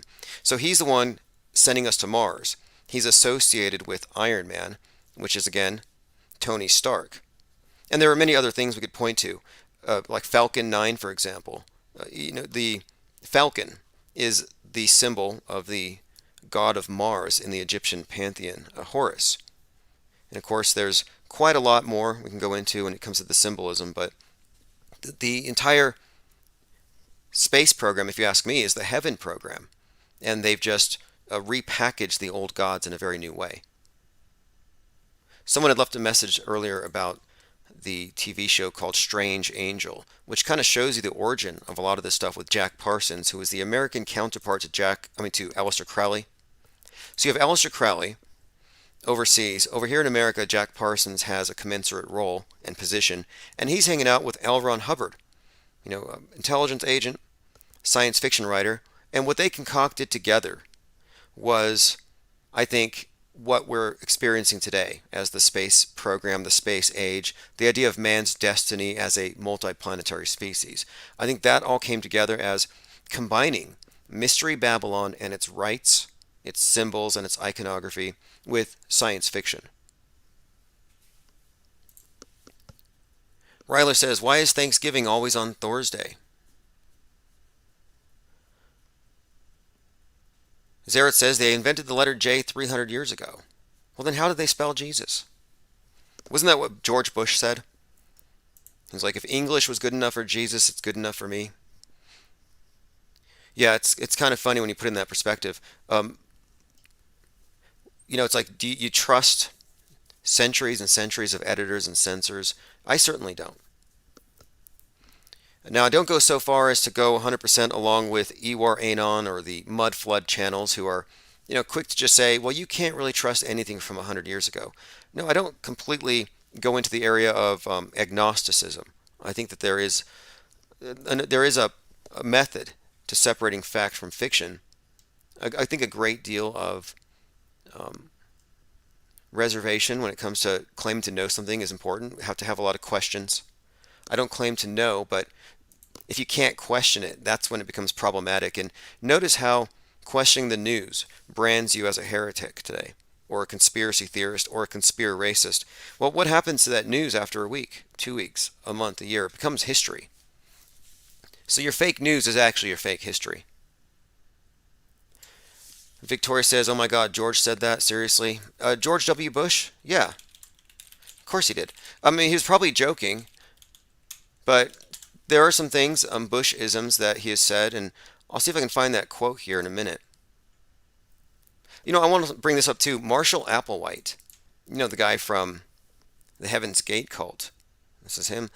Marshall Applewhite was an American cult leader who co-founded the Heaven's Gate group.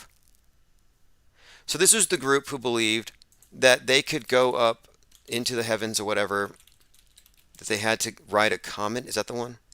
There are so many of these suicide cults.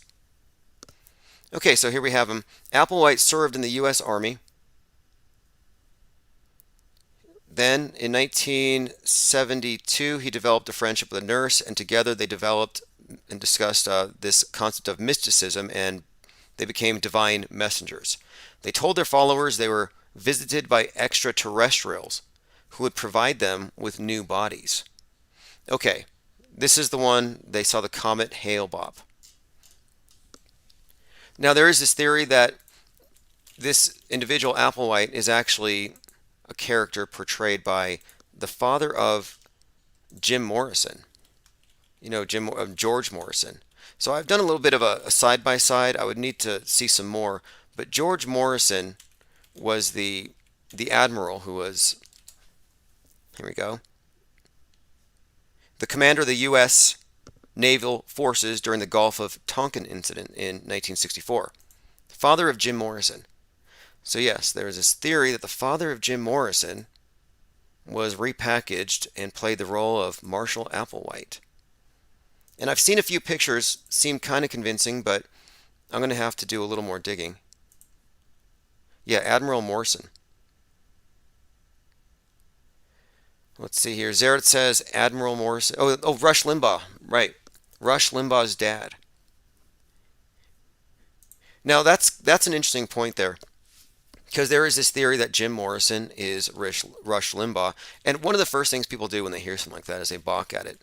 But you have to listen to the work of Jonah Mendez from the CIA, chief of disguise, something like 27 years in the field of deepfakes.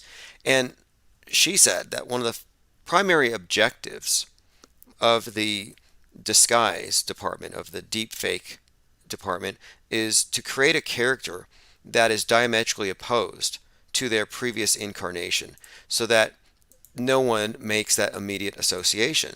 So, for example, long hair and thin, bald and fat. You switch these things. You replace a beard with being clean shaven. You got a kind of this shamanistic, drug taking, sex, drugs, rock and roll Jim Morrison, and now you have this conservative Republican, kind of the water boy for the Republican Party. And when you go into it, though, what would be the point? I mean, Jim Morrison is pretty much known as a death faker, Club 27. What would be the point here? I think that this is part of the MO. You do find a lot of these characters are seemingly repurposed into something in media that involves agitation, but they go from entertainment into media and disinformation, guardrailing, controlled opposition agents. Lily Bell says Jim and Rush look too much alike. I think so. Mark says, shave Einstein and you get a Picasso. One destroyed science, the other destroyed art. Okay, now a couple more things. I'll look into that one. So if you look at the teeth, they match when you talk about Limbaugh and Morrison. But what's more, Limbaugh's late wife, or his latest wife, I don't know how many times he was married, but she's a dead ringer for his girlfriend he had at the time of his death. He died at 27, hermetically sealed casket. It doesn't make sense. No underlying medical condition, had not seen a physician within 24 hours, and they just kind of swept it under the rug. Rush Limbaugh uses a golden microphone. Jim Morrison, golden microphone. And I did find a clip from the Rush for Excellence tour where Rush Limbaugh sings, and he sounds like Morrison. You can actually find another clip where Limbaugh maybe doesn't know he's being recorded, but he's singing along with the Jim Morrison song. Let me go through some comments. A few other ones we could probably look into if you want to look into death fakers in plain sight. An easy one to decode and deconstruct and to see is Steve Jobs. So Steve Jobs and John Lennon. There's a few little clues in the stories with Apple Music and Apple computers. Their noses are identical. They wore the same style of glasses. And one of the things, though, that really made me go 100% in on this one was when Steve Jobs died, Wozniak said something, something very, very unusual. So Steve Wozniak said, when John Lennon died, and this is in October of 2011, he said, quote, "The world lost a John Lennon." Think about that. It'd be like if Limbaugh died and somebody says, "Oh, the world lost a Jim Morrison." But that's the first thing out of Steve Wozniak's mouth. Take a listen. I was so stunned because I have very dramatic memories of where I was when the Beatles were on Ed Sullivan, when I heard that JFK had been shot, and I'll never get this memory out of my head, just where I was, just getting a phone call from a reporter. And they just said, "Have you heard the news?" And I instantly knew what that meant. And that was just a total shock. Like, what do you say? It's like the world lost a John Lennon. The world lost a John Lennon. And of course, you have to mention JFK, another hoax. And all these hoaxes are interconnected. There isn't some isolated incident here and there, and we just pick up on it. No, this is part of a broader program, and that's what's important to understand. All of the death fakers are connected. It's just a total shock. Like, what do you say? It's like the world lost a John Lennon. I mean, Steve was... The world lost a John Lennon. Okay, you got it. But again, they give it away all the time. All right, let's go ahead and move on. The pictures are there to be found if you want to look into the Morrison Limbaugh thing. Both of them using golden mics. I mentioned Bruce Lee and Michio Kaku. There's a connection there. One has the 1-inch punch. The other has the 1-inch equation. You find all these interesting connections between the new roles and the old roles. In fact, before Brittany Murphy, quote-unquote, died, she was being interviewed, and she told the interviewer, "I want to be reincarnated after I die and come back with your hair." The person who was interviewing her had straight blonde hair.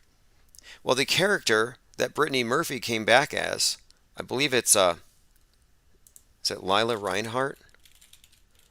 Has, like, straight blonde, blonde hair.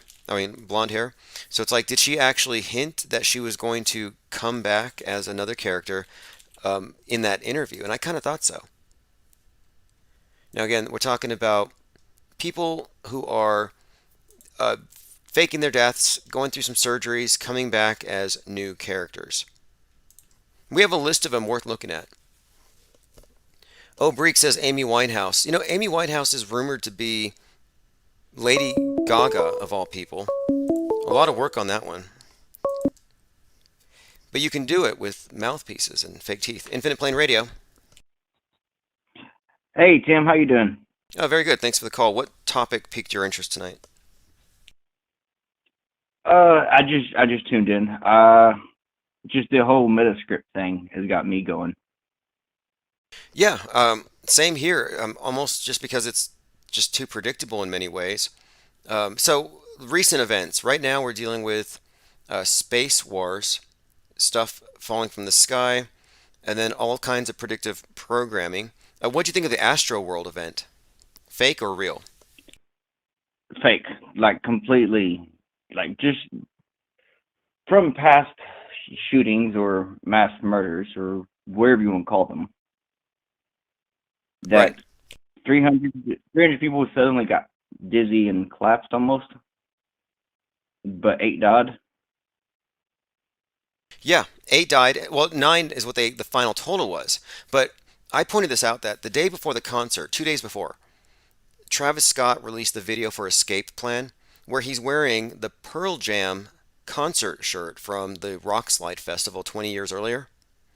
And the Yeah, Rockslide Festival had 50,000 people, 9 died. I'm like, what are the odds? astronomical. Exactly. Yeah, exactly. And that's why when I look at this thing, I'm seeing this thing as a script and a whole lot of characters. Uh, Recently, there was the Kyle Rittenhouse trial. You had someone's foot disappearing into the courtroom floor. So, I did see that. Yes, I mean, so I'm like, well, green screen. yeah, exactly. So that has me questioning. We're dealing with augmented virtual reality where they're having like CGI people inserted into the room. I mean, how are we supposed to take any of this stuff seriously when we have these serious glitches? I think even Biden's foot went into the ground. Mm, I can't comment on that because I've not seen any of that about Biden's foot disappearing. Oh, it was the same thing, and it's like a day later. Biden's just walking across a grassy knoll, and one of his legs kind of half disappears into the ground, and it's like, I don't know if that's a glitch or if they're hinting that he's got one foot in the grave, but yeah, it was a similar glitch. Well, they also did come out and say, yeah, Biden is not actually in the Oval Office half the time, and they use like a backdrop. Yeah, that honestly, that has not been adequately explained to my satisfaction. Here you have a fake White House set. Like, why aren't they in the real one? It doesn't make any. There's no logical sense there, and unfortunately, or whatever, it lends credence to what the QAnoners have been saying, that the election was a big sham and it's some kind of a show going on for our benefit while the military takes care of the deep state. I mean, that story's getting kind of old, but I can see why they cling on to it. Yeah. So notice how after the verdict, it was like not even maybe a week that this driver decided to drive through a parade, and they're we were white people were labeled, the biggest threat, or white supremacy was labeled the biggest threat, but it was this colored dude who ran through or drove through that parade and killed 5 people indiscriminately just driving through it and killing. But the media is not taking off with that one Right. too much. Yeah, the media has such a strong bias, and it's blatantly obvious. I was really made aware of it after the Zimmerman event, where they invented the category of white Hispanic because they wanted it to be black on or white on black. They didn't want it to be mixed race Hispanic guy with a mall cop kind of attitude here, chasing after somebody, causing the situation. They had to make it racial, and they always do that. And then when it is racial or appears to be, but it's not the right combination, they just ignore it. I mean, look at all the attention Jussie Smollett got until they found out that it was fake. Yeah. Now, But the guy with the running through the crowd, that event, have you had a chance to look it over? I mean, do you think that the event could have been faked or staged? I haven't delved too deep into that one yet. So Now he I don't did. know, The but guy's got music videos. He's got a video even featuring his red SUV. Supposedly he ran over his ex-girlfriend a few days before. So there's a big story leading up to this, and it's either all fake or it's real. But I've seen a few things in the footage that make me really question whether or not this was just inserted CGI. And many of the witnesses seem very. In fact, I have a witness who was at the El Paso shooting, and that was sent to me by One Step Too Far. And whenever you have overlapping crisis actors at multiple events, it pretty much guarantees the event's fake. right. My thing is just the timing of it.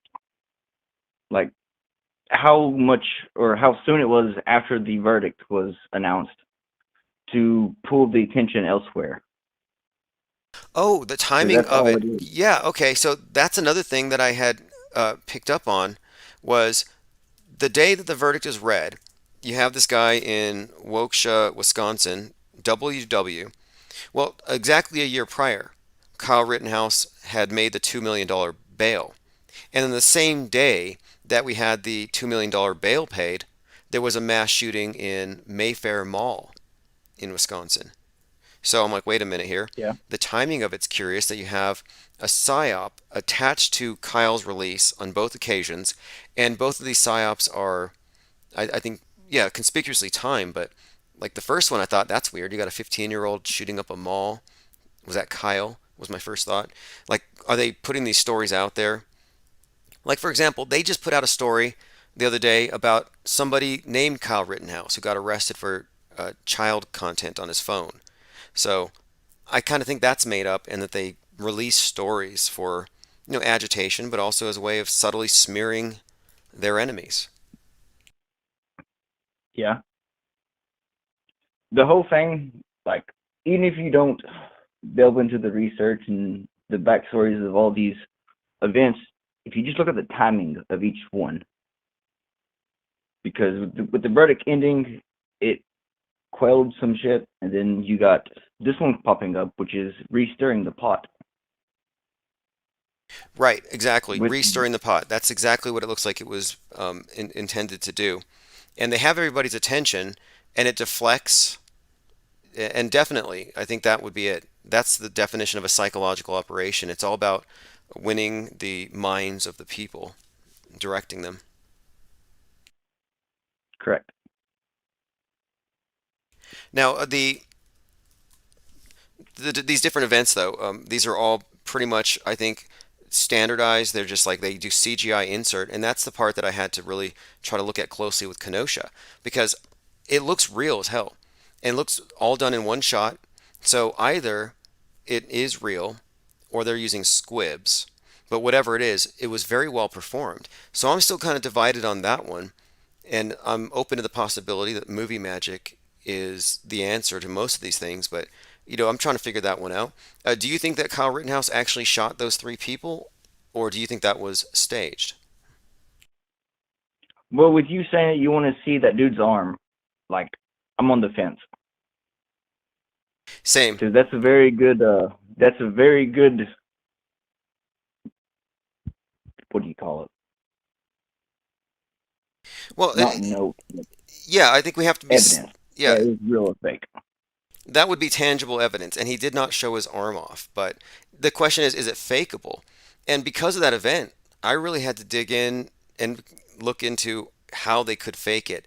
And in my research on movie magic, you do have squibs, and you would have these things perfectly timed. So, like, all you would have to do is have a detonator and a trigger on a fake gun. But I'm still kind of Just like torn. the Ashley Babbitt video. Right, the Ashley Babbitt video is a perfect example of a squib, and it blew up on her neck. And it only just barely trickled down. If you got shot in the neck, it'd be way more than a trickle. Yeah, I believe so. good point there. Getting shot in the neck, lying down on the ground. Yeah, you think there would have been a pool there, but no pool of blood. That event was very well deconstructed. And since you bring that up, Kyle was immediately surrounded by people like Lynn Wood, a crisis actor lawyer, and the McCloskeys. So the McCloskeys are also there at the courthouse. And these two people are definitely agents. and their wardrobe makes them look like they stepped off of the cover of the Turner Diaries, the book that inspired the modern white nationalist movement. So he's surrounded by a lot of shady people, or he's shady. And then there's one more thing. Kyle Rittenhouse's birthday is January 3rd, 2003. That's Greta Thunberg's exact birthday. What do you make of that? That's the first I've heard of that one. That's something to think upon. That's conspicuous nonetheless. Yep. I was like, wait a minute here. You're telling me that Greta Thunberg and Kyle Rittenhouse, the two most, I would say the most famous faces of the extremes of the left and right, even globally, male, female, left and right, super polarizing. Left wing hates Kyle, loves Greta. Right wing hates Greta, loves Kyle. And they were both born January 3rd, 2003. That's too much. Yeah, that's not that's not a coincidence right there. Yeah, so to me, it makes me think that this is another example of some, maybe his, like, see, Kyle might actually just be a tool. He might just be an employee of this PSYOP entertainment complex, just doing his part, playing his role. There's, it's possible, I could say, that he could have been an actor his entire life. I'm not sure if I'm going so far as to say he was a Sandy Hook victim, but he does look like one of those kids. I don't know about that, but that's a very vague description. Yeah, it's too vague. If you compare the images of Noah Posner to Kyle Rittenhouse or Brian Landry, I think they're both equally compelling. And Landry and Kyle look nothing alike, so I'm more inclined to think it's just too much of a reach, because when you're dealing with a young face, it's just there's not enough definition to say for sure. And that Brian Laundrie dude, yeah, that was a funny psyop. Yeah, found him dead. Supposedly, I'm curious as to, like, wait, if they found him dead, there needs to be a gun nearby. I'm kind of curious what he shot himself with. Yeah, and the whole body came up missing, and then okay, so first that lady chick, I already forgot her name. That's how long it's been in the back burner. God, what was her name? The victim, supposedly. Yeah, Gabby Petito, who was also in a post Sandy Hook music video. Yes. Okay, so there's a picture of Gabby and Brian together with just a portrait. She has a tattoo on her left arm, right around the forearm. Then, if you watch the body cam video of the police footage, she has no tattoo there. Okay. So that was my compelling evidence. Or yeah, what set me in stone for yeah, there were some pretty big hints there. I mean, really, the fact that she was in a production with Sandy Hook is just a huge red flag. But yeah, there were a few things, like they even had the word "fake" reflected in her sunglasses. You could actually see the word "fake" from a sign right there in your face, saying it was fake. And I also noticed in a lot of the images they posed her to look like Virgo. It's the constellation, and then Virgo is personified on Earth as Persephone, and she's kidnapped and taken to Hades. So I thought, well, look, you got the Spring Maiden, Virgo, aka Persephone in the form of Gabby, and she's being kidnapped and taken to Hades at the end of Virgo when we enter Libra, the scale turns. So it just seemed like this was a ritualistic reenactment of the kidnapping of Persephone as we transition into the dark side of the year. You know what's funny? I'm a Libra. Okay, well, irrelevant. Yes, but you see, the thing is the timing of it, though. You know about Libra and like yes. the equinox, and so I kind of thought that's what it was, and that even the name Brian Laundrie obviously sounds like brain laundry, and I'm thinking maybe this is about how part of our brainwashing is keeping us fixated on their rituals year after year. It's keeping us fixated because they attack our emotions, or those who are not aware of it. They go for the emotions of people. And this young lady got abducted and killed by her boyfriend. that will attract a lot of people's attention because of their emotions. Yeah, absolutely. And do you think that I spoke with Human Vibration on Dark Matter about a couple weeks ago, and she often speaks of loosh, this idea that our emotional energy is being harvested in some way through the media matrix. Do you think there's some harnessing of our emotional energy in some way? I don't know. I can't say yes or no because I don't know. Right, they certainly profit off of our attention and they shape our cultures and our worldview. That's certain. I'm interested too, though, to find out if there's some other aspect to it when it gets into the bizarre, ritualistic stuff where, like even with Astro World, it's hard to deny that there's a blatant attempt to make it appear as though they are tapping into some kind of occult forces, summoning entities from other, it looks basically like a bunch of warlocks and wizards are running the media. So it just wouldn't surprise me if they had some way of sucking our souls through the screens. That's just hypothetical. I mean, I don't know.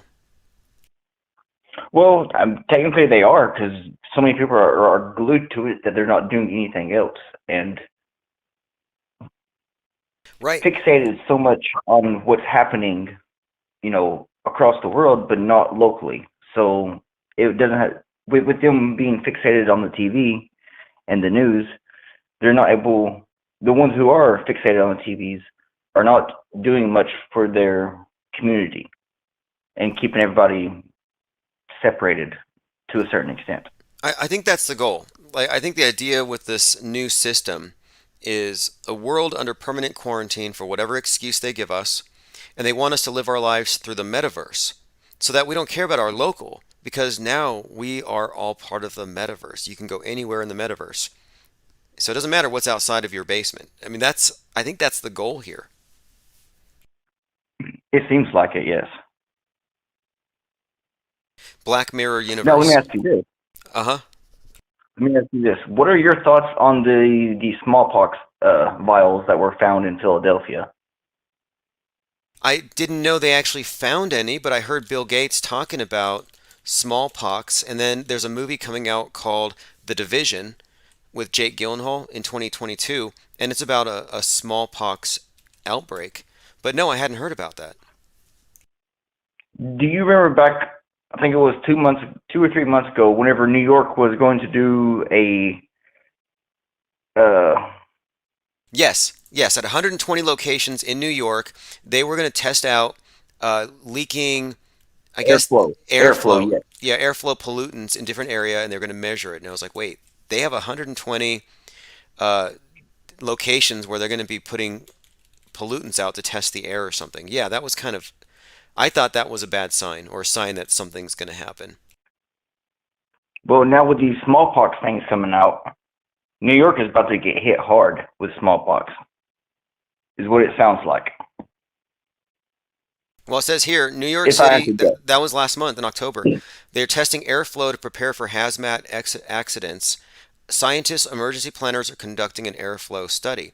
So, yeah, New York, whenever they do these drills, I assume it's just a rehearsal, and they're getting everything into place to play out the whole thing. And I think you're onto something here. It says here, sampling and sensor equipment is being set up at 120 stations, and the gas it's just a benign gas or whatever, some aerosol, but they're actually testing to see. So I'm like, well, what are they preparing for? Well, with the recent smallpox news that is, I guess, somewhat being hushed. I would deduce that New York is going to get hit by smallpox to a certain degree. Yeah, again, it wouldn't surprise me given the fact that The Division is coming out, and these movies are more than just entertaining in their coincidental correlation to what's happening in the news. It's preparing us to interpret the news in a very specific way. It's like guidance. So we know how to respond, we know the terminology to use, and yes, so I'm looking at that more closely. Smallpox, and then you got the Bill Gates narrative in there. Yeah, so if you're in New York, they're probably going to find other reasons, to lock. This is interesting. It's an interesting development. Okay, so there's a movie called The Division coming out, correct? Yeah, it's in 2022, and there was a game based on it before that contains a lot Yes. of, well, I think there's a lot of Easter eggs in there. It's about a virus and it gets on the money. But anyway, there's an Uh, Easter egg in there that says, during during Thanksgiving on Black Friday. So it could happen in the next week or so. Because the game, okay, so in the game, I don't know what year it takes place in, but the unfolding story was there was a virus attack on New York right during Black Friday, and then the city got sent to hell. here it is, December And then, 22nd, it says, in the near future, a pandemic virus is spread via paper money on Black Friday, decimating New York. yep. And we got Black Friday coming up, so Right, that's actually tomorrow. yeah. Okay, good to know. Good to know. Okay, so tomorrow, Black Friday, foreshadowing all over the place. Every time you heard Biden mention Dark Winter, that was a Division reference. It was. So does maybe the Dark And Winter then if you, begins this time around? I mean, this could be it because last year they said it and it was kind of winter was almost over. or if you want to delve into the operation of Dark Winter, where they threw out virus. I don't know much about Dark Winter, but I heard the Operation Dark Winter Yeah, and and its ploy. But the timing of it. Okay, Operation Dark Winter was a bioterror simulation attack. That was in June of 2001. So it was right before 9/11. And if you notice, you have this like 19-year period, between COVID and 9/11. So it's just kind of interesting. 19 yep, years ago, they were already preparing a scenario that they called Operation Dark Winter. So Operation Dark 19 Winter. years. Yeah, well, and Operation Dark Winter actually has a trailer. I got the game actually. Dark Winter has a no. I think it does have a trailer where they actually have an eclipse on the trailer. The official one has an eclipse on it, as in like a corona. And I have that trailer here for Dark Winter, and I'll see if I can find a screen grab. Yep, here it is. Look, 3 minutes and 11. This is so bizarre. The video is 3 minutes and 30 seconds long, and so you know how they use that number 33. 3/11 Yep. is the day of the pandemic having been declared.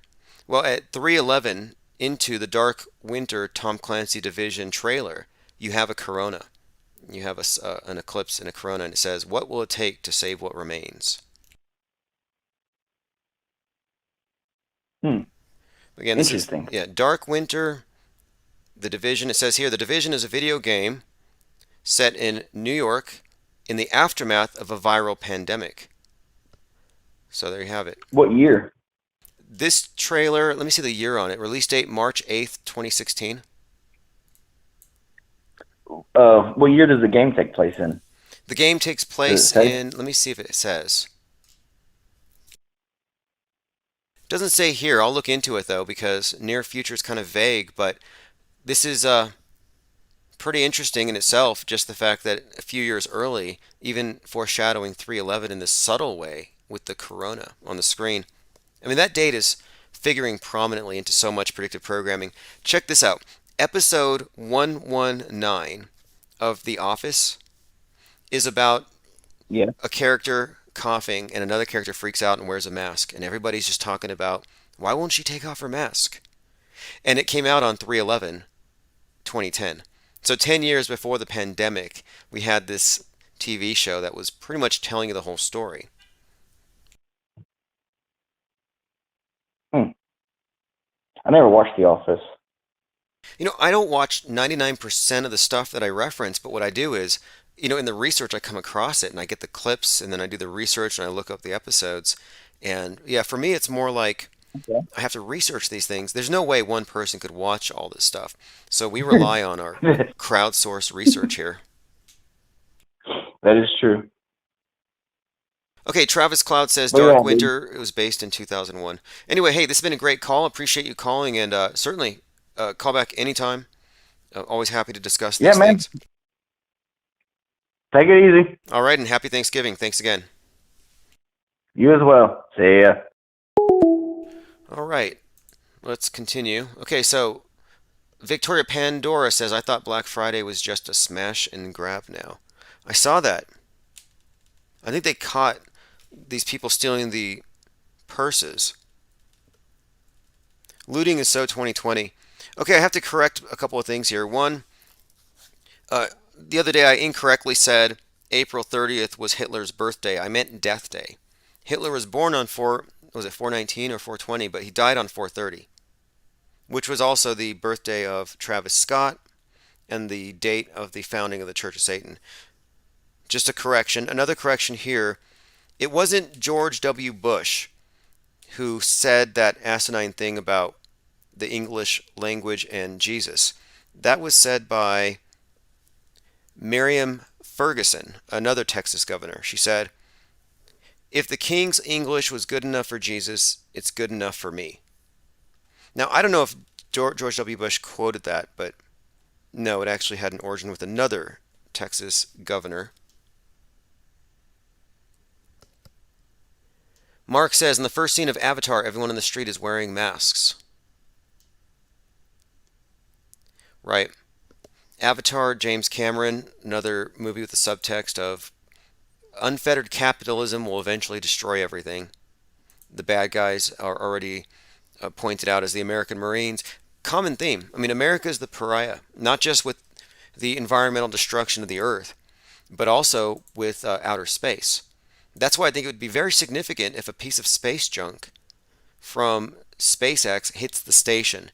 It'll create an international issue here because we're looking at billionaires having fun, joyriding, and it's probably not optimal to let them share the same space as the International Space Station is already experiencing some rifts within, and physically it's cracking. All right, let's go through some more of these headlines here. I want to catch up on a few things. Again, we're talking about the space station and how it's on its last leg. And I found this great breakdown by Mike Helmick of the various techniques they use to fake space. Hey guys, Tim's on. Hey Tim. This is, again, Mike Helmick. I'm just going to go through a few parts of this video. It's called The ISS Space Station, How NASA Fakes Weightlessness. And one of the things that you have to do to really understand what's happening on the world stage is you have to know what they have, what tools are available to them. Well, apparently, what NASA is using is called augmented virtual reality. And this is so that you can have digitally inserted creations put into a video real time. So while you're filming them, they have objects floating, but there's no cables. And it's because the object isn't there. It looks weird for the people in the room because they're handling invisible objects. But if you're looking through the monitor, they're holding objects. Now, the astronauts are wearing contact lenses that allow them to see the objects that are being inserted into the set. So there's a few examples here of video game technology being employed. And then what Mike Helmick does is he compares it to how the astronauts are interacting with the objects around them. And one of the things that we frequently see with these astronauts is their hands will go through the walls. I've seen heads go through walls. Here's an example of an astronaut's hand going through the microphone. But the explanation is very simple. It's an augmented virtual reality glitch. It's a glitch. And you can actually see in one of these clips that one of the individuals with long sleeves is wearing these armbands that are used by gamers working with AVR. So here's a short clip I'm just going to play, and most of you are very, very familiar with all of this. But again, what we're dealing with here is a technology the public may not be aware of. So when they see a microphone floating around in front of the astronaut, they have no reason to doubt it because it's being filmed live. For to broadcast what we see video-wise as his arm in a shirt sleeve. Okay, I have a lot of Tim Peake screw-ups, but this one here, the system glitches, the software does not track his hand properly, and Tim slips his hand underneath his other fingers, which is tightly holding onto the mic, which would be impossible. I don't think this is Tim's fault. Normally, Tim always moves his other fingers up while he slides his hand under. I just think the system didn't respond to his movements here. This picture here is...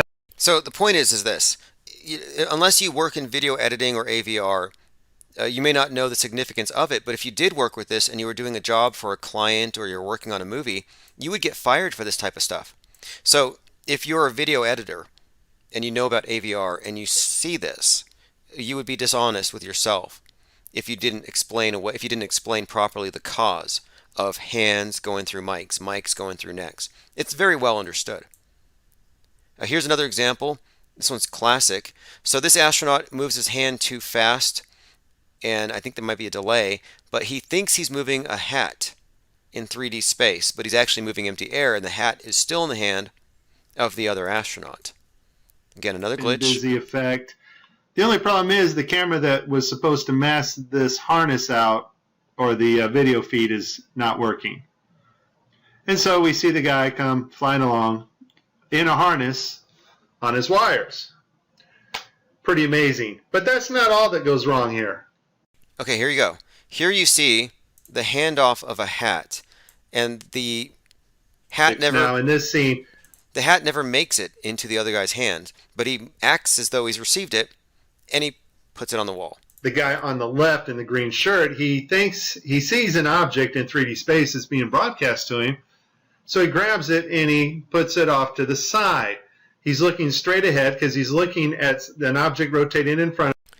Okay, this is all old news, but there are always people out there who may not know why we're so confident when we lambast the space station as just a horrible science fiction movie, a 22-year blooper reel, which, you know what, it might actually be the International Space Station's birthday today. International Space Station turns 23. Is it tomorrow? Okay, let's see here. International Space Station has been in continuous operation for 22 years, but I believe they actually start the counter in late November, 22 years ago. So it's having its 23rd birthday. Now here it is, occupied as of... We'll find out. I'm sure they'll tell us. It's been in orbit, though, now for... Actually, as of now, it's been in orbit for 23 years. I think they're going to bring it down, though, because the space station special effects are so terrible that it's being outpaced by the special effects in the movies and the video games, and the comparison is too stark. And they're moving on to the next generation. They're far beyond green screen now.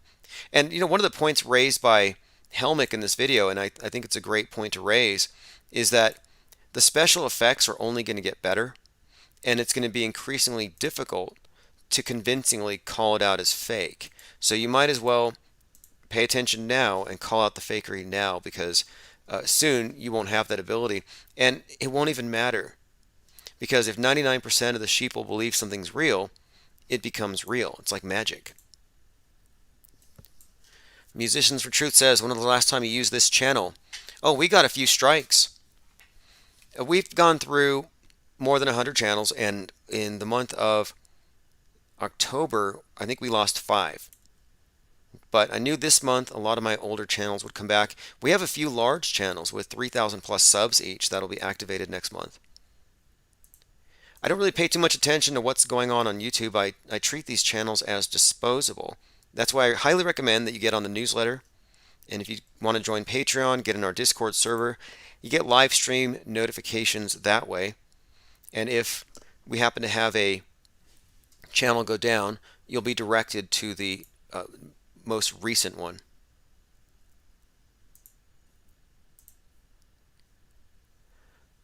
All right, let's see what else we have here.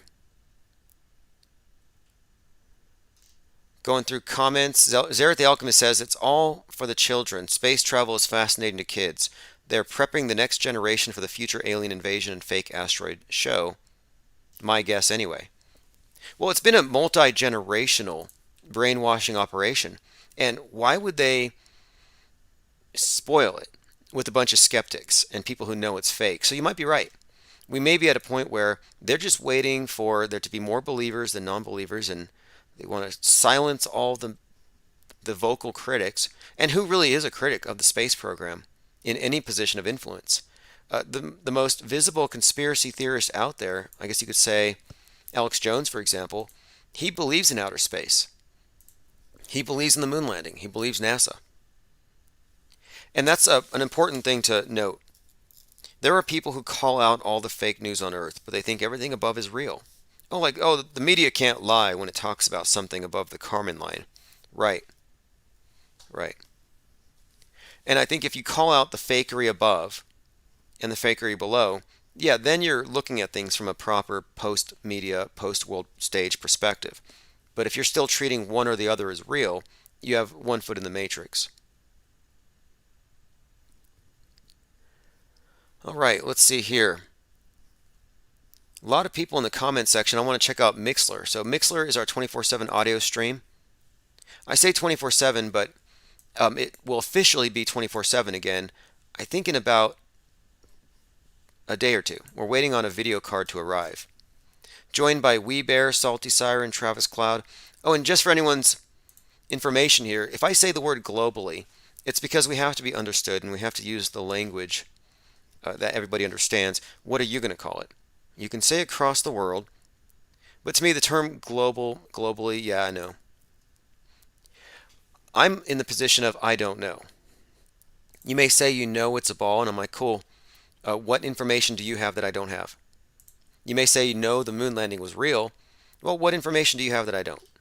You have an image you can point to. That's not evidence. There's a lack of evidence, and we have really high standards here.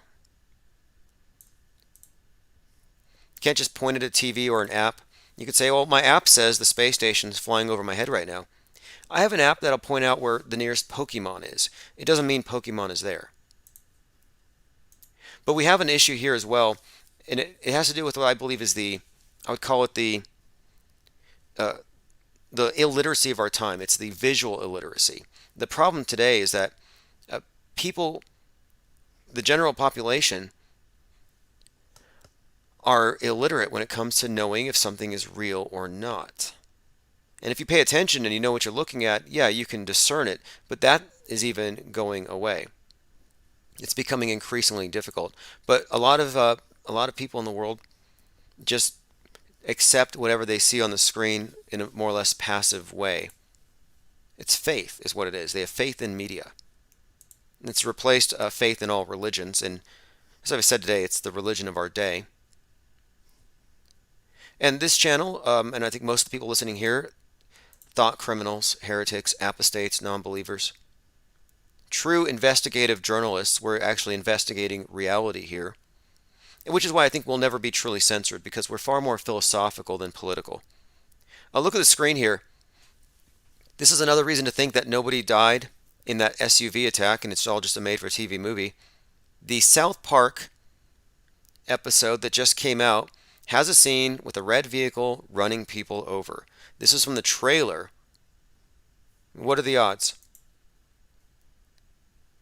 And when are they going to ban red SUVs?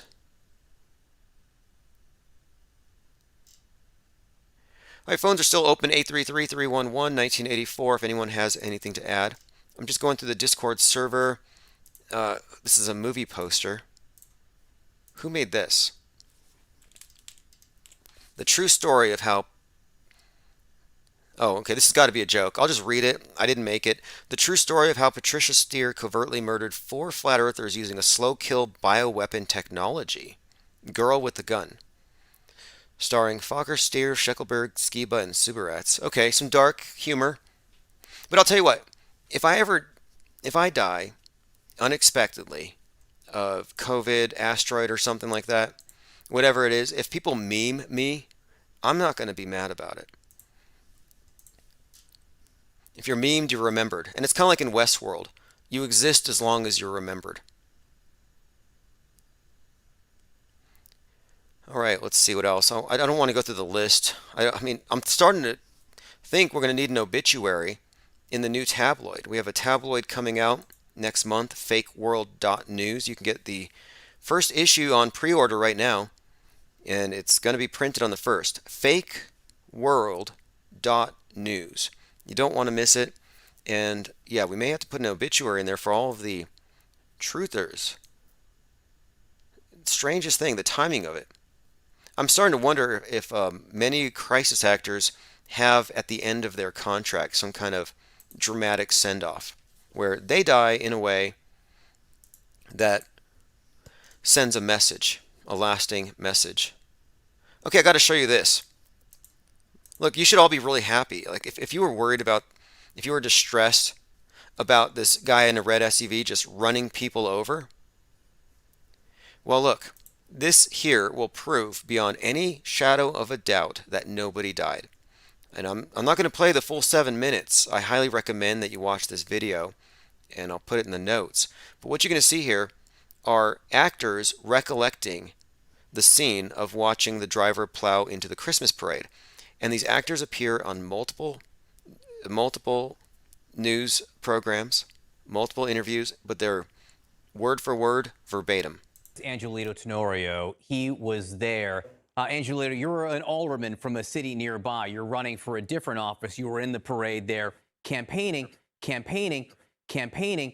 Why don't you tell me what you saw, what you went through? Good morning. Thank you for having me. So yes, I'm an alderman at a nearby city, the city of West Allis, and I'm a candidate for Wisconsin State Treasurer. So I'm an alderman in a city of West Allis nearby Waukesha, and I'm a candidate for Wisconsin State Treasurer. So I'm also a candidate for Wisconsin State Treasurer. So I was marching the parade initially with the Waukesha County Democrats. And I was initially marching the parade with the Waukesha County Democrats, and my family and I and my... Okay, so he goes on, and this is 7 minutes, but word for word, and you find multiple examples of this. He doesn't change his verbiage one bit. And then we wanted to grab some food and enjoy the rest of the evening, to watch the rest of the parade, watch the rest of the performers, dancers, musicians, and then grab some food and enjoy the evening. The dancers, the performers, the musicians, and then... Okay, so now I'm going to move on to another witness who smiles inappropriately through the whole thing, and she too has a very repetitive script, no trace of emotion. Let's decorate the tree. Let's go to the holiday parade. We just moved to Waukesha over the summer, and so what better way to kind of get to know the city, right, than going to the parade. Again, inappropriate smile. A ton of families with young children, people had their blankets and, they had food and the bags for candy and things like that. Almost every family had children there with blankets and candy bags and, people were there to enjoy the holiday season. There were a ton of people there, lots of people with families and young children, right? Like everyone had their blankets, their hats and gloves, the food, the candy bags, right? And so probably around 4:35, you hear a bunch of screaming. And your first thought. Now, again, I'm not going to play. There's 8 minutes of this, and there's other actors. But what we have found here, what News is Fake 4 has found, they've probably been censored 3 times. What they found here is that there is a script here. They're not ad-libbing. They are reading off a screen, and there's nothing about it believable. They're all teleprompter readers, like Joe Biden. Surprised none of them said end quote. So, if you're a witness... I get it. Maybe you need some notes, but if you follow this, you'll see. But this is all very similar to what we've seen before. Glenn Clark says, it's pretty worrisome that flat earthers are mysteriously dying. I kind of hope they're being paid off to disappear. I think that's more likely the case. I think it's more likely the case. I mean, that's the idea of being a crisis actor. You play a role, you die a politically expedient, useful death for whoever is having you killed off, and then you're repurposed. So we'll probably see them again. Who knows what they'll do. Maybe we'll have some climate change deaths. That's like the new thing, climate change. It's the new COVID. Maybe asteroid deaths. Like Mark Sargent doesn't wake up because a space rock falls through his roof, crashes his pillow while he's laying on it. Like that sounds unbelievable, right? But there was actually a story about this Canadian who was in bed and a rock fell through her roof. Meteorite crashes to the ceiling and lands on a woman's bed. 2.8 pound rock. Says a woman in Canada nearly missed being struck by a meteorite that crashed through her roof. And I'm not really believing this one because there were witnesses. They saw a fireball. People at a local construction site saw the fireball. It punctured her roof. It went through her ceiling and it landed on her pillow next to her. Like, excuse me, but if it had the force to go through the roof and the ceiling, it wouldn't have run out of force before falling onto your pillow. Like it should have bounced off the bed, and it did not. I want to review some tweets. Glenn Clark says, Skiba got me, but then I'm starting to see more dropping, and now I'm suspect. Yes. To me, he did not look sick at all. 40 days on a ventilator sounds a little too convenient for a guy whose life was about the Bible. 40 days. I find a lot of reasons to question that particular story. The timing of that, the timing of these deaths seems to always correspond with something happening in the celebrity world. So while Kyrie Irving was taking his stand against the vax, Skiba dies. So it's like, wait, flat earth or anti-vax? Skiba, flat earth or anti-vax? Then you fast forward a little bit, and as Mac Parhar is going through his ordeal and he's dying of ivermectin or whatever they're saying in the news, Joe Rogan's out there dispensing ivermectin to Tim Pool and Aaron Rodgers. So, and Aaron Rodgers has COVID toe, but he's in denial about it. But my point is, when you have these psyope deaths coinciding with mainstream media psychological operatives, I kind of question it. This is from my Twitter feed. Someone brought this up. They said, it's kind of odd that the Alex Jones Sandy Hook case came out the same week as the Rittenhouse trial. And now you have the claims that Noah is actually Kyle Rittenhouse. Pictured is Noah's father. Do we have pictures of Kyle's dad? As someone pointed out to me that, people point out the darndest things. We'll see. We'll see. I'm not jumping that far to say that Alex Jones is Kyle's dad, but this is a bad one. You thought Let's Go Brandon was bad. Do you remember how that reporter was praised for her verbal dexterity when people were chanting F Joe Biden, and she got a guy named Brandon to come to the mic and say, "Let's go, Brandon"? Well, this is not verbal dexterity. This is clumsy. So Rachel Maddow is hanging out with Hillary Clinton, who starts coughing off to the side, and watch how Rachel Maddow tries to cover it up. She tries to do a "Let's go, Brandon." She tries to hide the fact that Hillary's got pneumonia and has since like 2016. More direct threat. Hillary Clinton is, excuse me. Sorry, I didn't mean to jump in there in a way. Excuse me. Sorry, I didn't mean to jump in there in a way that surprised you. So Hillary Clinton coughs, and Rachel Maddow says, "Oh, excuse me. I didn't mean to jump in there and surprise you." So I guess she's taking credit for having caused the cough. I'm not sure. Let me play that again. Hillary Clinton is, excuse me. Sorry, I didn't mean to jump in there in a way that surprised you. Hillary Clinton. More direct threat. Anyway, at least she didn't cough anything out like that one time. So it is true. I didn't comment on this. I saw the picture. I thought it was Photoshop, but it is true that Kyle Rittenhouse did take a photo with Donald Trump right in front of the picture of Trump fist bumping the North Korean dictator.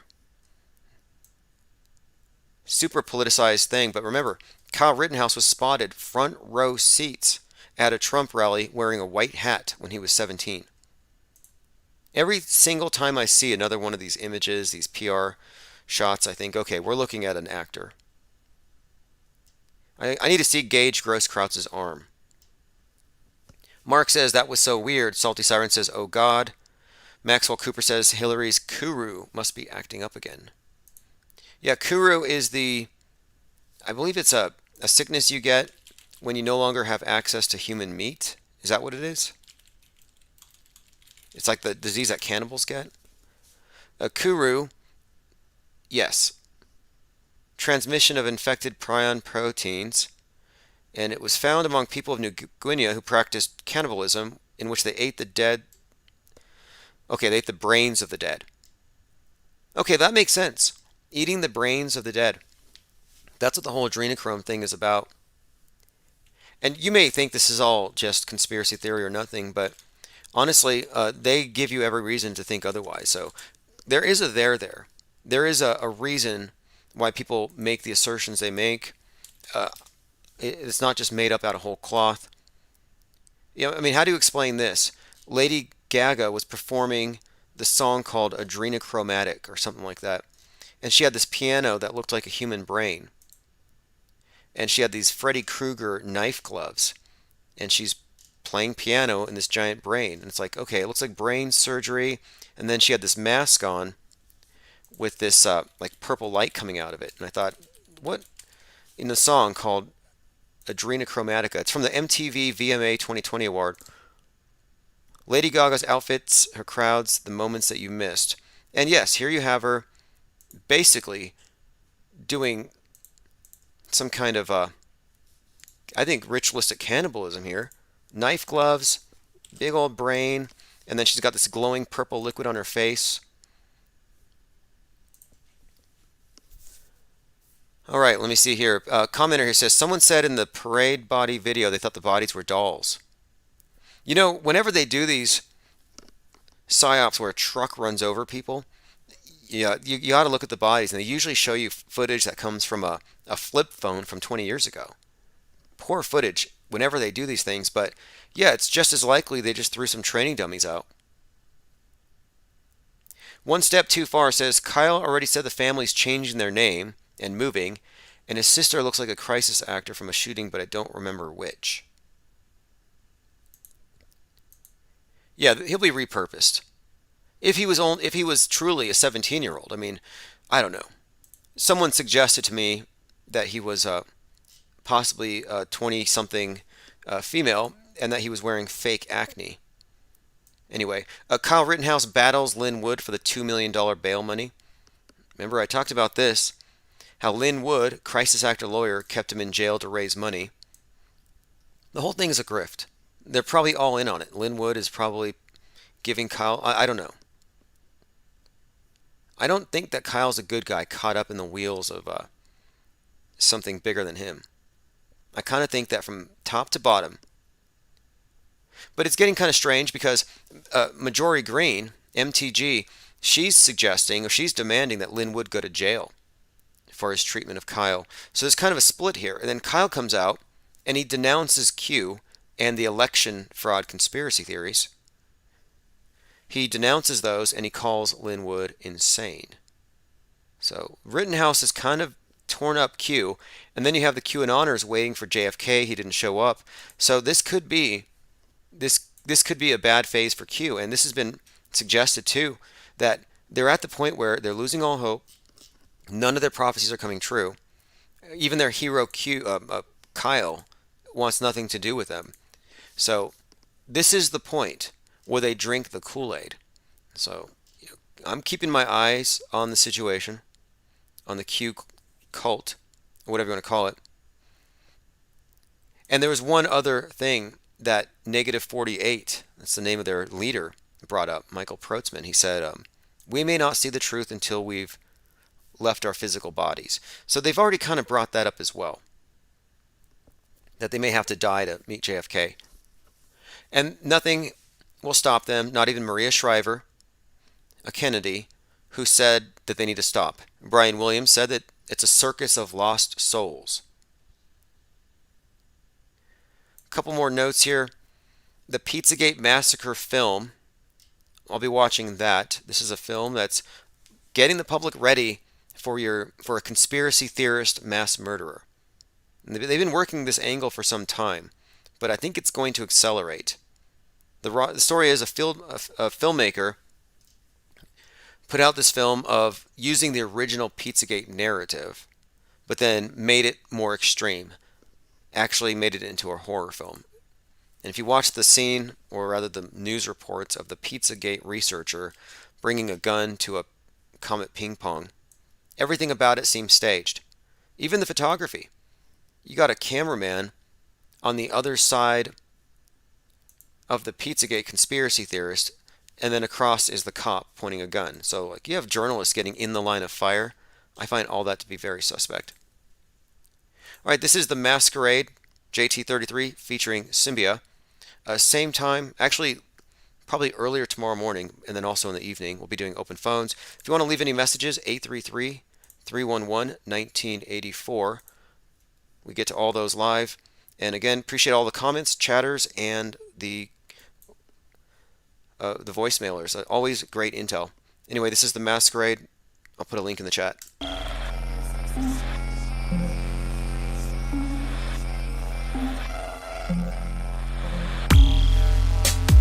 You have now entered the New World Order's AI construct, where nothing is as it seems. Your dreams and aspirations have been selected for you. All that makes you who you are was predetermined by the now functioning AI. Free thought is no longer an option. We now have control over all things, including the very thoughts we allow you to have. Do not try to resist. Welcome to the masquerade. Welcome to the masquerade.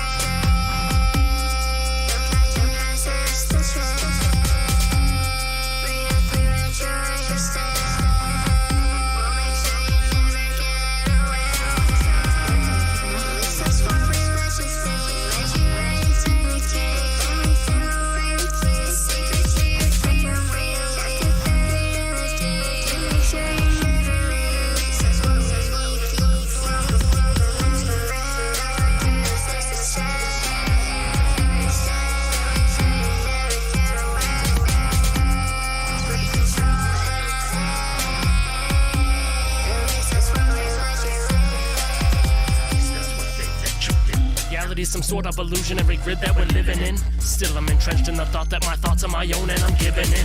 Tired of living with hypnotic psychosis of going through all of the social media motions. I don't care what you're posting in.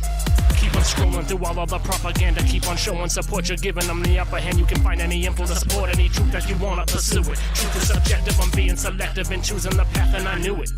Welcome to the masquerade. We're playing charades where the world has been staged like a play. The play is on the people. Either you wake up or succumb to the evil. When you succumb to the evil.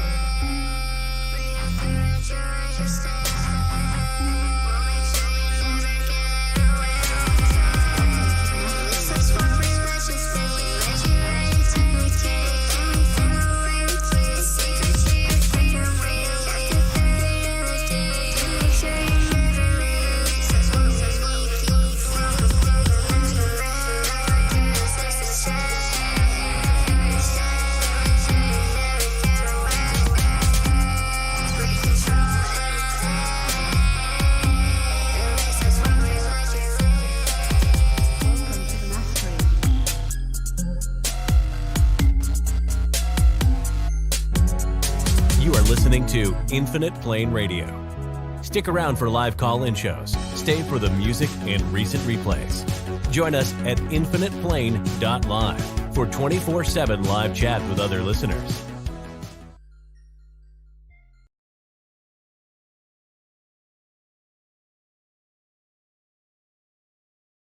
I'm so COVID cute, I think I've got a real bad coop. I need to get out of the house instead of doing what you tell me to. I caught the COVID cooties, now my life is like a movie.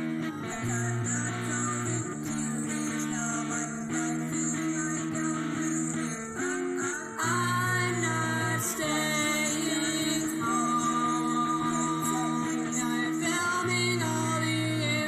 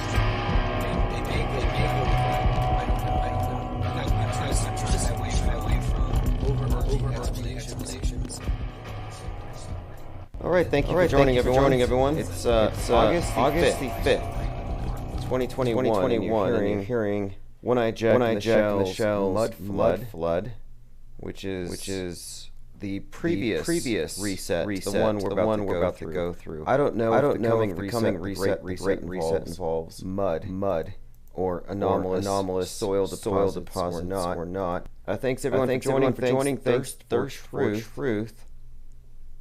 For the kind support listener supported. We have a new system where if you click the link where it says to send a tip, it will post an animated jiffy on the screen. I replaced the generic zombie with a penguin basically dancing on top of a big COVID ball. And then it has the person's name right there. And I think we also have TTS, text to speech. And just a warning for all the trolls and prank callers. It filters out the bad words automatically. I haven't gone through to see, but I mean, there's ways around these things.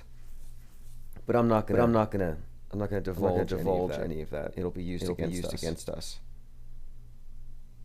All right, phones are open 833-111 1984. Yesterday we talked about a Mandela effect. And someone who plays the game Call of Duty said they do not recall ever having seen the Russian sign that was somehow Mandela affected into the game. Sounds like nothing. Sounds like something trivial. For most people who weren't really aware of the Mandela effect, but it's not trivial because if true, it means that our reality is kind of an interactive simulation, and it's given away in the glitches. But we'll see. I'm not holding out hope that Ed McMahon will show up at my door anytime with a big check. And by the way, I'm wondering, is there anyone out there claiming that their family's wealth came from an Ed McMahon check? I kind of don't think so. If you're looking on the screen, that is not a hostage situation. Even though it looks like it. The little girl with the mask looks like she's been kidnapped, bracelets, like she's tied down. No, that's your president, not my president. Making her feel very awkward and uncomfortable. Or it might just be an angle. I don't know. What do you want to say? It's trending right now. Creepy Biden. If that is Joe Biden. We'll move on. Nothing out of the ordinary there. Hardly even noteworthy. Biden invites children to the desk before he signs a bill into law. It's just to me it's surreal. Here's the thing. And the mass media has not noticed this, or they choose not to. So we're supposed to be wearing the masks, going through the vaccination in order to prevent the spread of the deadly variant. Well, they're not socially distanced. One, which cancels out the mask. And two, Joe Biden is not wearing a mask. So he's basically an example of the kind of what did he call the uninjected?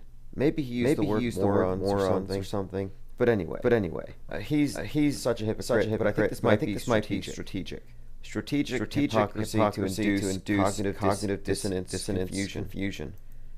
To cause people to give up or something. Tune out because it's just too crazy.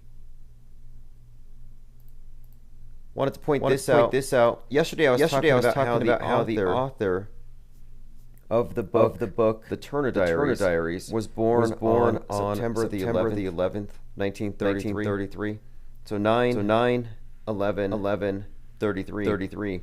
And how this book was the inspiration for Timothy McVeigh, sort of his blueprint He used this bomb the government buildings. He was executed on 6/11/2001, which is kind of an inverted 9/11. Well, it turns out he was 33. I just found this out today. Born in 68, the year the towers went up. Executed 2001, the years the towers go down. But again, the author of the book that gave us Timothy McVeigh, I pretty much think he's a character out of the book. His birthday was 9/11/33, and here's a guy who's 33 executed on 6/11. A little bit of interesting little nuances when you're getting into these psyops, just how interconnected they actually are. And they all are. I can go off some of these things. It's just absurd. And there's a point where we know what we're looking at now. You know that last shooting in Boulder, Colorado, last major mass shooting. It was at King Soopers. You know that was King Soopers number 33. There were 33 union members there that day who were being shot at, and they overlap the psyops. So they're there for the COVID-19 shots, and they get the AR-15 shots. It's all meant to be ironic. This shooter was doing so in retaliation for the Christchurch shooting. Fake, of course. Side note. And then strangely enough, at that same time, we had the parlor shooting in Atlanta, and the parlor shootings were templated 100% off of Christchurch, the inspiration for the King Super shooting. And what I mean by templated is Christchurch was a shooting at two locations of a target immigrant population, and the shooter who was a white right-wing racist was run off the road in a pit maneuver, dragged out of the car and arrested. Well, that was Christchurch. In Atlanta, the parlor shooter, two locations, dragged out of the car in a pit maneuver, and arrested. Totally templated. And it's because all these events exist in the same fictional universe. It's true that they all are interconnected because they're written the same exact background. Like the fictional universes. You're probably familiar with them. They're just internally consistent backdrops for different characters to interact. They have the same basic timeline, same events, same conditions, and the majority of the world's population inhabit the same fictional universe that all the fake shooters and all the victims live in. I mean, some of us are able to see how you have some characters who are clearly world stage characters, but they're conscious of their roles. Whereas the general public is unaware of it. Case in point, crisis actor, we'll say David Hogg. Well, he's been called out as an actor, but he still plays the role. The public has confused the role for the person. They don't know that these are two different things. Those of us who do are censored. No, truly, we live in a schizophrenic world. The people who are in love with the image of the beast, the TV, the ones who worship this thing, are in a simulation already. Restless Bear says what happened to the other guy involved in the bombing. I can't remember his name. I think it was Terry Nichols. And I believe he was born 1955. I'm going to see what his death date was. I don't think he's dead yet. So. Oh, by the way, someone brought something up yesterday, and I want to mention this. So the Unabomber. I was looking into him recently because there's a rumor that Greta Thunberg is one of his biggest pen pals, which wouldn't surprise me one bit. But someone had suggested that the Unabomber is a character played by Terrence McKenna. Kind of a drug guru, an ethnobotanist and mystic. So it would be kind of interesting that he would portray such a role. I think this is the thing. I don't think they look all that similar. They may sound alike. I mean, come to think of it, they do look kind of similar. But when you're talking about environmentalists, people who believe in Earth, like Gaia, Mother Earth, conscious thing, and we need to put down our technology and stop using fossil fuels. These environmentalists are all basically copacetic with the Unabomber manifesto, which is why it wouldn't surprise me if Greta Thunberg was in fact one of his biggest fans.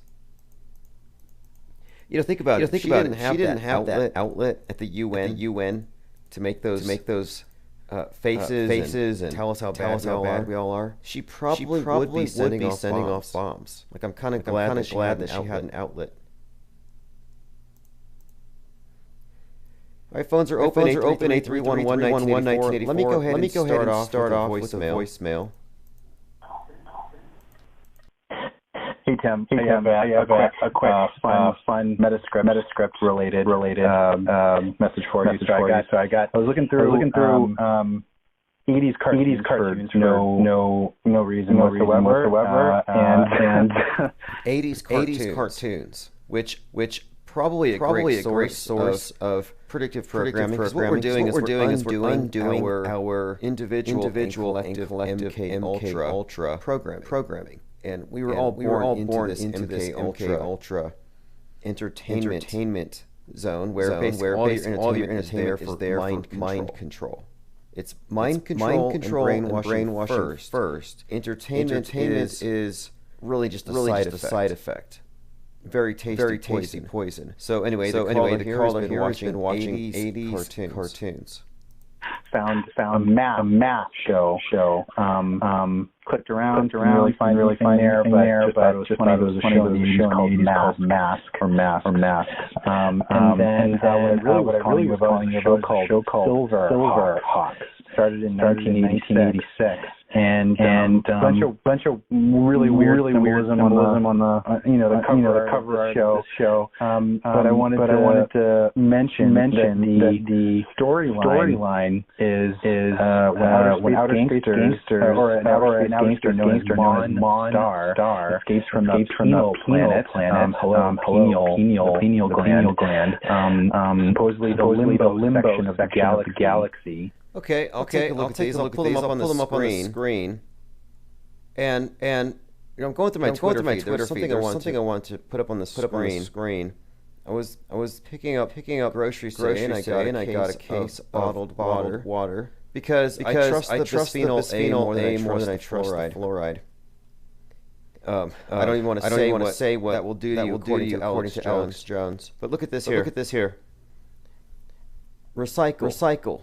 And it has a bottle with the recycling logo. Which again, I pointed this out. This is a symbol of Saturn, the god of death and resurrection, god of death and rebirth. Contains a hexagram within the negative space, and it consists of three arrows, which are used to nail the god of death and resurrection to the cross. Anyway, this is a very modern take on this ancient god symbolism, the god of the earth, vegetation god Osiris. Saturn, Osiris. This concept here again has to do with death, as in the harvest, and then rebirth. So this cycle.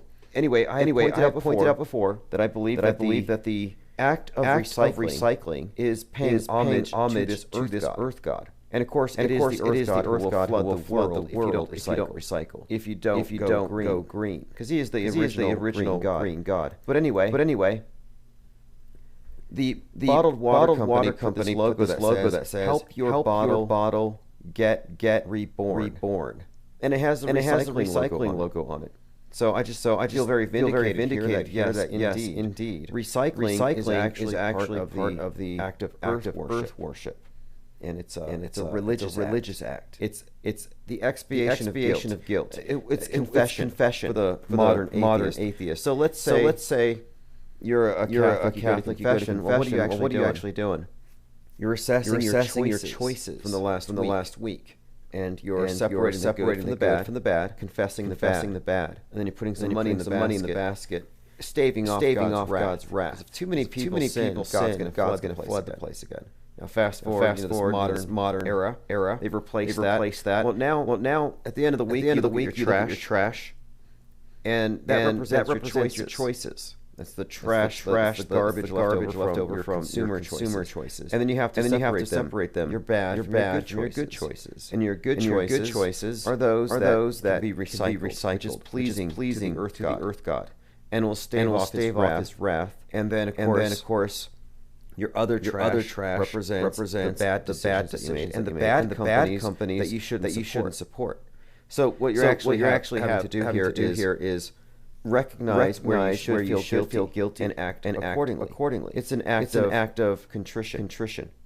And of course, it's just the act of selling indulgences on behalf of the government, the way the churches would. No coincidences here. It's all just a religion. And it's all predicated on the notion that we have a vengeful God, but as long as we're obedient, we can actually kind of prevent that. We have to listen to the priesthood, of course. So again, help your water bottles achieve rebirth. What a culty thing. All right, let me go and continue the rest of that voicemail. Is in great peril. In response, an elite team of cyborgs called Silverhawks are assembled as a counterforce that is Limbo's best against Monstar's gang. So I just thought it would be a cool thing to show as a juxtaposition between how Elon Musk is kind of. I'll take a look at this. I will. I found something else today actually that was equally compelling, and it was I think it was called Wonka Piercer, where someone had looked at the movie Snowpiercer, which is a very terrible movie, and they compared it to Willy Wonka and the Chocolate Factory. And the conclusion here is that Snowpiercer is a sinister sequel. When Charlie grows up, and he's the guy in charge of the train in Snowpiercer, the train that everyone is trapped on. I don't care to go too much into it. I watched it. I didn't see anything all that profound in terms of symbolism. What I saw though was more or less plagiarism and a template. But I recommend watching this thing. Again, it's called Willy Wonka Factory Connection Snowpiercer, or Wonka Piercer, because it shows you how movie directors are able to actually very subtly encode other messages. In this case, another movie is pretty much repeated through an entirely different set of circumstances. But if you know what you're looking at, you can see it. And it's this templating that we see here. That's evident with all of the predictive programming. Where movies, regular old movies, seem to foreshadow news events that show up later. I'll play a short clip. And this is Snowpiercer equals Willy Wonka sequel. And I'm just going to go right up to. We'll just play about 15 seconds of it. And you'll see into your imagination. Okay, it starts off with entering into a world of pure imagination, and that makes me think of the Mars program, the space program. Entering into a simulation. People already live in a simulation for the most part, but once they've gone to the Mars bases, it's all over. And it shows how the tunnel to the land where the Oompa Loomps are has a parallel in the movie Snowpiercer. And there are many parallels. I think that the connections are pretty well established. You even have a form of Oompa Loomps. So I won't play the whole video, but it's listed there on Mine's account. And it's a good example though of how a very subtle subtext can be inserted into a movie, and very deep messages can be communicated just very subtly. It's those in the know, hidden in plain sight. And there's an esoteric side to all of our entertainment that is important to understand. Because that's the main part. The esoteric is the actual meaning. everything else is to conceal the meaning. So that's why I said before that the brainwashing is the main purpose, the entertainment side effect.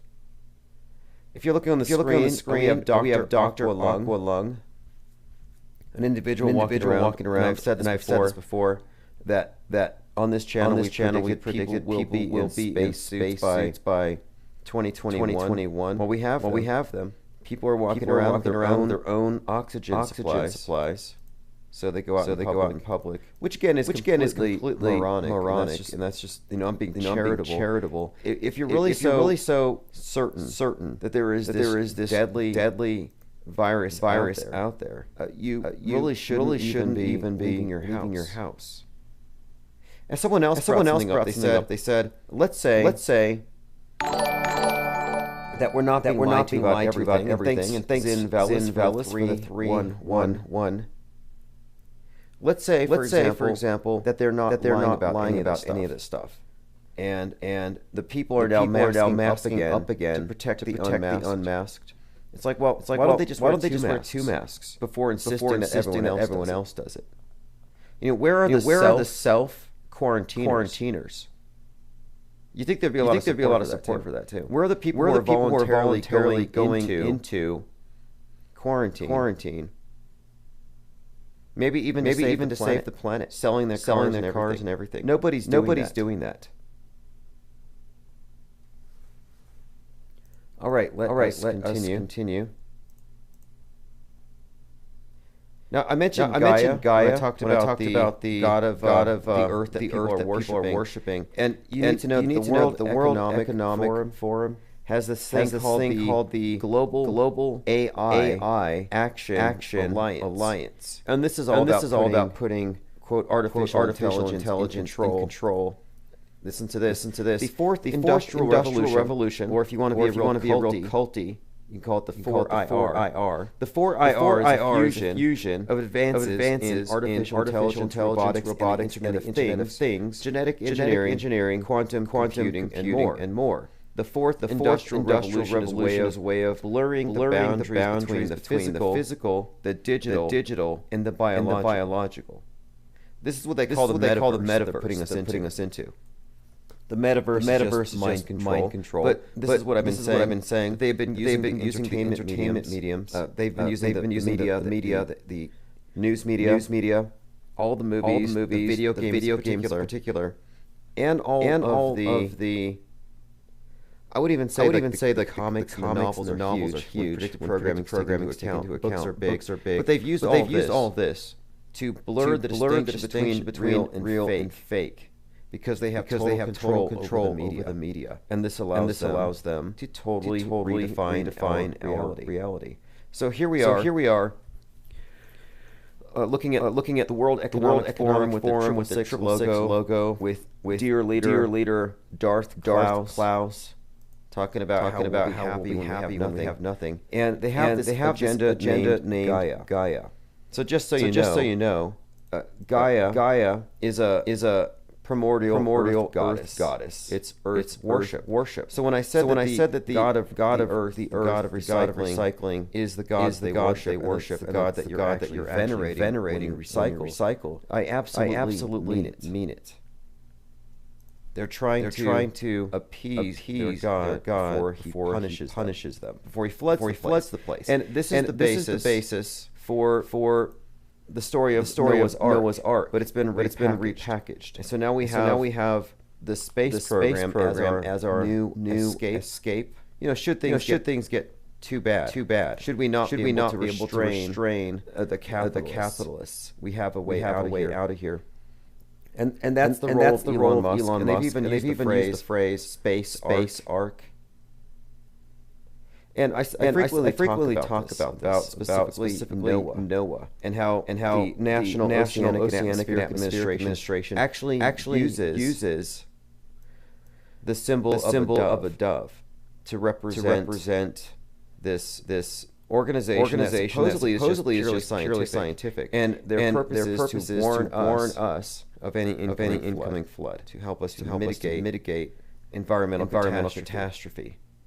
Listen to this. This is a recent headline. NOAA predicts 18 days of high flooding in Boston next year. So NOAA is always here to warn us about the flood myths. And their logo, as I pointed out, is a dove. And if you look at their website, science, service, stewardship, you can see a world flooding, and they have their big arc. So I did a little search on their site to find out why did they choose a dove. Because the symbol of the dove is actually the symbol of Noah from the Bible. The dove and the olive branch serves to tell Noah that now you can go back to the earth and start again. The Great Reset can begin because the flooding is done. So you might think of the dove as a symbol of peace. No, it's a symbol of the reset. In fact, I would say it's an occulted phoenix. Burn it down, build back better. Same thing. Flood, burn it. It doesn't make a difference. It's a retelling of this ancient myth. Disguised as science. It's a modern flood myth. So I looked into it. Did they choose the dove? Did they choose it because it's from the Bible? It says here, the design for Noah was chosen in 1971. In 1970, Noah was officially recognized and all of its components were united under a common name and mission. 1 year later, their administrator had three choices of designs they presented for the emblem. The chosen design was made official and remains so to this day. A white gull-like form links the atmosphere to the sea or earth. The earth and the atmosphere and the interrelationships between the two are the major concerns of Noah. So anyway, this is their explanation for it. Makes no mention of it being a post-flood Old Testament symbol. Now, when you get into the why did God flood the world? Wickedness. So what is the wickedness of the day? It's your carbon footprint. It's your use of fossil fuels. And all this has to do with property and materialism. Everything condemned by the World Economic Forum is something that the globe would want to punish. And the way they describe global warming today, it is very much a punishing, vengeful storm God. There was even some suggestions that the condo that collapsed in Miami on Timothy McVeigh's death day on 6/11, around there. I think it was a couple days before. But anyway, that condo was said to have been taken out by global warming. And I'm like, wait a minute. You're talking about a global phenomenon. How is it targeting one building? It's the wrath of God. Miami condo collapse questions over the role of climate change.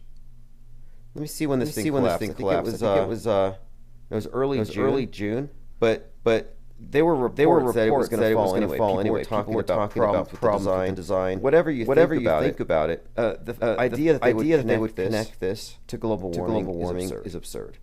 Ocean levels rising? No. Maybe the ocean levels could rise now, given an abundance of masks.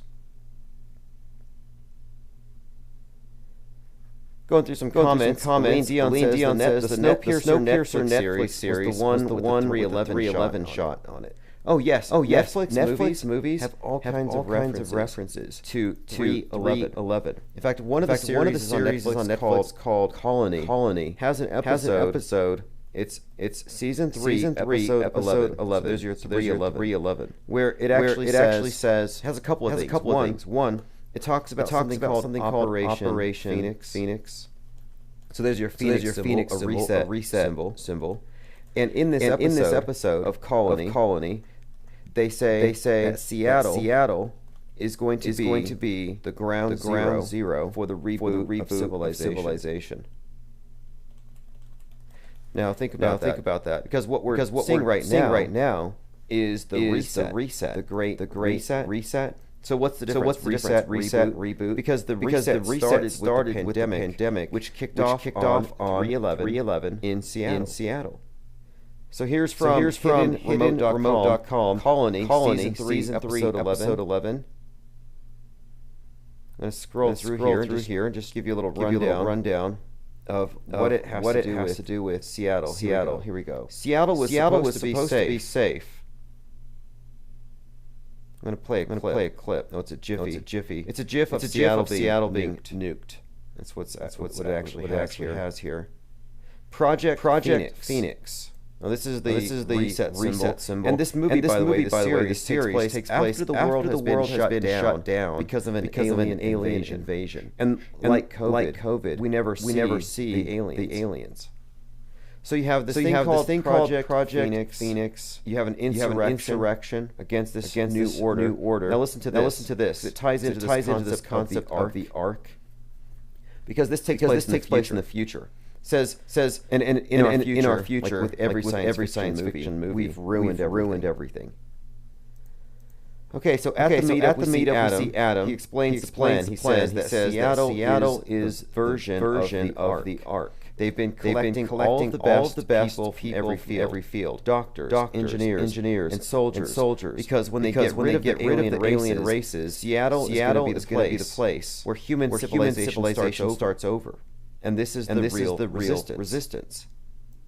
So if you look at from the perspective of a pandemic being an alien invasion, well, the only people who are going to be carriers as in aliens are going to be the unvaccinated. So if you look at it from this perspective, in this TV show, Seattle was beneath the dome. It's enclosed. So it would make sense that the reboot of civilization happens after they close up all the cities, with the people who are salvageable, people worthy of being put into the arcs, as in the brainwash, and the people who aren't inside can be easily wiped out. They're the aliens among us. And if you remember last year, there was an Economist cover. It was last August, in fact. The aliens among us, how viruses shape the world. And the cover looks like outer space. Looks like satellites, probes, moons, planets. But no, that's your inner space. And you're looking at viruses. You're looking at bacteria, and you're looking at the vaccine. But the concept here that aliens among us, how viruses shape the world. It's all about how the carriers are like an alien force invading.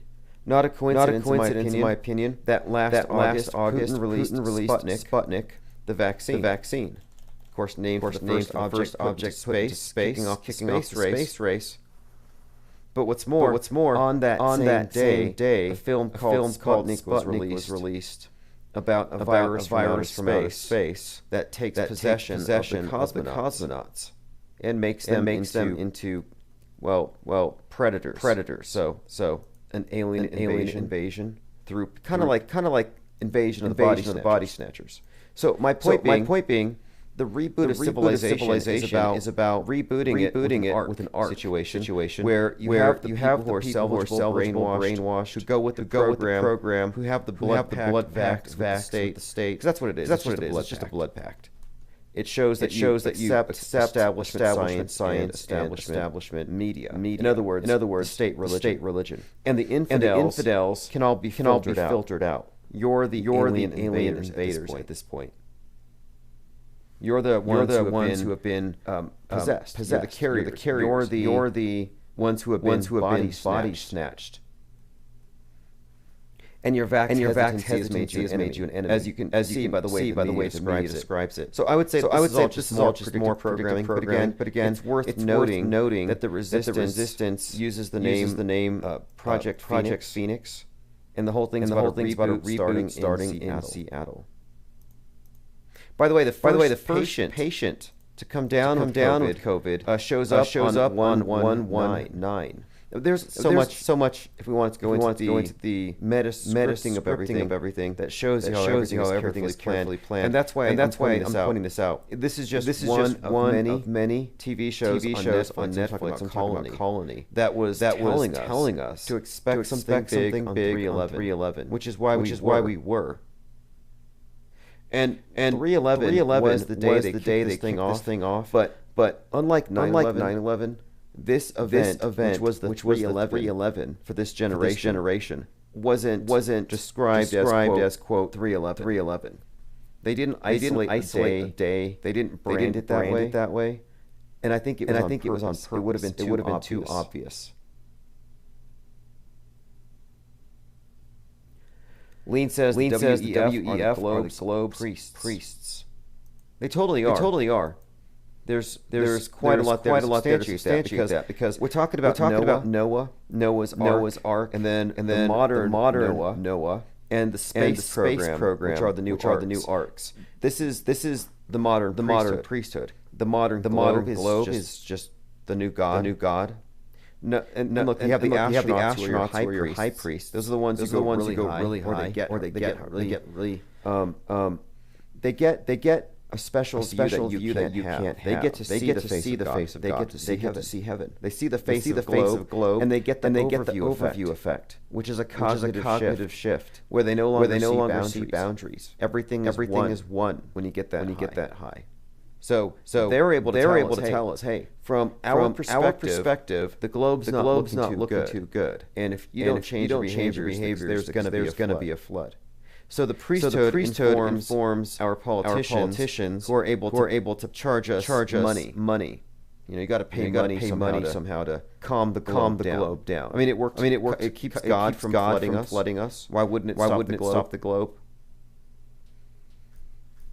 So now let's get into the next part of this, because I'm just describing here this modern myth, how it's been brought back. So the symbol of the dove was front and center during the inauguration when Lady Gaga performed the national anthem, and she was dressed up like someone out of the Hunger Games. So the Hunger Games is the very definition of post-reset dystopian science fiction. Post-reset, post-flood. After you start over with the salvageable, the ones who were worthy being put into your arcs or your enclosed cities. So here we are with all the talk about dark winter as a backdrop, and they come out dressed like characters from the Hunger Games, the author of which she was from Sandy Hook, which is kind of worth mentioning here. You know, because all of these movies, like I mentioned earlier, all these novels, they're all very much connected with the psyops, with the news. And Suzanne Collins has connections to the town of Sandy Hook, which also has other connections to other movies like the Batman Dark Knight Rises franchise, which by the way Dark Knight Rises makes use of the burning bat. Dark Knight Rises, like a phoenix rises. There's these correlations being made. But let me show you the movie if you haven't seen it. In the negative space between the buildings behind the Batman, you actually have the shape of a phoenix in the flames. So Phoenix is the symbol of the reset, the thing that causes the flood, or rather the symbol of the post-reset. But this time it's been rebranded as a bat. So you've seen it as a dove. You've seen it as the phoenix. Well, here you actually see it as a same symbol. It just means burn down, flood, build back in the aftermath. Again, Joker played by Joaquin Phoenix. None of these things are insignificant. But the catalyst for the revolution, which was telegraphed in that movie with the Joker movie, where everyone put on the Joker mask, which referenced the medical masks that you're wearing, because they made clowns out of all of you. But the catalyst for the reset was what? The bat soup. By the way, bats are also the culprit for Ebola. But anyway, it's the bat that kicked off the revolution. And there are so many examples of coronavirus programming in these movies. And there's one scene in particular where Batman is hanging out with this character without a mask who says, I don't need a mask, I'm not afraid. And Batman says, the mask is not for you, it's to protect those you love. And then he throws, a grenade that looks like a COVID spiked ball. And it explodes, leaving this cloud of smoke everywhere. So we haven't seen that yet. The nuke or whatever. But maybe we have. Last August we had a series of mushroom clouds covering the so-called globe from basically August 4th to the 13th, starting with these bombings in Beirut, all coinciding with the anniversary of Hiroshima, Nagasaki. So back to Lady Gaga with the post-reset movie references in her wardrobe and the dove. You know, this is all telling us the same story. It's about the reset and what comes next. So next, let's go to the movie Wall-E. The movie Wall-E actually has the number 113 encoded into the name, and that's admitted that the Wall-E is basically another one of these Pixars that uses all the same symbolism. But the thing about this movie is it takes place after man has destroyed the world. It's covered in junk. And not only is it covered in junk, but it's surrounded by space junk. It's uninhabitable. So mankind gets into a big spaceship. In other words, an ark. And in the ark, they get fat and lazy, and they orbit around the Earth, waiting until they get the message that it's okay to go back and populate. So they send a little robot down to the Earth, and the robot happens to look like a dove. Not a coincidence. And this robot is searching for any signs of life, and she finds a branch. And just like the dove with the branch that goes to meet Noah, the dove with the branch on Lady Gaga's chest, it takes it back up to the captain of the ark, who then decides to go back to the Earth. And by the way, the captain of the ship has to declare this thing called Directive 113, which is 311 in reverse. And it's all about how the Earth needs to be abandoned. And the president giving the Directive 113 puts on a gas mask. So you even have a COVID reference to the reset and the shutting down, the abandoning of everything. In other words, shutting down society to save the planet. Now in the movie, they literally leave the planet. But at the end, when they come back, they decide to abandon their technology and their lazy lifestyles, and their TVs, their recliners, their fast food, and they decide to become farmers. So at the end of Wall-E, you have a communist revolution. And again, this is all part of the same type of programming, where we have a new priesthood that can tell us how to prevent the next flood. How to prevent a dystopia. How to stop the wicked from destroying everything. And one of the subtexts of this movie was just how bad humans are. Like the robot becomes a very sympathetic character, and the humans are absolute pigs. And they're exploitative. They have a robot class that allows them to be lazy. That allows them to stop moving around on their own. Energy. So they just basically get fat. Their muscles atrophy, and their bones get soft. So we're just blobs in space, staring at screens with robots attending to our every need. In other words, we become wicked. And this is the message of Noah as well. The people have become wicked, and the flood came so they could be saved. Same thing here. They see the error of their ways. And again, this is for children. There are other aspects to the film that are certainly not for children. Deeper levels of symbolism having to do with I would say the esoteric aspects of religion that it's actually indoctrinating us into. Okay, going through some comments. Lee and Dion says wildfires going on worldwide at the moment, as predicted on The Economist. Oh, sure. I mean, The Economist is 100%. in tune with this metascript. If you want to know the future, watch Netflix and look at the Economist covers.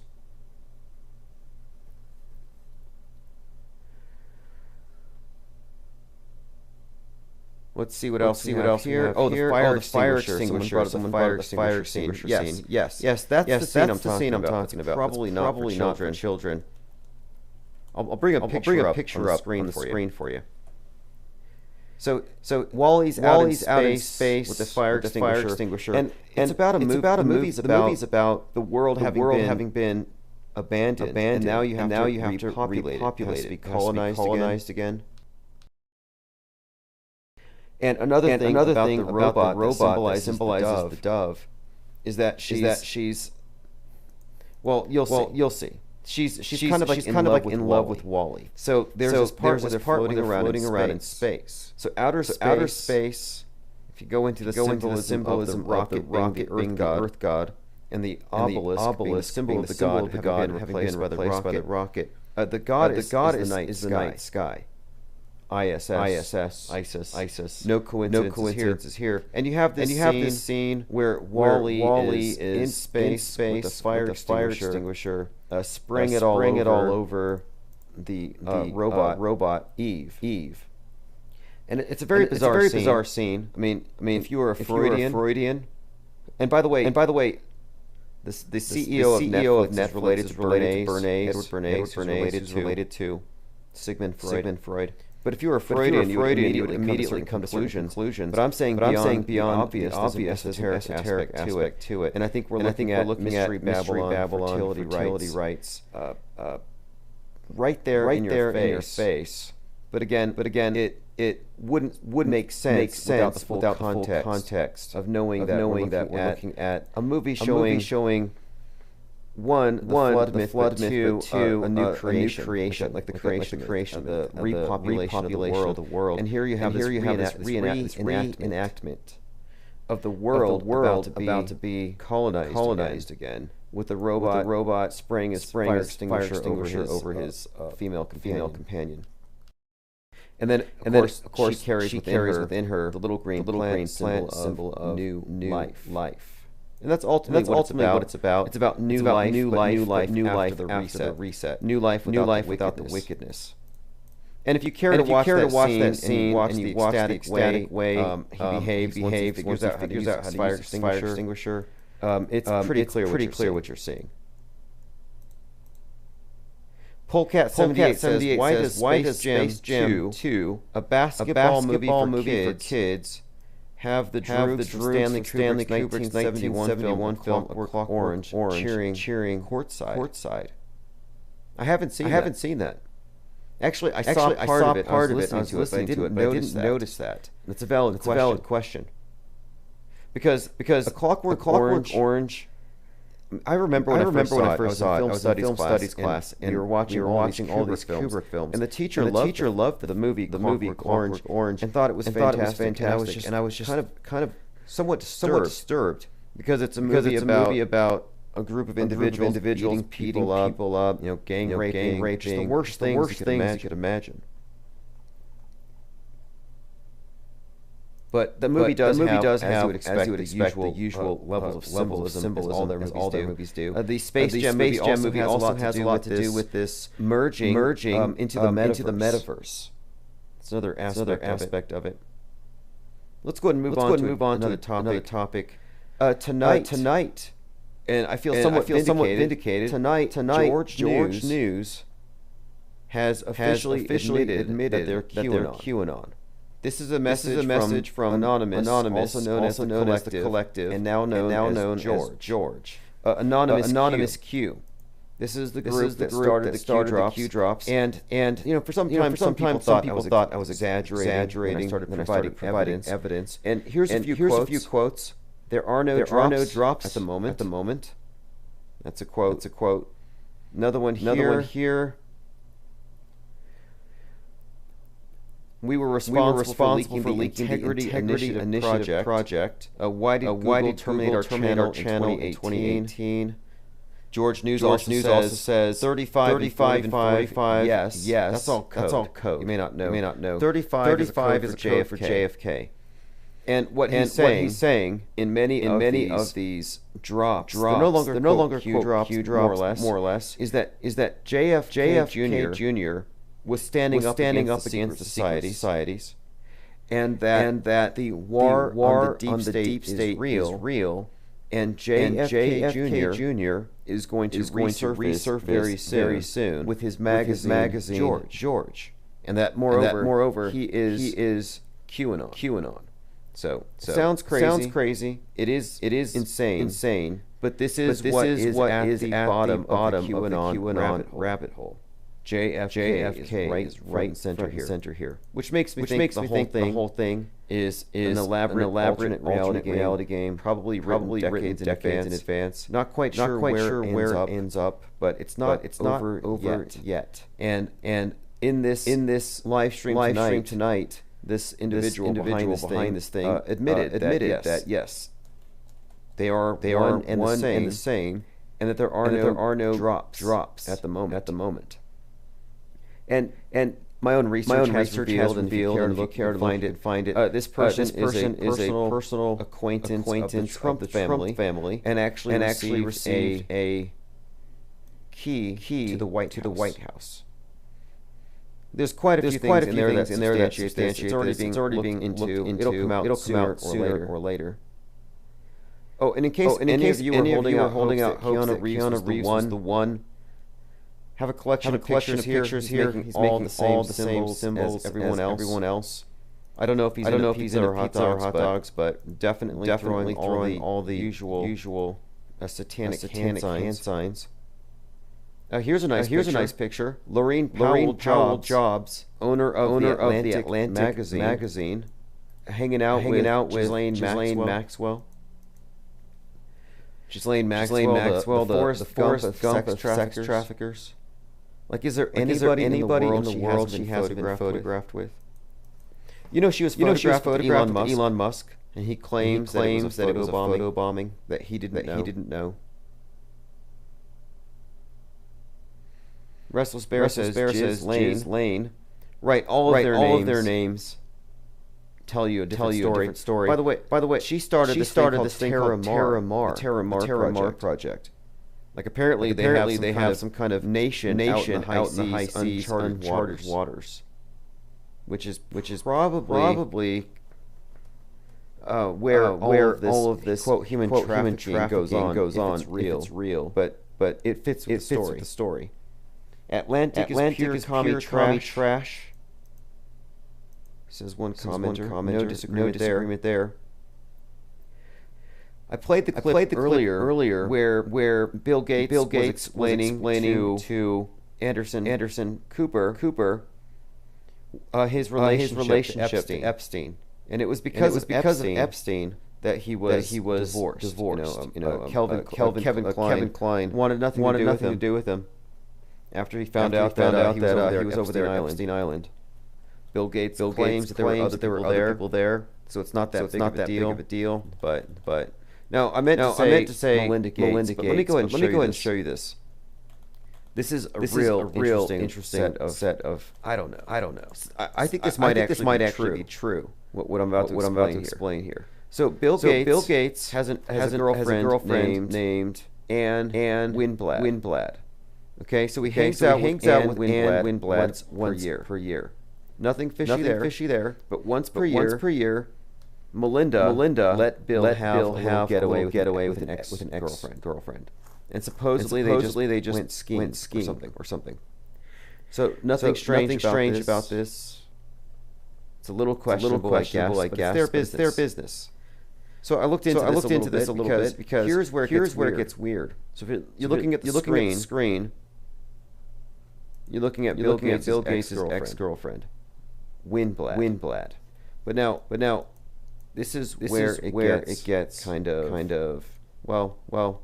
It kind of substantiates the idea that Melinda Gates isn't Melinda Gates anymore. Like maybe she was Melinda Gates, but it seems like she's been replaced by Kevin Kline. That's been the theory. So it turns out that Bill Gates' ex-girlfriend that he hangs out with, Anne Winblad, is married to Kevin Kline's brother.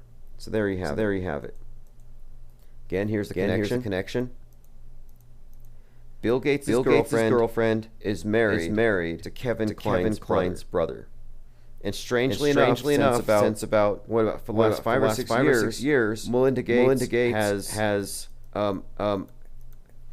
really taken on a striking resemblance to Kevin Kline. And let me go ahead and show you two pictures back to kind of underscore this. Because my thinking here is that possibly both, but definitely Melinda is not the same person. So if you're looking at the screen, you see Bill, Anne, and Melinda. Just a few years ago. Now here's the same three, but Melinda no longer looks the same. Melinda looks like Kevin. Now I don't want to spend too much time on this. I know it's absurd. But there was this meme spreading around all of 2020 comparing Melinda to Kevin, and it kind of died down for a little while. But then it turns out that there's a definite connection between Bill Gates and Kevin Kline. Now one more thing about Kevin Kline. He was in a movie called Dave. The movie Dave is about an actor who's hired to play the role of the president. So if you haven't seen Dave, it's I think it's very relevant for some reason. I guess it's because right now, like we really don't know who is playing the president. So Dave, the film 1993 American comedy. Kevin Kline, Sigourney Weaver. So it's about a guy named Dave Kovic. Which is someone pointed out to me anagram with COVID in there. Not that means anything, but basically this. He's a body double. He impersonates the president. The president suffers a stroke. And so this guy steps in and ends up having to replace the president. Again, it's called Dave.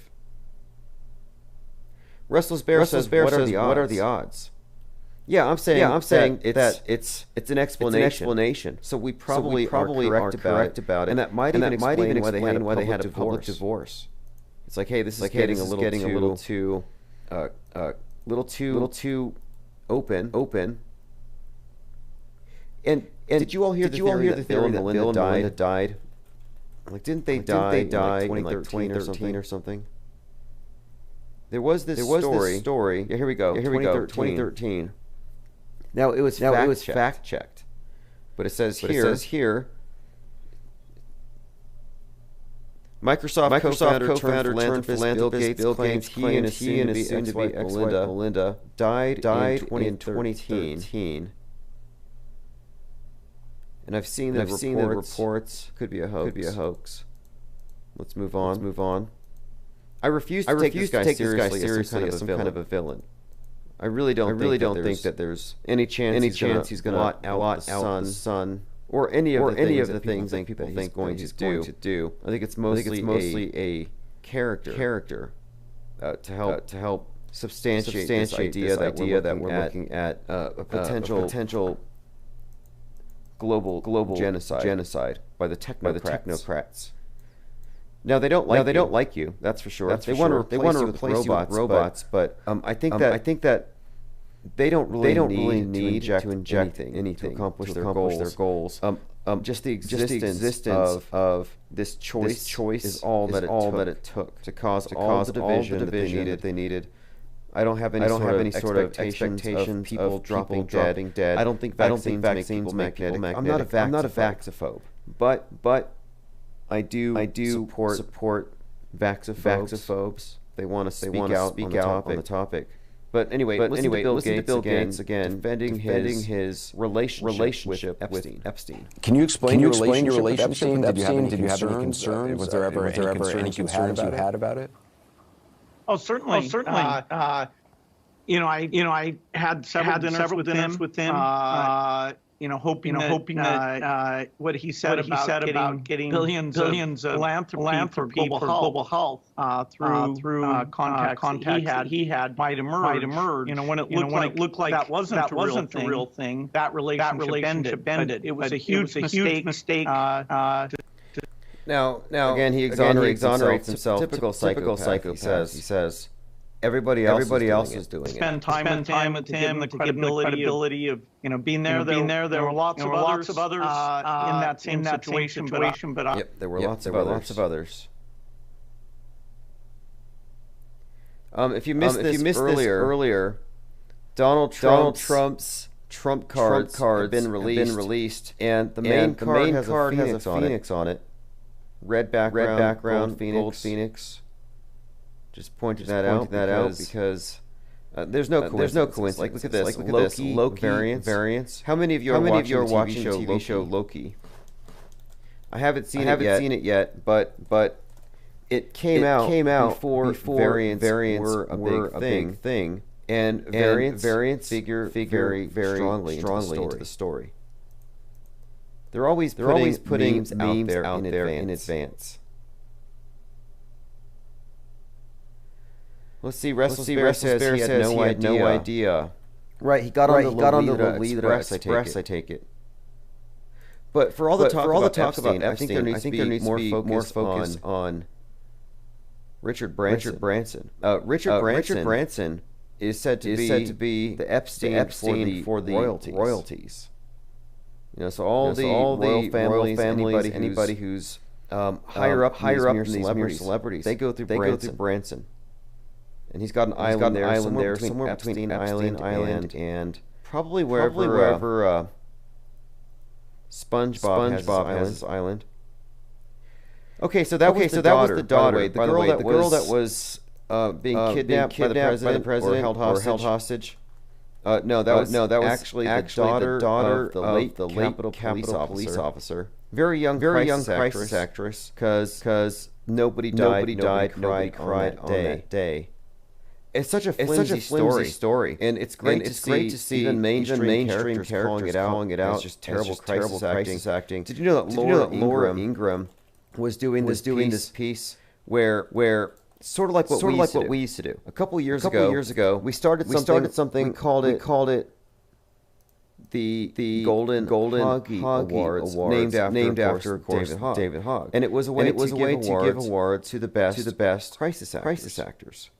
Well, Laura Ingraham was giving out awards to the best actors of 1/6, and I'm pretty sure they stole this from us. But let me go ahead and play this. I want you to get to the bottom of that. We have more on him in a moment, but it's not about politics at all. And for best performance in an action role, the winner is Michael Fanone. Too many are now telling me that hell doesn't exist, or that hell actually wasn't that bad. The indifference shown to my colleagues is disgraceful. Oh yeah, definitely. This is the one I said. This guy thinks he's Jack Nicholson, but they're giving out actual trophies to crisis actors. I've never seen them stoop this low, which is great. Yeah, they stole our Golden Hoggy Awards. I mean, it's low when they do it because they think these people actually died. When we do it, it's just good satire, parody. We know it's a hoax. We know that the moral high ground is ours. We're not the ones lying to the country. I mean, the whole thing was not a riot. It was a staged production. It was a CNN production with a bunch of government actors. It wasn't the least bit believable. And there's a video out there, everything wrong with the Capitol shooting in 21 minutes that tells the whole story. And not only that, Ashley Babbitt is not dead. For all these attempts to make her into a martyr, there's nobody there. It's just a fake character. And coincidentally, she was cremated 2 days later. Like, come on, 2 days. That's too quick. It doesn't take.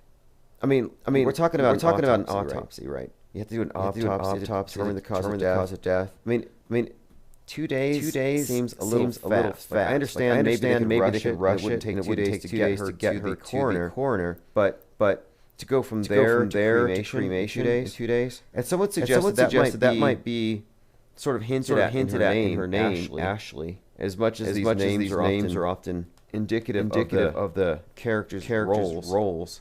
But her mom's out there, someone else saying that wanted to do this, she died as a martyr. I don't think so. Now check this out.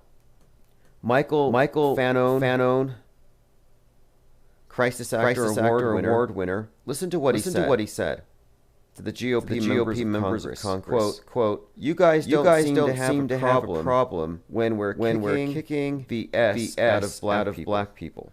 But when we're kicking the S out of white people, that's an issue. This is how you know he's an actor. He's a caricature. Playing the role of a racist cop, pointing out the irony of the situation here. So phony. You can tell this was authored and written by Democrats. That's why I say this whole thing was a CNN production. Nobody talks like this.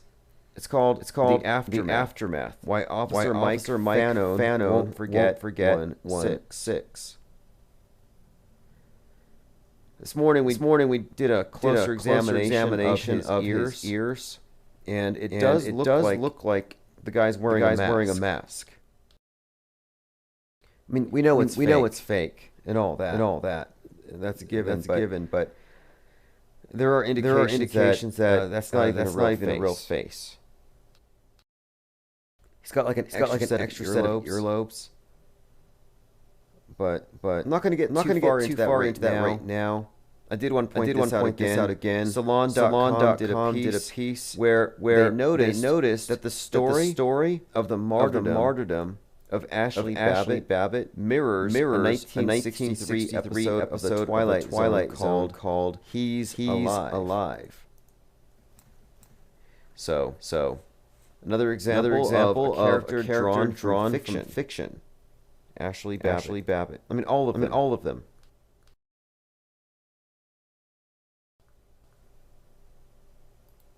I have a couple more links I want to share here.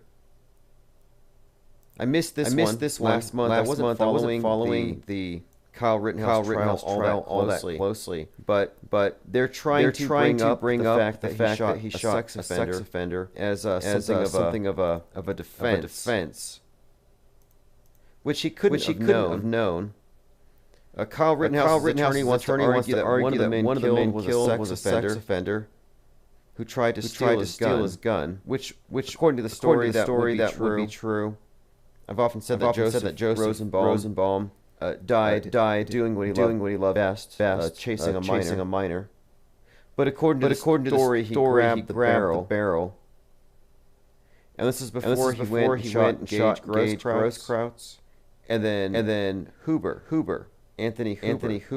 Now, the thing about Anthony Huber is he was friends with Jacob Blake, the individual who was shot seven times by the police, which kicked off the Kenosha riots in the first place. I mean, what are the odds? There's a few interesting side stories here, like about how Lynn Wood kind of left Kyle in jail to raise more money, and nobody knows where this money went. A lot of money was raised off of Kyle Rittenhouse, and it just kind of disappeared. Another story here. I want to bring this up. If you may remember, and I know TMZ covered this. That Kyle was at a bar. And in the bar, he was making hand signs, like the AOK hand sign. Kyle Rittenhouse flaunts his freedom. TMZ Live.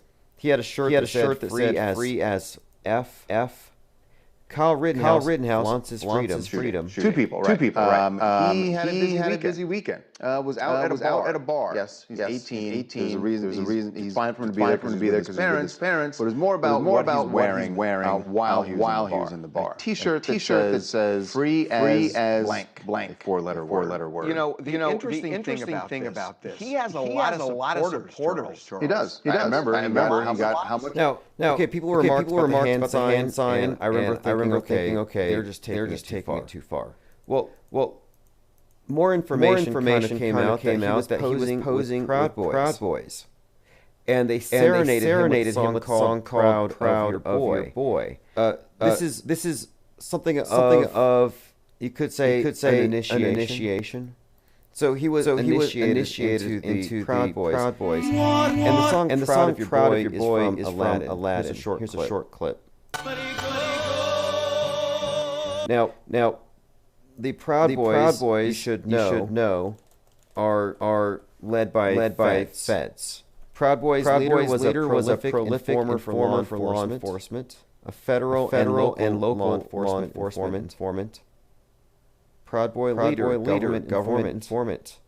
FBI enlists Proud Boy leader. So just another connection between intelligence agencies, between the feds, Kyle Rittenhouse and that entire production. Afterward, if you remember, Trump went to Kenosha September 1st last year and gave them $42 million. Nothing. See there. Oh, that reminds me. Let me go ahead and go back to a previous topic for a couple of minutes. We were talking about the arcs. The arcs to save us from the flood, from global warming, or whatever. Well, earlier this year there was the eruption at St. Vincent volcano, and I took note of this because I think it was the 42nd anniversary of the time that it erupted. Yeah, the previous time, first time in 42 years, this eruption at St. Vincent, which was on Friday. I believe it was April the 9th. So with this story, it kind of brought up the story that I brought up about the arcs. Like this was one of these situations where you have this volcano on an island erupting, and the people on the island are trying to get to the ships to escape. Well, at the same time, you have the pandemic going on, and so people are told, well, you can't get onto the ships unless you're vaccinated.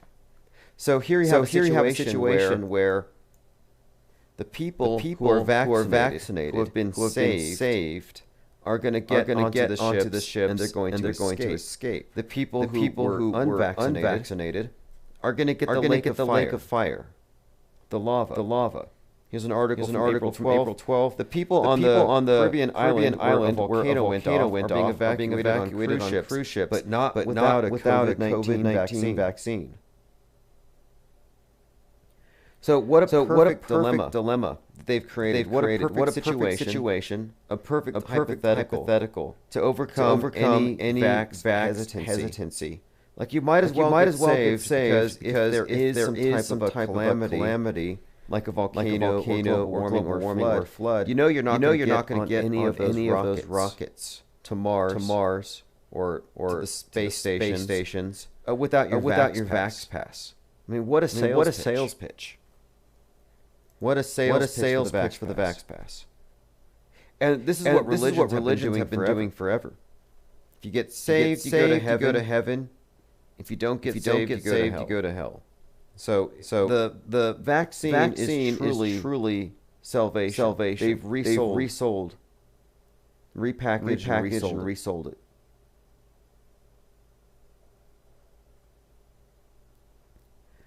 Commenter says one article mentioned that they're criminalizing criticism of Fauci. Well, at first, Dr. Fauci said that if you criticize me, you criticize science. You're actually speaking against science. Dr. Fauci said attacks on me, quite frankly, are attacks on science. Imagine that. You're critical of that guy, and now you're actually attacking the institution of science, the scientific method. All of it. Anybody who's ever been a scientist should be offended because you're blaspheming. Well, now criticizing scientists might actually become a hate crime. And why not? I mean, aren't they our priests of the day? You know, why wouldn't we apply the same standards? Like, if you're going to criticize a scientist, well, maybe you're an extremist, anti-vaxxer, and a murderer because you put people at risk when you breathe in public. I've actually seen that phrase being thrown around. Anti-vaxxers are murderers. But no, they do want to extend federal protections against hate crimes to scientists. You know, truthfully though, it should be a hate crime to discriminate or to in any way attack the anti-vaxxer for being an anti-vaxxer, prejudice against them, the unjected. There was actually a dating app called Unjected that was pulled from the Apple Store. They're discriminating. They don't want you to have your separate opinions, and they don't want you to have kids, children. They don't want you to carry this on to the next generation. So they're actually trying to get into selective breeding. Think about it. If the governments are taking control through the corporations they control of the dating apps to control who me too. I mean, how arbitrary is that? Oh, we can't have uninjected dating uninjected. Well, why not have other rules put into place? Why not just make it about political affiliation? How about Republicans join dating apps?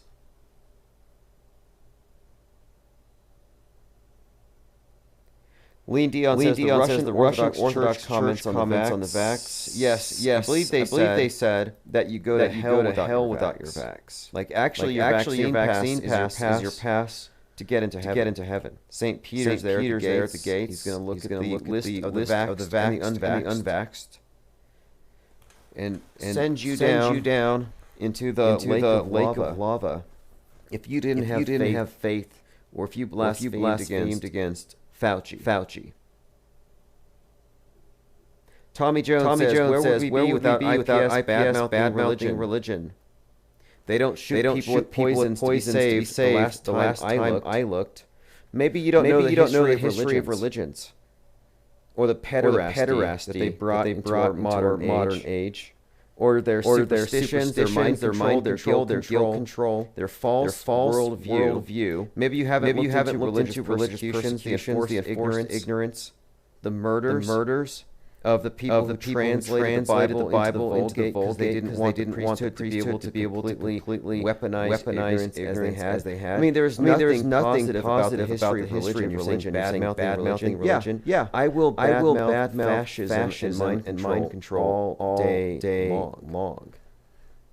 Bad-mouthing religion. The mass media is the religion of the day. The globe is the God construct. COVID is the devil that the atheists will believe in. I'm sure you badmouth all of these things. And the injection is just the newest iteration of the communion wafer. Religions are there for divide and conquer. The vaccine is the ultimate dividing tool because it segregates society among the saved and unsaved on your relationship to establishment, science, and media. So if you're on the side of religion, you might as well be on the side of big media and big vax. It's the same program. But if you want to defend religion, call in 833-111-1984. George Carlin says bipartisan usually means that a larger than usual deception is being carried out. Tommy Jones says history can be altered. Right. Well, what about recent history? What about like in the last 50 years? We can look at atrocities committed by religions, or with the authority of religion. We can look at the hatred and division promulgated by religions, including sexism, racism, every form of bigotry, and all the phobias. All these things that have their origins in these ancient forms of regimenting minds. Now, I'm pro religion in the sense of I'm pro-choice. So if you want to join a religion, by all means, watch CNN every day for the rest of your life, or go to this church or that. I could care less. My issue is when they try to impose their religion on other people, whether it's through murder, coercion, or whatnot. And today the religion is being imposed through peer pressure for the most part. The holy water of the day is your hand sanitizer. The concept of sin that could no longer be used to regulate the non-believers in any of these ancient gods has been replaced by the virus. So you can have all these sinful, wicked people by the old standards, going to the nightclubs, drinking, having a lot of different partners or whatever.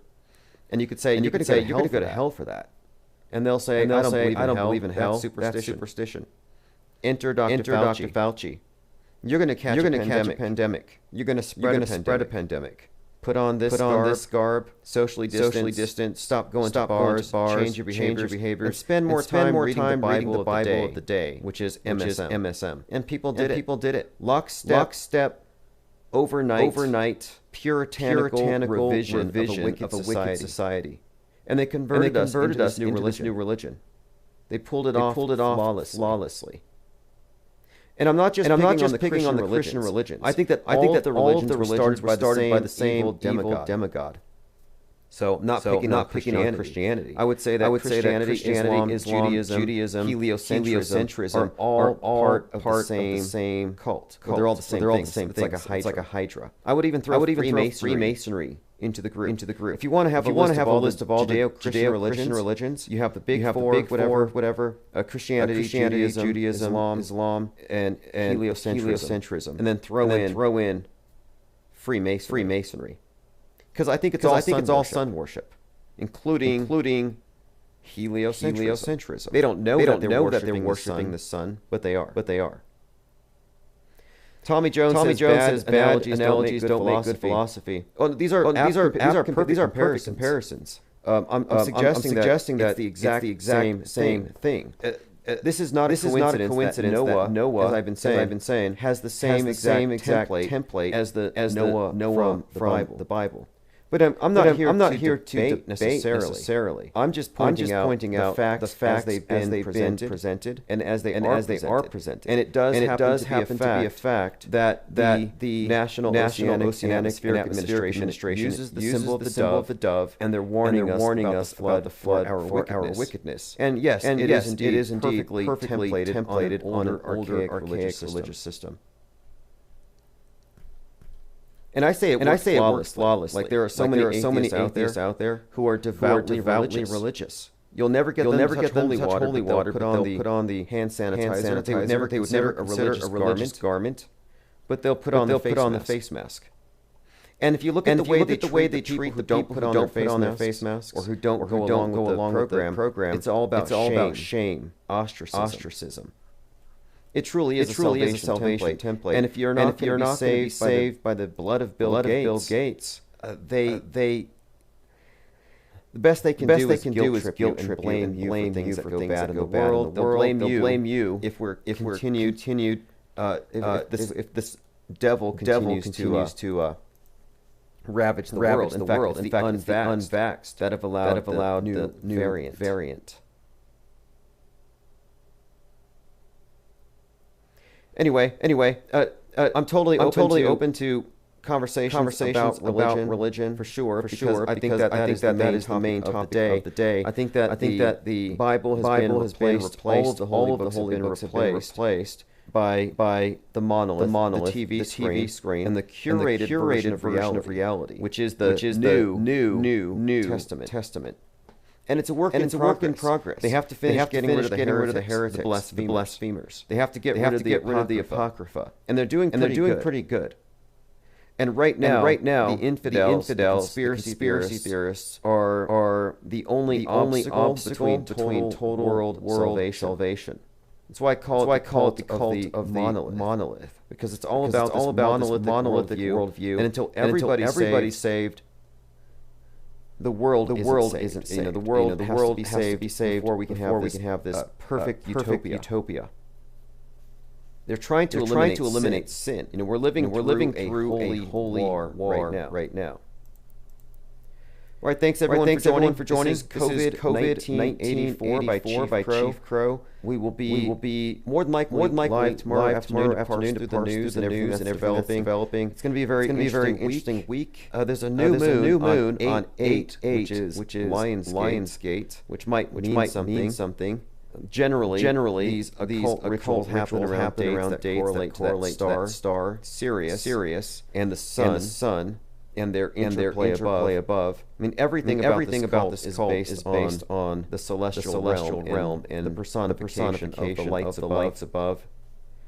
There's nothing really new under the sun. The new world order is the old order, and this reset we're going through is basically taking everything that was old, rebranding it. So the arcs of the space age are just like the arcs from the past myths. It's all about taking those that are chosen by the priesthood that aren't deemed wicked. And if you're uninjected or unmasked, you're pretty much one of the wicked, and you're gonna be excluded from the rapture. You won't be let into the domed chazza when they start opening those things up. All right, this is COVID 1984. Have a great night.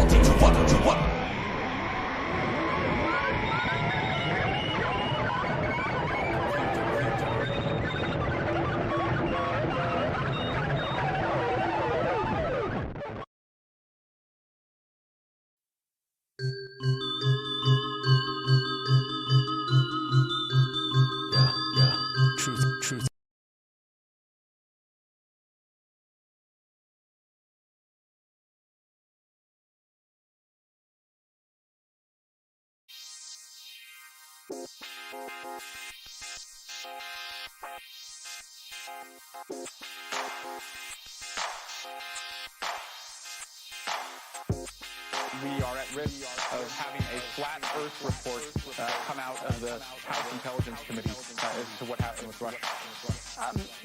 A flat Earth report. That's those are striking terms.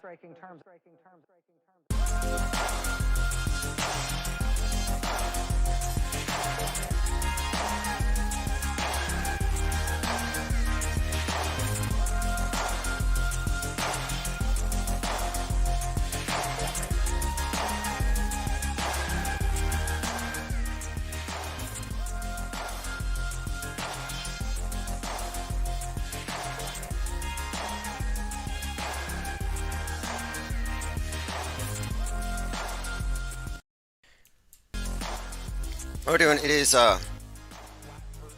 great to be here. It's 11/10/2021. This is the Flat Earth Report. We're on Free Earth Radio, and this is pretty much your only news source that isn't predicated on a mountain of lies, provable lies.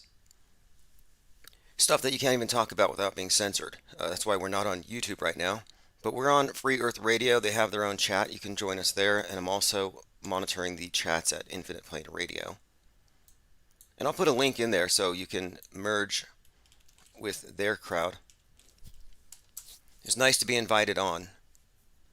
They insisted I bring back this podcast, and it was always done live because the news is always evolving on this topic. It's never ending, and after a few months of mostly inactivity, it's kind of turned back into a mainstream topic because you have figures like celebrity athlete Kyrie Irving, Aaron Rodgers now, making themselves known as, quote, conspiracy theorists, which is just code for thought criminals.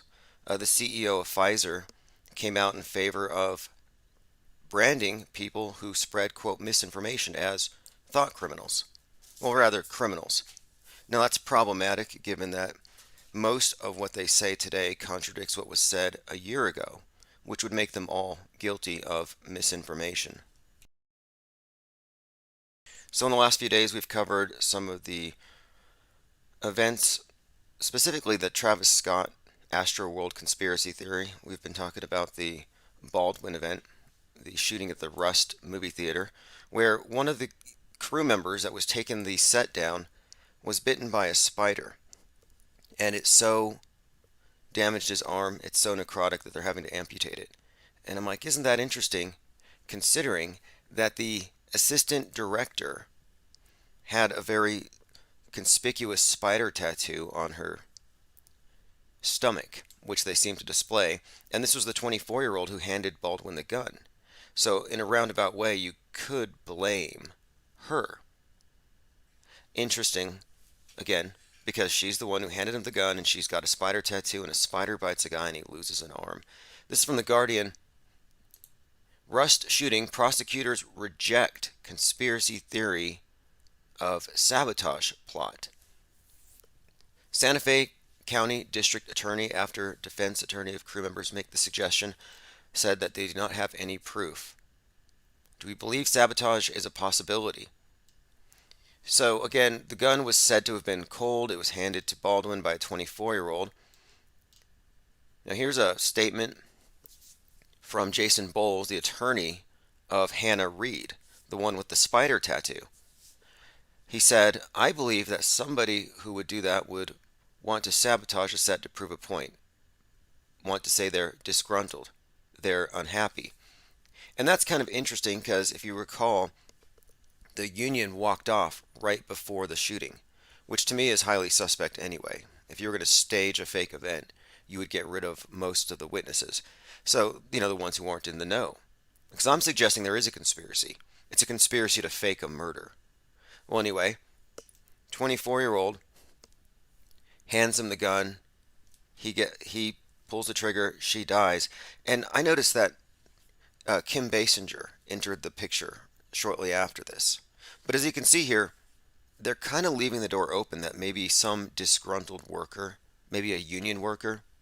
I mean, they were walking off because they weren't getting lavish hotels in Santa Fe. They had to drive all the way down to Albuquerque, a full 45 minutes away. So you have the disgruntled union workers maybe suggesting, look, if you don't have a union, bad things could happen. It could be that, but I thought it was kind of interesting that Kim Basinger, the ex-wife of Alec Baldwin, was immediately spotted after dancing at a Gothic nightclub. Well, to me, dancing is celebrating. I don't know if they're sad dancing. The Goths may look sad or morose because of their makeup, but no, they're not sad. So I'm thinking here, I mean, most of them, they're dressed like I don't want to live, but they're actually saying, give me another cheeseburger. I mean, they don't look like they're really rejecting the world very much. I'm talking about Goths in general. It's mostly just a fashion statement. So the Gothic assistant director is a lead suspect, in my opinion. And again, I'm pointing her out because they just had to amputate the arm of somebody working on the set, or they're pretty close to doing so, because he was bitten by a spider. So she's the lead suspect because she handed him the gun. But again, I'm thinking here, there's another connection here. Kim Basinger. What is she doing at a goth club?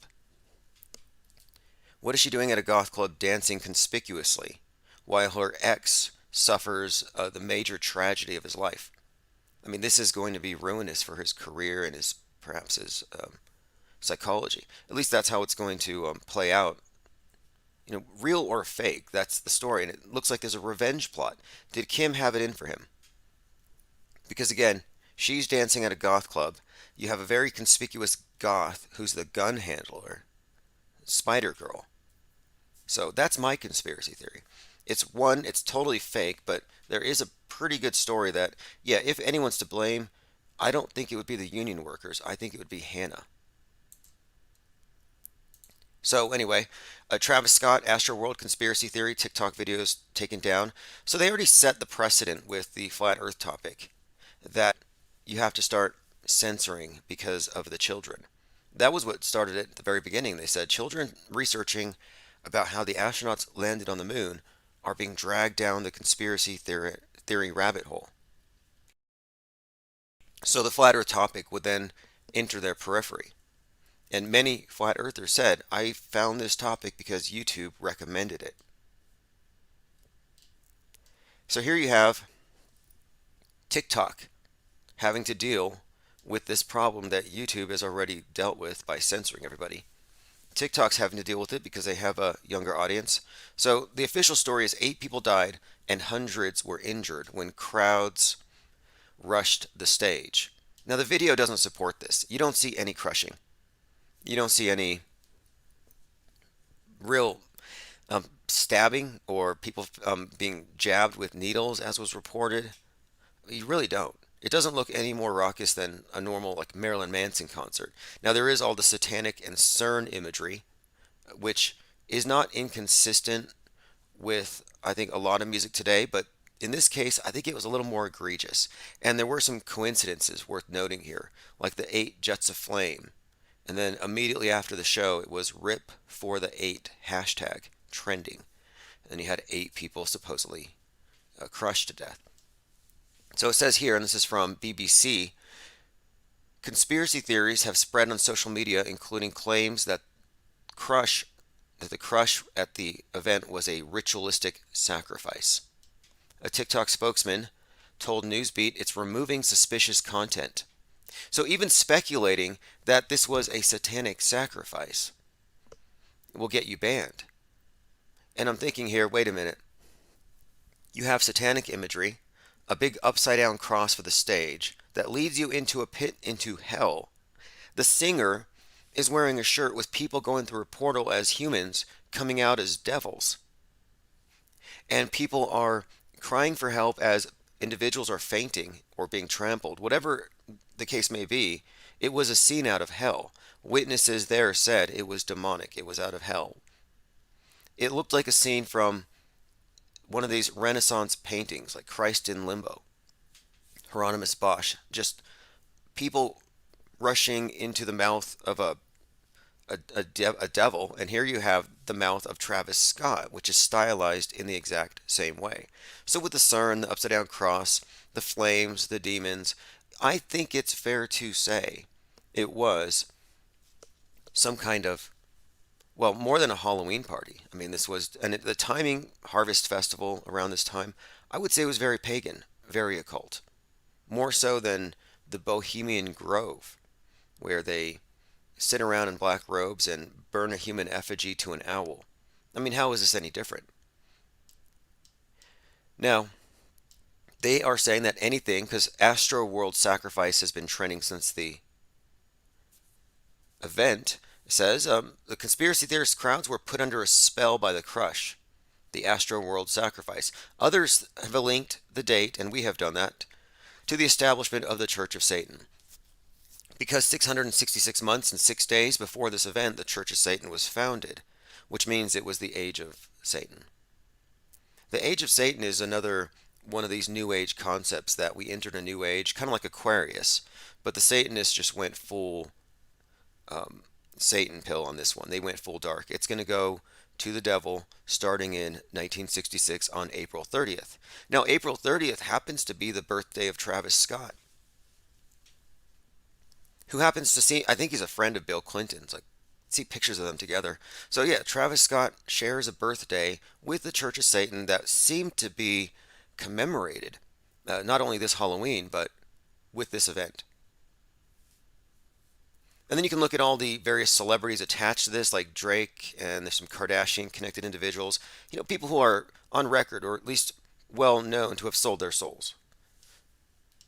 So if you have reality TV involved, you can pretty much guess that there's some kind of there's something going on here beyond just a, quote, tragedy. And even that aspect of it is highly questionable. Many of the people who were there exhibited signs of duper's delight. Crisis actors tend to grin and smile inappropriately. And I'll tell you, if I survive an event where 300 people get trampled and 8 die, I won't be smiling for like a week. Yet you have individuals laughing about it afterward. And by the way, all of the witnesses who reported directly to the news after this thing, they all said the word sacrifice. One more thing, and I pointed this out yesterday. Someone sent me a picture. Travis Scott was seen wearing a Halloween mask, a Michael Myers Halloween mask, which is actually the mask of William Shatner. The significance there is, ever since that movie was advertised, we're talking about the Halloween movie, we've seen a number of scenes, I could say, on the world stage that all seem to correlate with that. I mean, for example, you have David Amos being stabbed 17 times publicly.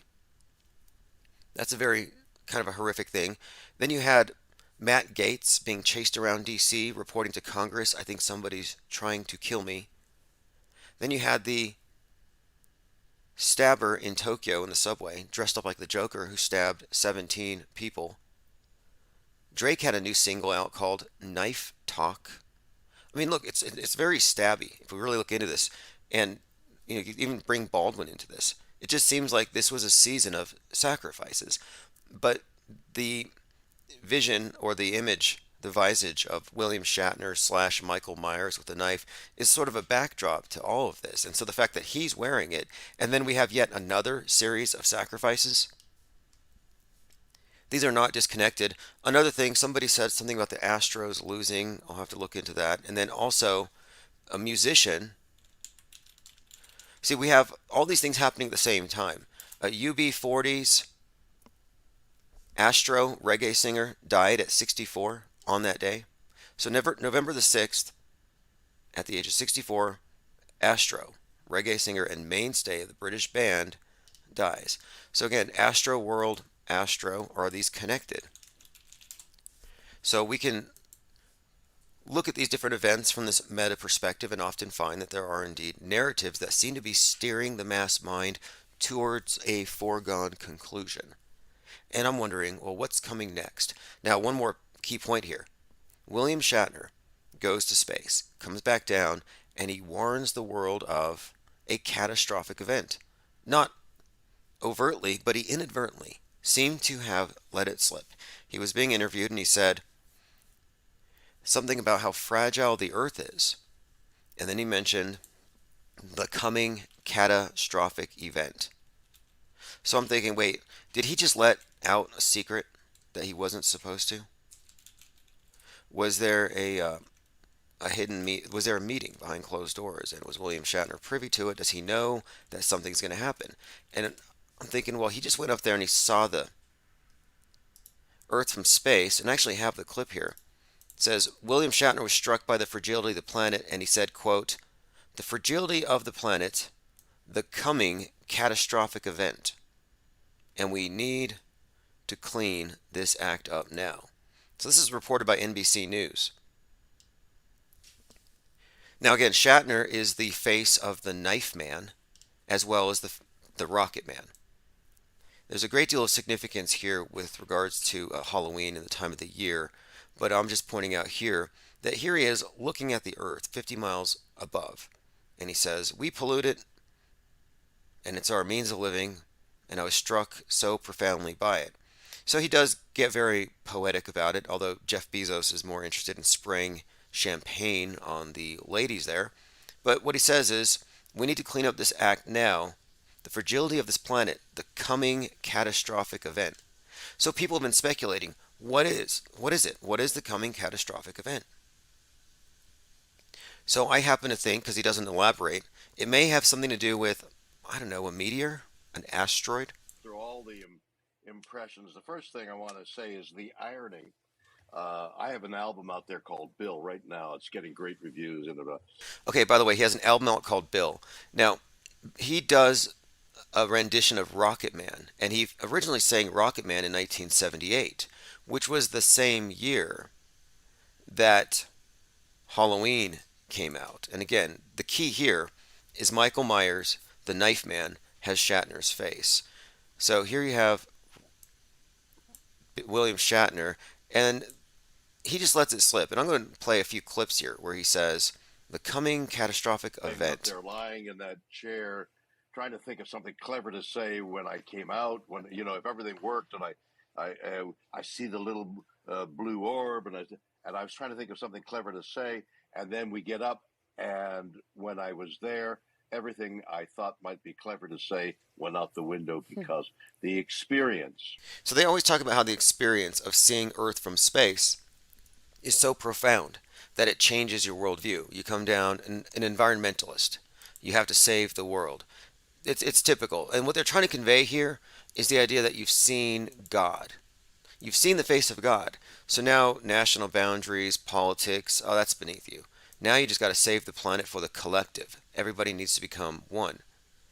So it's to me, this is a narrative, and it's just suggesting that, we're looking at the new priesthood. And these are your high priests who have gone so high that they can actually see God, tell you what he looks like, and also inform you that he's not happy about your consumption of fossil fuels or your consumption of any resources for that matter. So this is part of an agenda, I believe. I believe the space program is actually being used to advance this hardline eco-fascist agenda. But let's go ahead and listen to what Shatner has to say about the coming catastrophic event. I was struck so profoundly by it. That was such a beautiful, beautiful sentiment, and it brought you to tears. So, you're 90 years young. What's I keep hearing. Okay, let me scoot forward a little bit in this interview, but the main thing is he kind of glosses over it when he talks about the coming catastrophic event. But the correlation here is simply this. We've been inundated with very public, obvious human sacrifices or simulated sacrifices or things that fit that context. And so this is the face of it. And my contention here is that Michael Myers / Rocket Man is in this season playing the role of officiating high priest. And I think we may be about to see a big sacrifice of some kind. And I think that's what the catastrophic event actually is, the event that he's alluding to. And they need to convey to us that our atmosphere is fragile so that when something punctures our atmosphere, we're more inclined to believe it. Remember the hole in the ozone? I think they may bring that back, but they may bring it back in the form of damage done by asteroids or even space wars. Space Wars is not off the table. They brought Star Trek to life. What makes you think they can't bring Star Wars to life? Which they already have done in so many ways. Okay, so let's go ahead and move past this William Shatner and his catastrophic event. He said so many interesting things about his trip to space, but again, if you watch it live, he's trying to convey how momentous of an occasion it was. And Bezos I think he was probably thinking about ticket sales, just turns around and starts spraying the champagne on everyone. And Shatner didn't really lose any of his flow. Also note the flame on that rocket was exceptionally orange as it took off on October the 13th. Don't know why it was orange or how they made it happen, but I suspect it may have been part of the Halloween theatrics. Oh, again, William Shatner, the coming catastrophic event. Why is William talking about the coming catastrophic event? And he's speaking about it as the event, so it's the event that's coming. So again, makes me think there's a drill. Did William Shatner just mess up and tell the world something that we weren't supposed to know? Like maybe they already have something planned. Maybe he's in the know. He was just doing an interview today with NBC News, and in that interview, he started talking about the, quote, coming catastrophic event. Here, listen for yourself. And it had everything. We're so happy that you're here. And It had feels everything. good. Yeah. And the realization once again, the fragility of this planet, the coming catastrophic event, and we all of this planet, the coming catastrophic event, coming catastrophic event.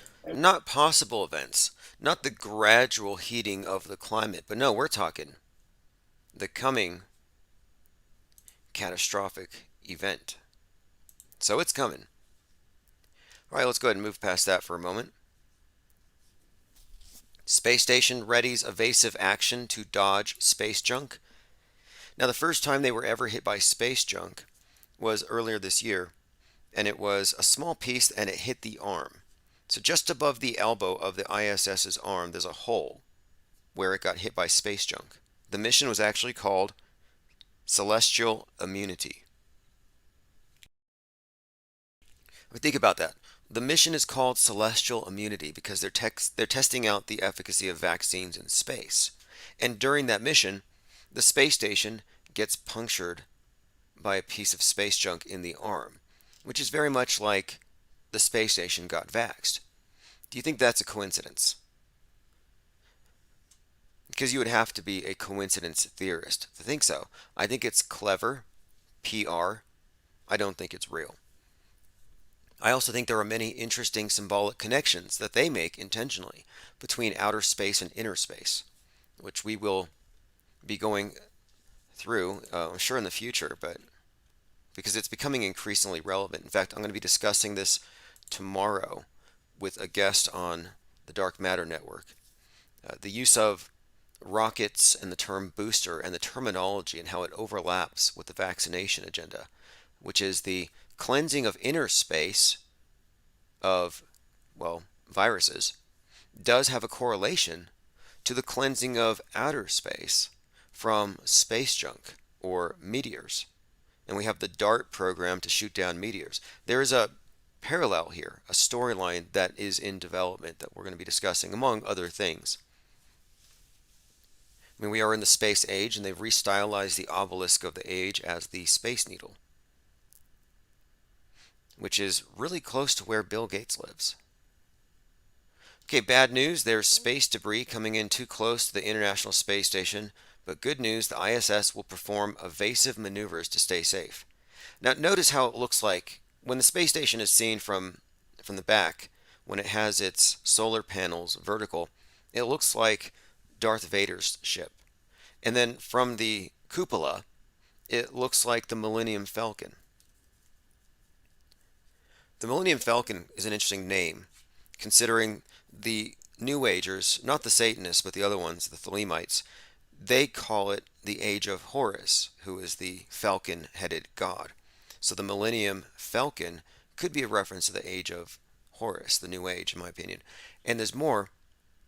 There's a Millennium Hotel up there at Ground Zero. It's actually stylized off the monolith from 2001, A Space Odyssey. I really take note of the word millennium because there seems to be, well, there is actually a great deal of buildup. But the Falcon is really important and key here. And that's actually why I think that the Falcon 9 is the designated name of the rocket, and the iconography is all about the Falcon, I think, with SpaceX, because of its relation to the god Horus, who happens to be the god of Mars in their pantheon. So Horus, sacred to Mars, god of Mars, war god in the Egyptian pantheon. Horus is a hawk-headed deity, so it's more than a coincidence, if you ask me, that SpaceX is going to Mars. Nor is it a coincidence that there is a Star Trek emblem-shaped plateau on Mars, and the ship is called the Starship. And I don't think it's a coincidence that there's a Game of Thrones logo on the surface of Mars.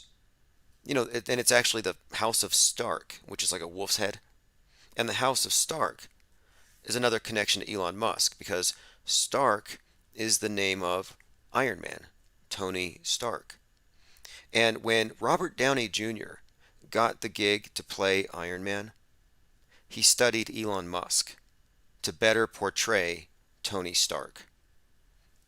And if that's not enough, you have the Nazi rocket scientist Wernher von Braun, who wrote a book called Mars, A Technical Tale, which is about the first man to colonize Mars, and of course, he's called the Elon.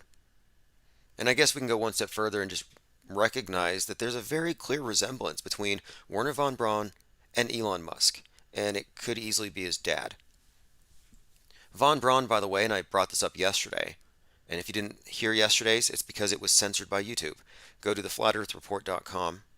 We talked about von Braun and his warnings about the use of asteroids to subjugate the world into a one-world system, and that should be happening soon. It says the ISS has had to dodge space junk before.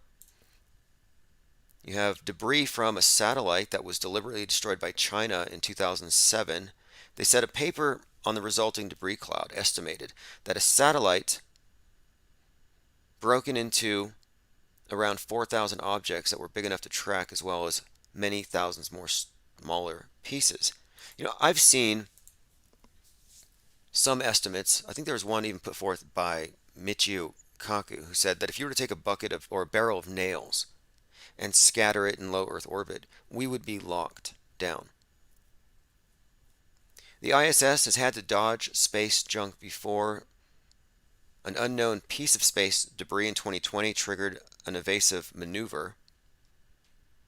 In May in 2021, a tiny piece of debris hit the space station's robotic arm, leaving a visible mark. Yep, this is the one. So if you're looking at the screen, this was on May 28th, 2021. You can actually see that the space station's arm was jabbed by a random, I'm sure it's just a random event, right? And the mission was called Celestial Amenity. I'm telling you, this is just great PR. They're testing vaccines in space, and the dang space station gets vaxxed. Look at this. New QAnon, and this is from Raw Story, new QAnon-style conspiracy theory links Astroworld tragedy with supposed mind control experiments. Now, I'm in the camp of it's fake until proven real if it's an extraordinary claim, and I think this qualifies as extraordinary. I think this is an engineered psychological operation. It might even be the Altamont killing of our time. You remember the Altamont Theater killing with the Rolling Stones? And this might not be a coincidence. The Rolling Stones are on tour. They just performed earlier that week. So the Rolling Stones in Dallas on the 2nd, I believe. Then on the 6th, you have this event. Well, the Rolling Stones performed in 1969, where there was a Hell's Angel, and there's your demonic imagery. You've got Rolling Stones, Sympathy for the Devil, a Hell's Angel murders somebody 20 feet in front of Mick Jagger.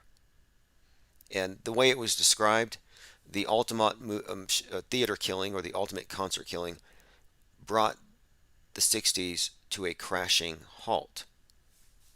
So there may be some agenda here that may be part of framing our worldviews. Who knows?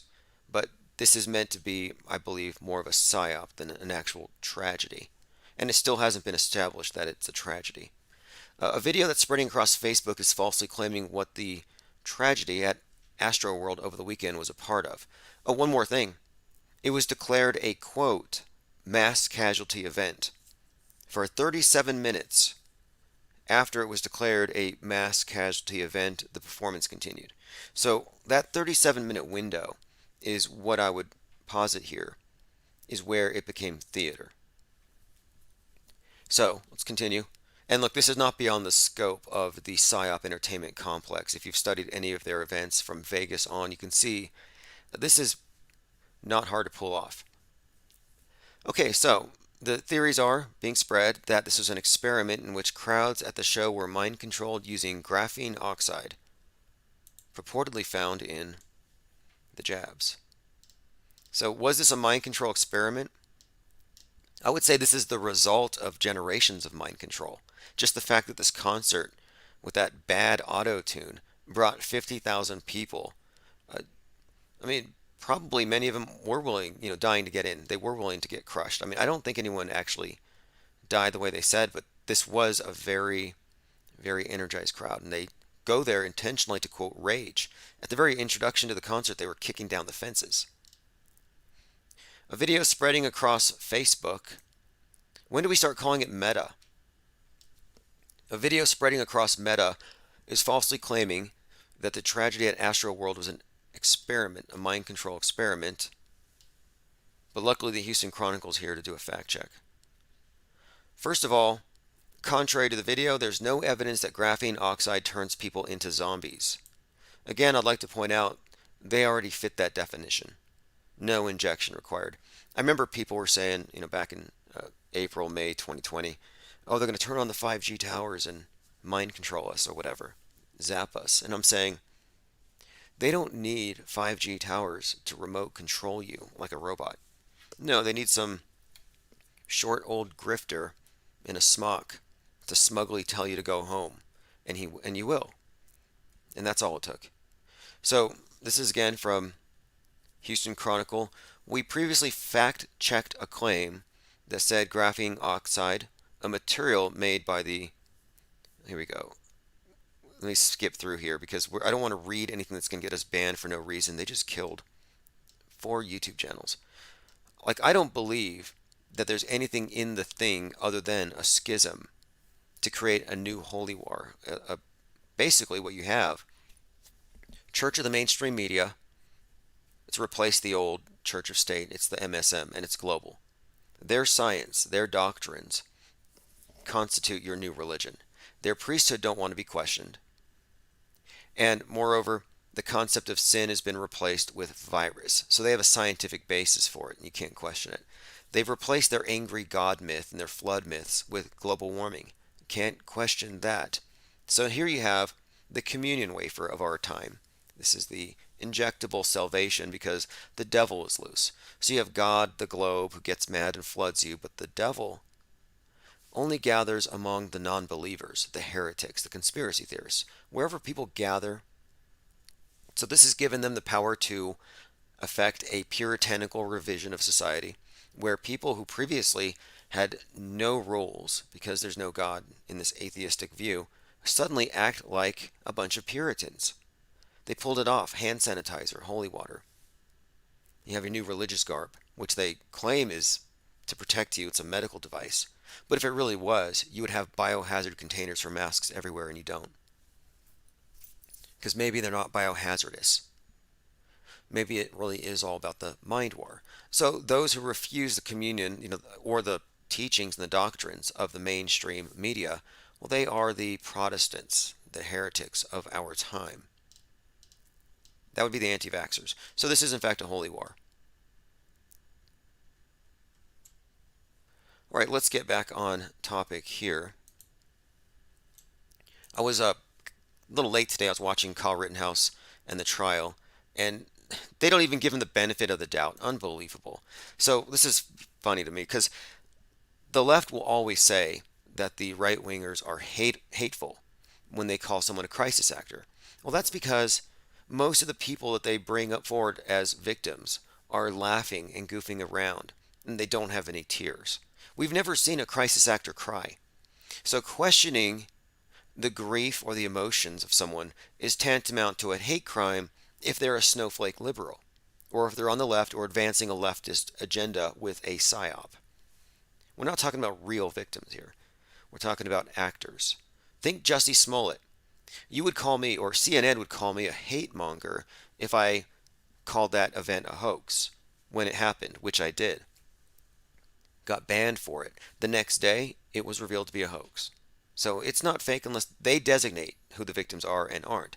So here you have Kyle Rittenhouse crying for like 5 minutes.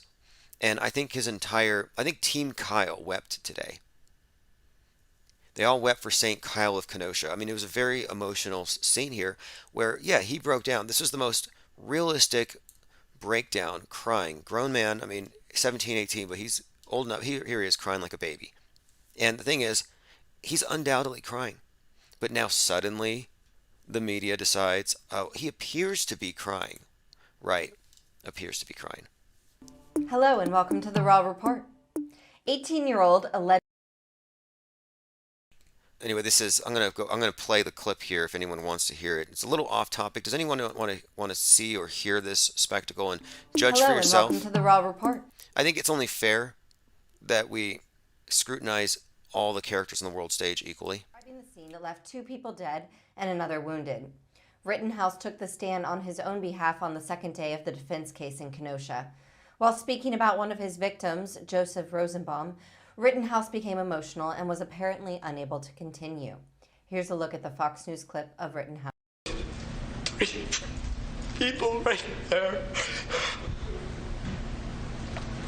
Take a deep breath, Kyle.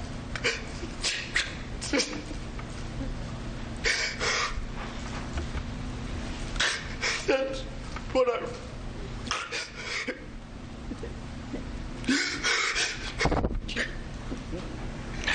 That's what I run. Take that, Sandy Hook.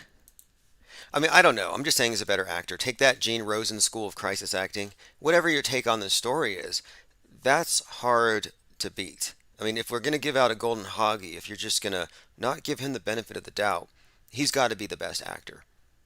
Take that, Waynell Sexton. No, she didn't even cry, did she? Didn't even cry.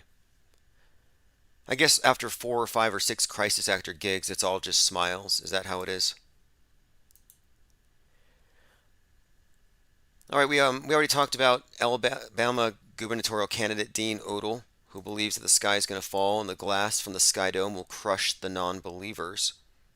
I'm going to reach out and try to get an interview with him.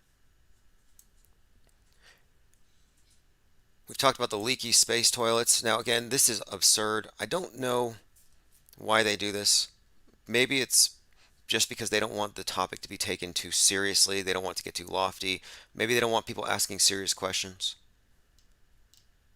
A discussion of repairs of the waste management systems because they had to come down in diapers. And when Musk sent the 4 up there around the world, and by the way, we haven't seen any decent video of the Earth from space. Apparently they had some kind of an accident they were loath to discuss. But we'll do some digging on that. Let's see, the other news here. BC theorist Mac Parhar dies coincidentally at the same time as Aaron Rodgers and Tim Pool are taking the medical advice from Joe Rogan, which he also took, and apparently his dog did too. Did anybody hear that or see that? He gave his dog ivermectin. That's one of the first things that makes me question whether something is real or not, is the timing of it. Some of these events are just so well timed as just to be immediately suspect. Okay, Hoaxahana says, that was phenomenal. I could see him starring in Forrest Gump 2. People are really divided over this Kenosha Kyle event. I find it very suspect that Donald Trump went to Kenosha after and handed out $42 million. Like, where did that money go? I'd also like to know if Lynn Wood, attorney of the damned, gave back any of the money they raised while they left Kyle in jail, telling his mother that he would be safer in jail when the election went down because it would be an apocalypse. Look at this. This is, again, you can tell the slant. This is fascinating to me. This character is probably made for TV, manufactured like Chris Kyle. Think Chris Kyle, American Sniper. I think he died in 2013, supposedly, but he's the one. Chris Kyle was an American hero. He had 150 confirmed kills. Now, I don't think Chris Kyle could survive today in the media. Not with today's cancel culture, today's world would not tolerate a Chris Kyle. Here he is with an American flag and a gun. And look what happened. This is back in Katrina. This is according to Wikipedia, so we just have to assume it's true because Wikipedia says that the Earth isn't flat and that the Earth is getting warmer. They tell us that all of the footage, all of the launches, everything that the space program presents is real. So we just have to assume, I would assume, that yeah, it's all real. But anyway, we have here an account of where Chris Kyle went down to Hurricane Katrina to stop looters. And supposedly he shot 30 people while on top of the Astrodome. So it says Kyle stated that during Katrina, and here's a mirror of Kenosha Kyle. He drove over there. He and another man drove to New Orleans to assist.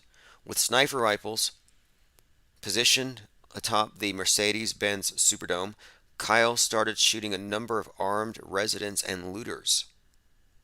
Some reports say Kyle shot 30. So here you have a guy from the Navy who just went out and murdered 30 people. And no one wants to talk about this? And this narrative wasn't questioned in the news.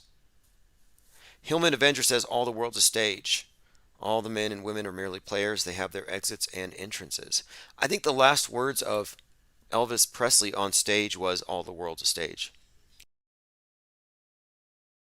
Okay, so let's get back to Kyle now, because I'm suggesting here that Kyle Rittenhouse could be an invented character, much like this character. And that would be my connection here, because it's a manufactured hero designed to split people ideologically. So you know Kyle is a right-wing hero, and he's a left-wing terrorist. And then consider the other side of it. Jojo, the one that Kyle was just crying over, the one who sought out single mothers so he could prey on their children, that guy, yeah, he's a left-wing hero, and they're actually running around chanting his name, Justice for Jojo, and Kyle's their terrorist. That's how schismatic this thing is. That's how split and perfectly divided our society is. Let's see, let's move on here. Criminologist Casey Jordan reacts to the testimony of Kyle Rittenhouse and says that the 18-year-old defendant displays sociopathic tendencies. Right, but they wouldn't say this about any of the looters or Antifa. Oh no, they have good intentions. They can't be sociopaths. But this individual here has sociopathic tendencies. Like you could tell. Well, maybe he does. I mean, I don't know what his basis is. I mean, he's a criminologist, but it just sounds like he's a little biased. So here's what he says. He's talking about this criminologist. He says his demeanor is going to be his worst enemy. He's coming across as too confident, arrogant, unapologetic. I would argue bordering on sociopathic. He believes that what he did was right and that the court should agree with him as well. Right, okay. She added, I don't know if that's going to come back to bite him, but it's his demeanor, not his words, that will get him in trouble. So this is a criminologist who actually, I don't know, you don't know if she's real or not, especially when it comes to some of these news networks. She could be hired from Fiverr or Upwork to do a gig. But according to her expert testimony, circumstances in that particular case. Now, what's really interesting, and this is why the prosecution is being so dogged with the way they're going about trying to get all the facts out of this kid, and he was a minor at the time. He's turned 18 now, but he's trying to point out you were a teenager, a child basically, going to the melee, trying to behave like an adult, carrying a... Right. This is interesting too. The media will say someone's a child or a baby when it suits them, but they're an adult. It's just too hypocritical. The case is too politicized for me to think it's all that real, and I'm still very wide open to the possibility that Gage Grosskreutz had a squib wrapped around his arm. And if you don't know what a squib is, imagine putting a rubber sleeve on your arm that makes it look like you've got a real gnarly wound. And then over that you have a little pressurized balloon with a little charge in it, and it pops and it sprays blood and your arm explodes on command. Maybe the command is you have a trigger in your hand. So if this was the case, then Kyle would fire a blank and Gage would pop off his arm. I mean, these are things they do in the movies. The question is, was Kenosha a movie? And that's a valid question. And I don't think anyone has been able to offer a satisfactory response or answer to that. No one with enough information. There's enough to suggest fakeability in many of what we see, in much of what we've seen there, and in many of the accounts. I find it very, very questionable, in fact, that Rosenbaum, the one who was shot by Kyle first, was carried to the hospital and treated. The first responder was Tucker Carlson's friend. And then think about the victims themselves. You couldn't pick more unsympathetic characters. So they were careful not to create new martyrs. Imagine if Kyle had shot some BLM protesters. It would have been over for him. But he didn't shoot BLM protesters. He shot a burglar, a domestic abuser, and a predator. All right, space crew using incontinence pants on return home after toilets malfunction, ABC News. This has got to be some kind of a hazing ritual. And here they are up there posing in space with chilies. I don't really care to do too much video deconstruction anymore. I've gone through a lot of it. We still have to present our findings, but I did watch one of their latest videos. They're just not getting any better. Like, I'm almost bored with it. If you want to see bubbles in space, watch the latest. In fact, watch the Shatner launch. When the capsule separates, you can actually see jets of bubbles. It gets kind of tiresome. Like, they don't improve their quality. They need another Kubrick in their crew. Or a technical advisor. You know, I could save NASA a lot of money and time and headaches. I would offer them this. Hire all of the flat earthers who are obsessed with deconstructing the space station. Hire them as technical advisors. I mean, it's not like they don't have the budget for it. But I'd like to point out that whenever you look at the space station, it always appears to be underwater. It just does. I mean, you can argue with me, but if you look at it, you'd have a hard time convincing, I think, even yourself, that the lighting isn't perfectly diffused like lighting in a swimming pool. Like, you know what it looks like when you have a flashlight and you shine it in a dark room. Well, when you see the lighting around the spacewalks, it's very much like consistent with underwater lighting, as you would see if you look at underwater drilling expeditions. It's always the same. It looks slightly faded, slightly scattered. Anyway, you also have to be a trained scuba diver to be an astronaut, and they do have a scale model of the space station in a desalinated pool. And it does not pass the fakeability test. But, you know, in the future, I do think that the future is going to involve more about LED screens and cables than actual underwater, just because of they're evolving. And their special effects have aged very poorly. I would say everything since Apollo 11 has just depreciated in quality. And the depreciation in quality accelerated when they started using augmented virtual reality. You know, the director, well, one of the directors of some of these other sites, let me bring him up, a list of some of his movies so you know who I'm talking about. Doug Trumbull. Because he did some work with 2001: A Space Odyssey. But he's considered to be a major special effects guru. A Blade Runner is another one. So he is a pro when it comes to special effects. There's nobody better. And one of the things he talked about was how the special effects from 50 years ago have continued to stand the test of time, but CGI has not. 2001 visual effects guru Douglas Trumbull on why CGI has not outpaced the effects of Kubrick. And I think it's intentional. One, I think they're debasing the public mind. That is, they're dumbing the public down visually, so they are less and less capable of distinguishing between CGI and a real object, an organic object.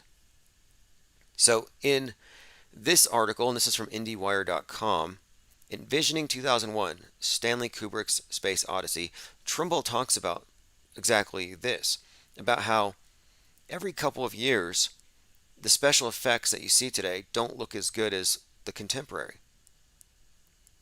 Yet, the special effects from things, here's actually a quote here. Special effects have all gone digital. As I watch a lot of these movies, my experience has been, I see mind-boggling things with CGI, flames, water, alien planets, spacecrafts. The problem is, you give it 2 years, look back, it doesn't age well. There's new stuff that gets better every year. But then I compare it to what I've done with miniatures. Those have aged beautifully. They look as good today as they did then.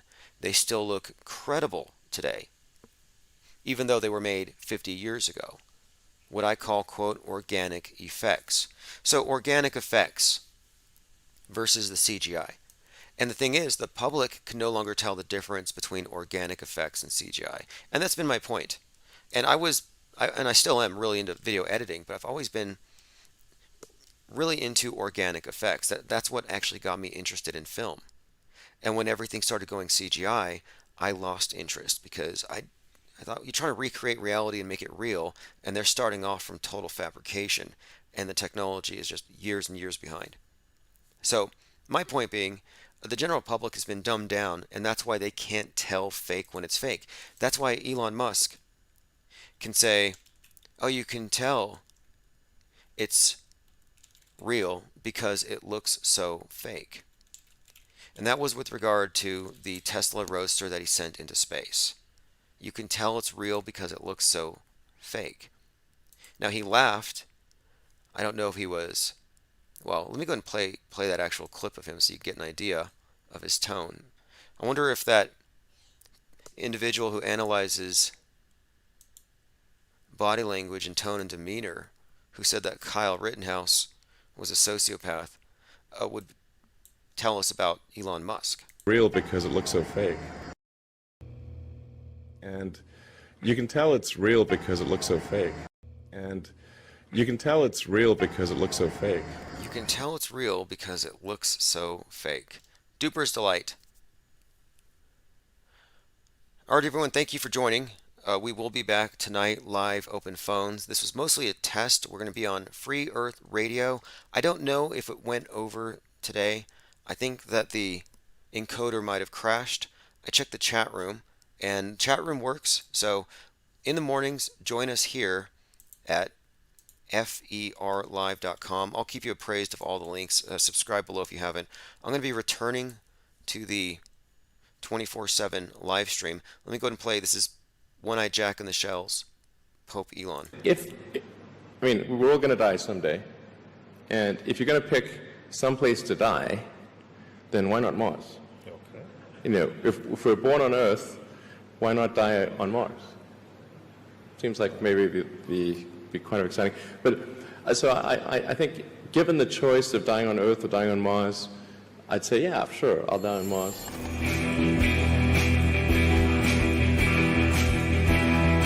Father, hallowed be your name. Your kingdom come. Give us each our daily bread, and forgive us our sins. For we ourselves forgive everyone who is indebted to us. And lead us not into temptation.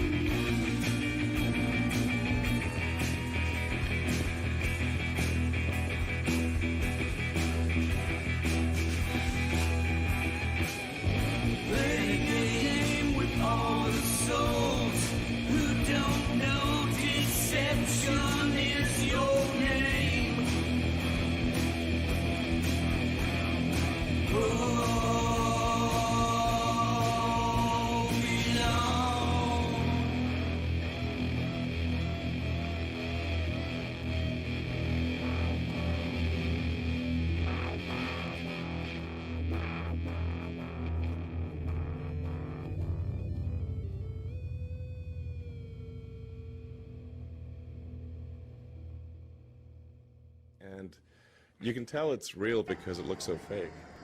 There they go.